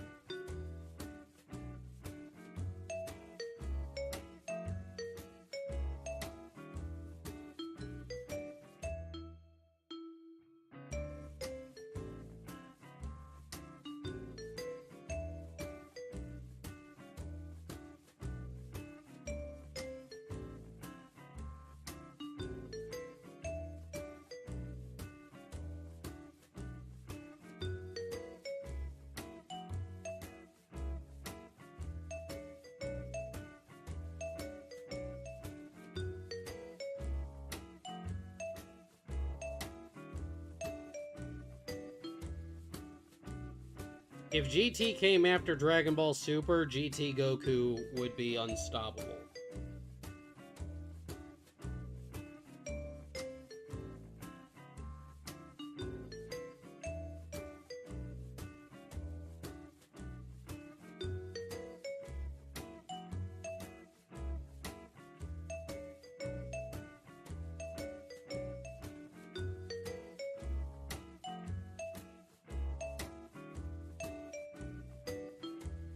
When will I make my next live stream? I will be live on YouTube again next Monday, and I will be live...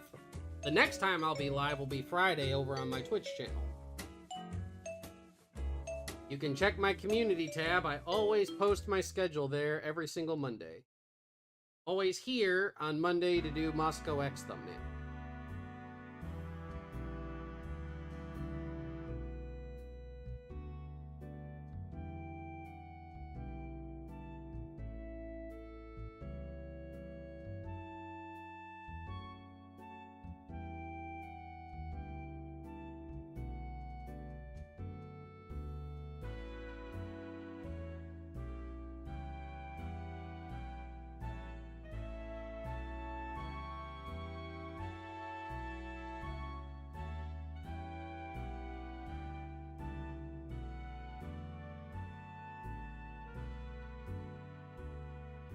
Gogeta, you don't need to have Twitch to be able to watch Twitch.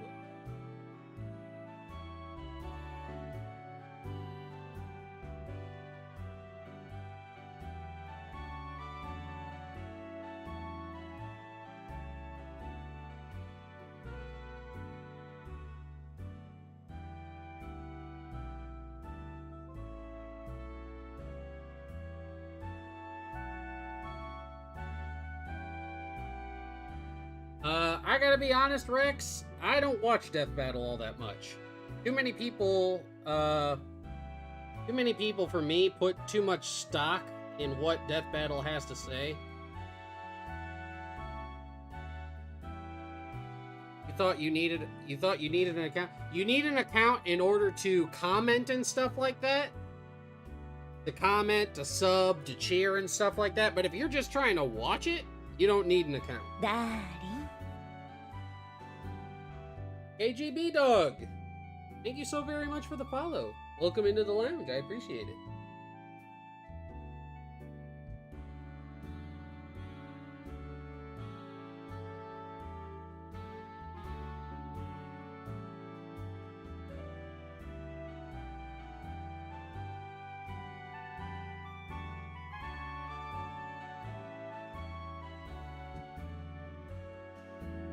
But yeah, too many people, for me, for my taste anyway, put too much stock in what the guys at Death Battle say. When, like, being perfectly honest, like a bunch of their quote-unquote research is, like, flawed. Like, when they had the episode of, Android 18 versus, Captain Marvel, they gave Android 18 the ability to absorb energy. She has never had that ever before. They just assumed and gave it to her anyway. I don't buy what Death Battle's selling. So.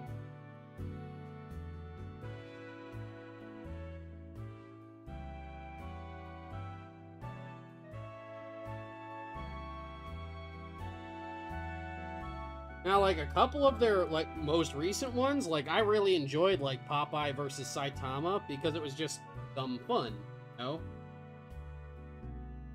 But, yeah, they gave her the ability to absorb energy, despite the fact that she has never exhibited that ability ever before.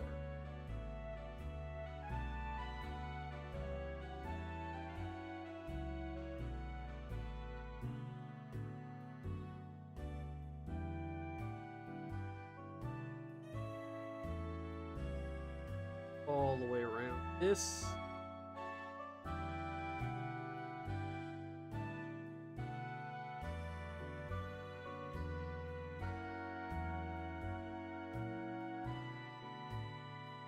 Yeah, Popeye versus Saitama was very fun. So if they do stuff like that, where it's just meant to be fun and people aren't taking it seriously like they did with, like, Goku versus Superman, then it's fun and it's inoffensive. But too many people take what the people of Death Battle say as gospel.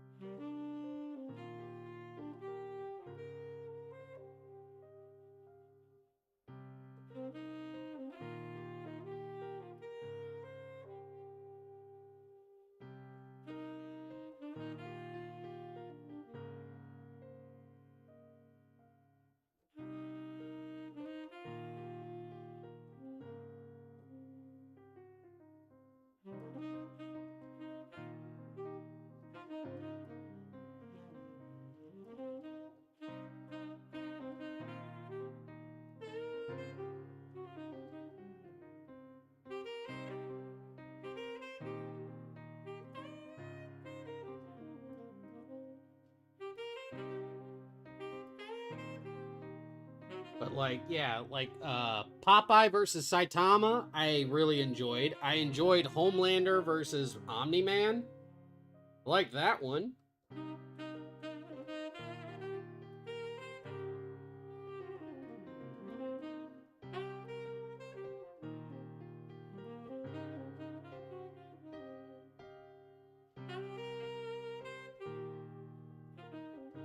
Oh, Amir, Dragon Ball was not a part of my childhood. Dragon Ball came later on in my life. My childhood was stuff like Voltron 84, Thundercats, Teenage Mutant Ninja Turtles, He-Man and She-Ra. That was my childhood.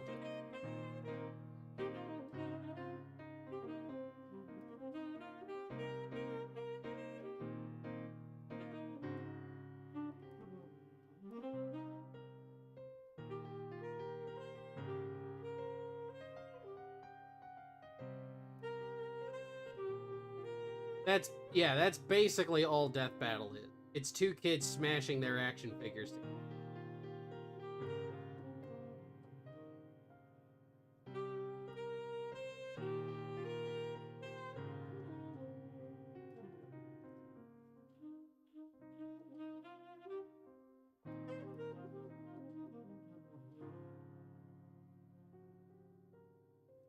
Yeah, the original Teenage Mutant Ninja Turtles from the 80s. Daddy. Dread Hellhog? Dread the Hellhog. Thank you for the follow, I appreciate it.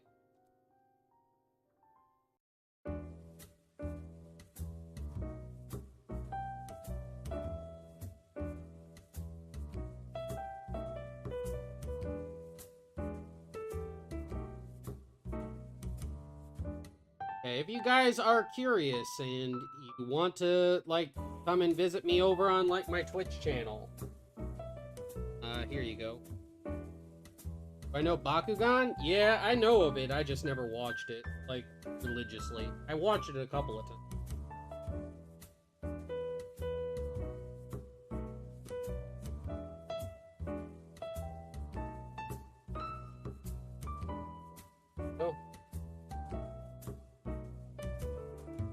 Just typed in a link, or a command.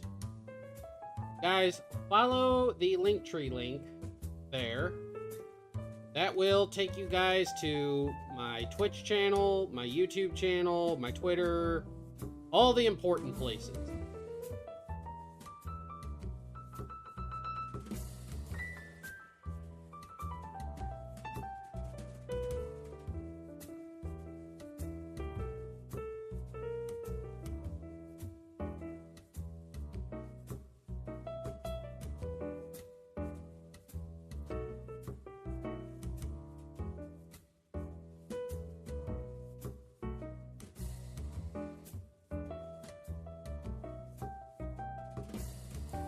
JoJo's? Yes. I do know JoJo's. Not the biggest fan of it. I liked season 1 and 2. The season that everybody loves, season 3, I actually dropped it. And honestly have no intention of picking it back up.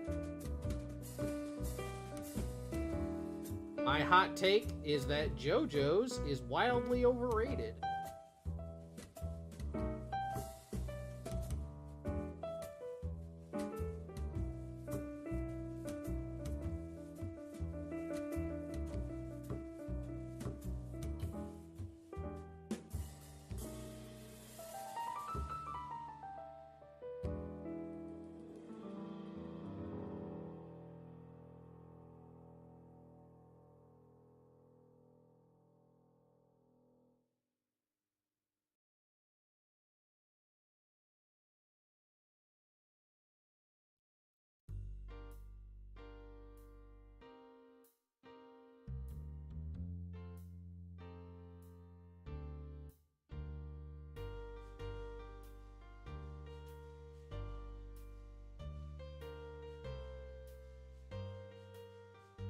That's fine.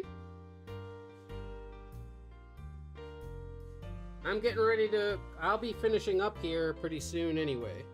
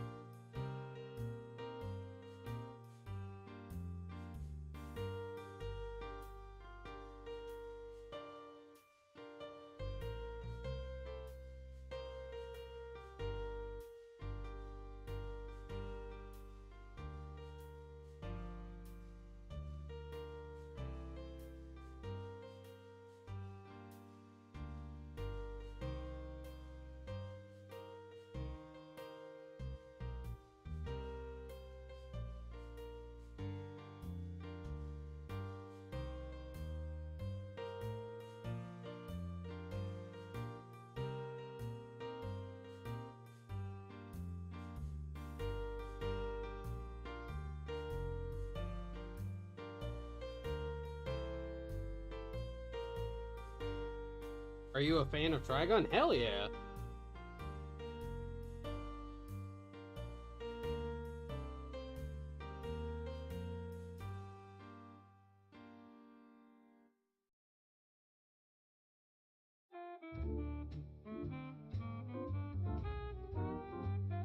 I loved the original Trigun.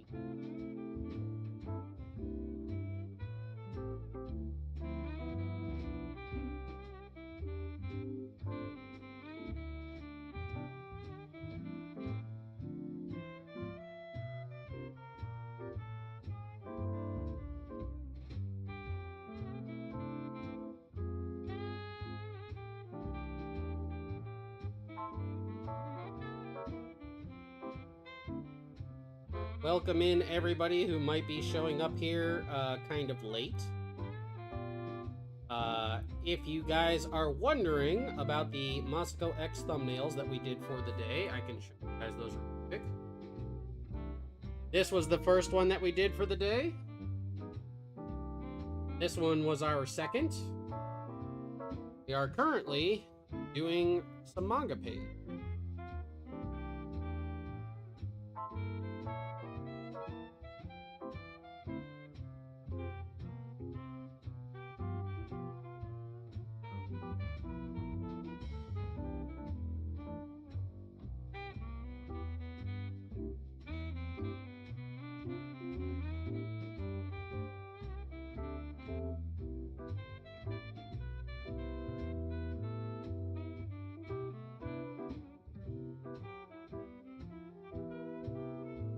Yeah, it ain't nothing to sneeze at there, Peter.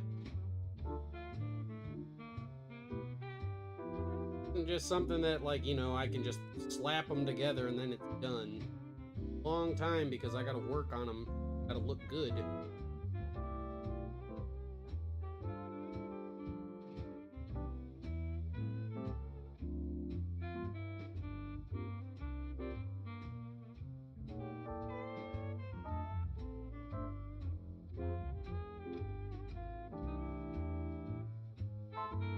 All right, Cade, thank you for coming out, my friend. I appreciate it. Thank you so very, very much for coming.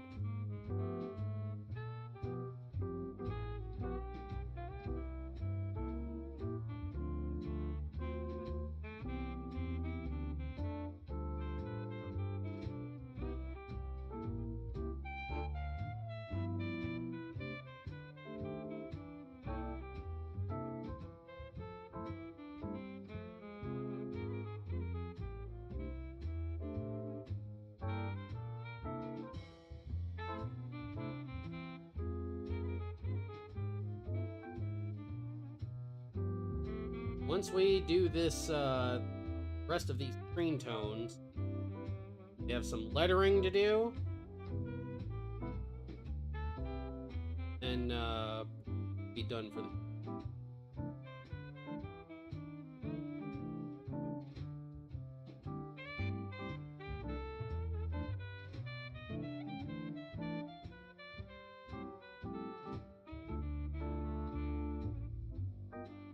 Anybody who is here and sticking with me, I appreciate it. Thank you guys so very much for coming out, hanging out with me tonight. I do thoroughly enjoy your guys' company and the conversation.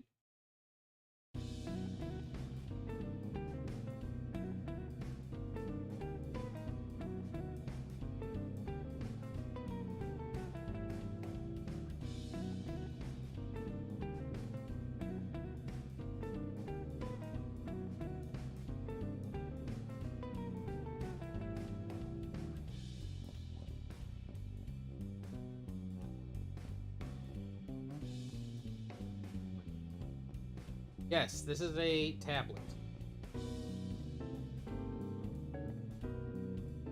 You can see right in front of my model the particular tools that I use. The program I use is called MetaBang.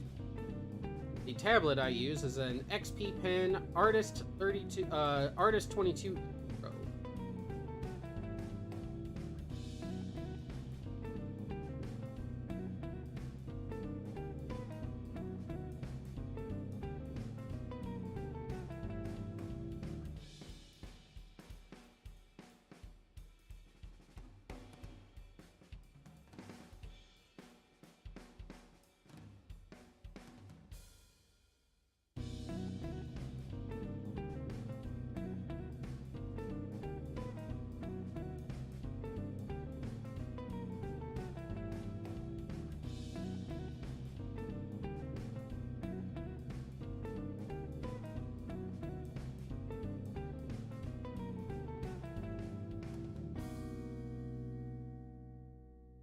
Indeed, they are.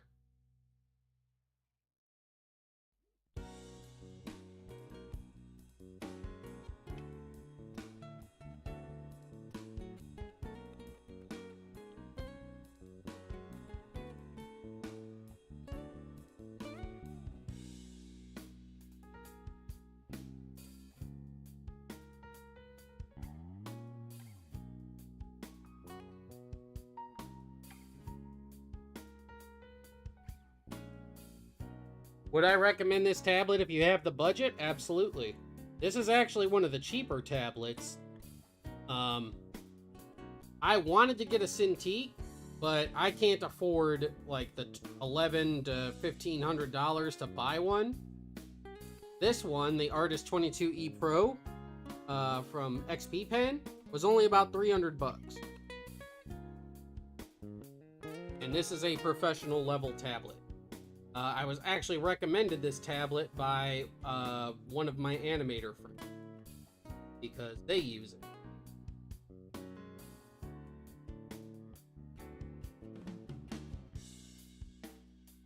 Works just as good as a Cintiq, and it costs 5 times less.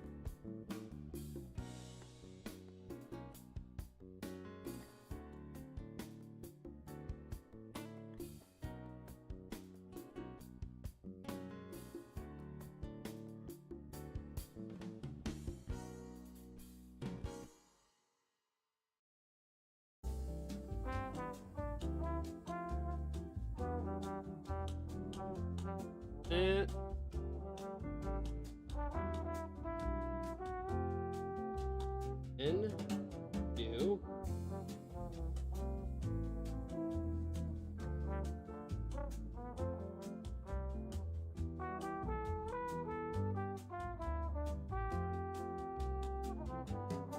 what Dragon Ball style is the hardest to draw? I mean, it all depends. I've been drawing Dragon Ball for close to 2 decades now, so what would be hard for me is going to be different for most people.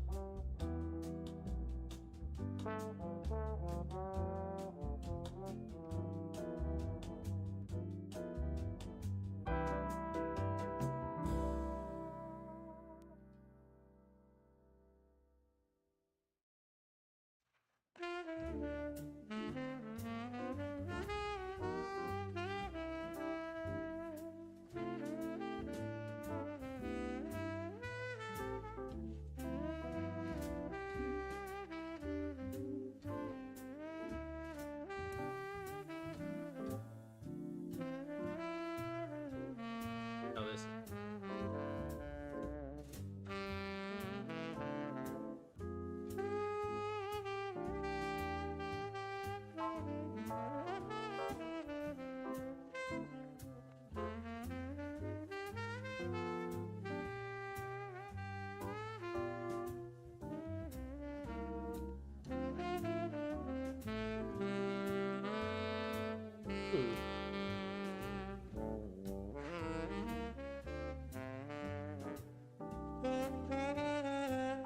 It actually doesn't look that.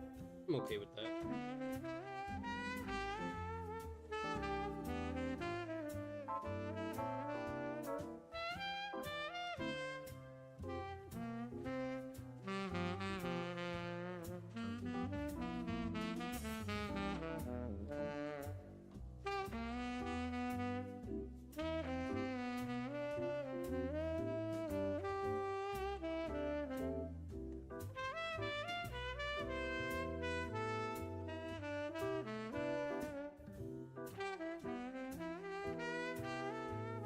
Yep, we're just about done.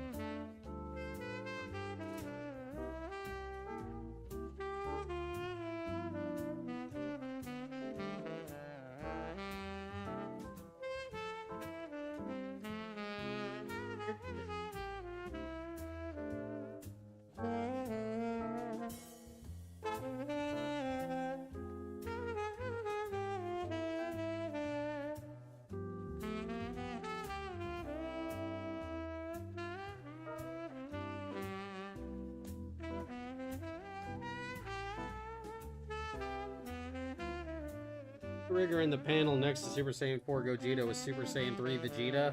No. No, Rigger and Vegeta just look very similar.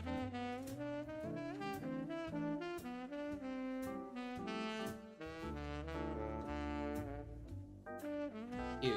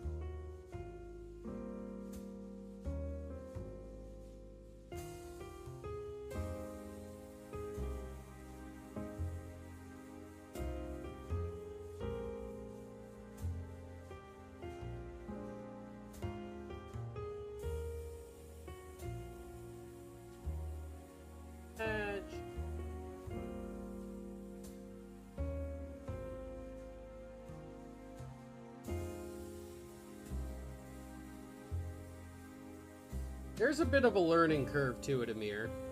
It does make some things easier, but there is definitely a learning curve.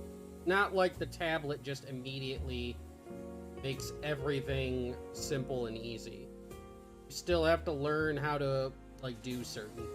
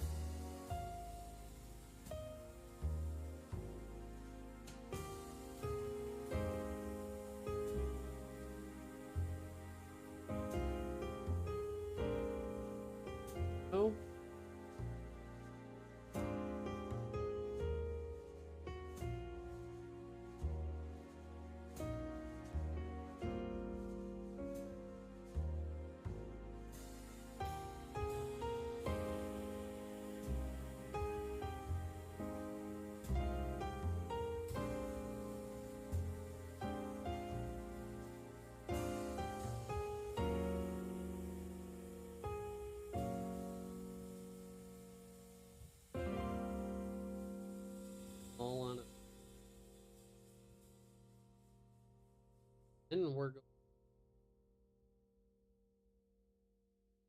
Get it down. 5%.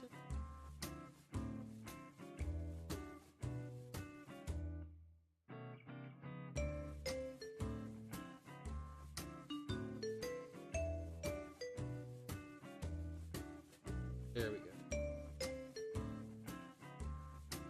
There's a lot back there. I don't want to just close it all off with lettering. That.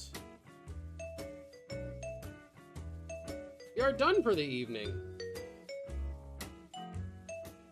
Very nice page. We got thumbnails done. Thumbnails are looking really, really nice.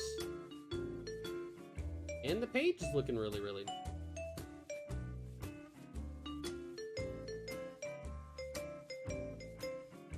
Well, my lovely loungers, thank you guys so very, very much. We are about to hit the 5-hour mark, and it is time for me to say goodbye. I need to make some dinner. I am hungry, and I'm sure everybody else has a bunch of other things that they would like to get done today. But thank you guys so very, very much for coming and hanging out with me today. It was awesome. I loved seeing all the new people in chat, all the new follows, all the new lovelies. Thank you guys for coming and hanging out, keeping me busy, keeping me motivated, and chit-chatting. I loved the conversation. I love having chit-chats with people. I am off for the next 3 days, and I will be back on Friday over on Twitch. And we will be back over here Monday for more MasakoX thumbnails and Dragon Ball New Age. Thank you guys so very, very much for coming out. Have a wonderful rest of your day. I am Malik Torihane. That is the lovely Wallet Chan. This has been What If Weekly in the Tentacle Lounge. And I will see all of my freaky darlings again next time.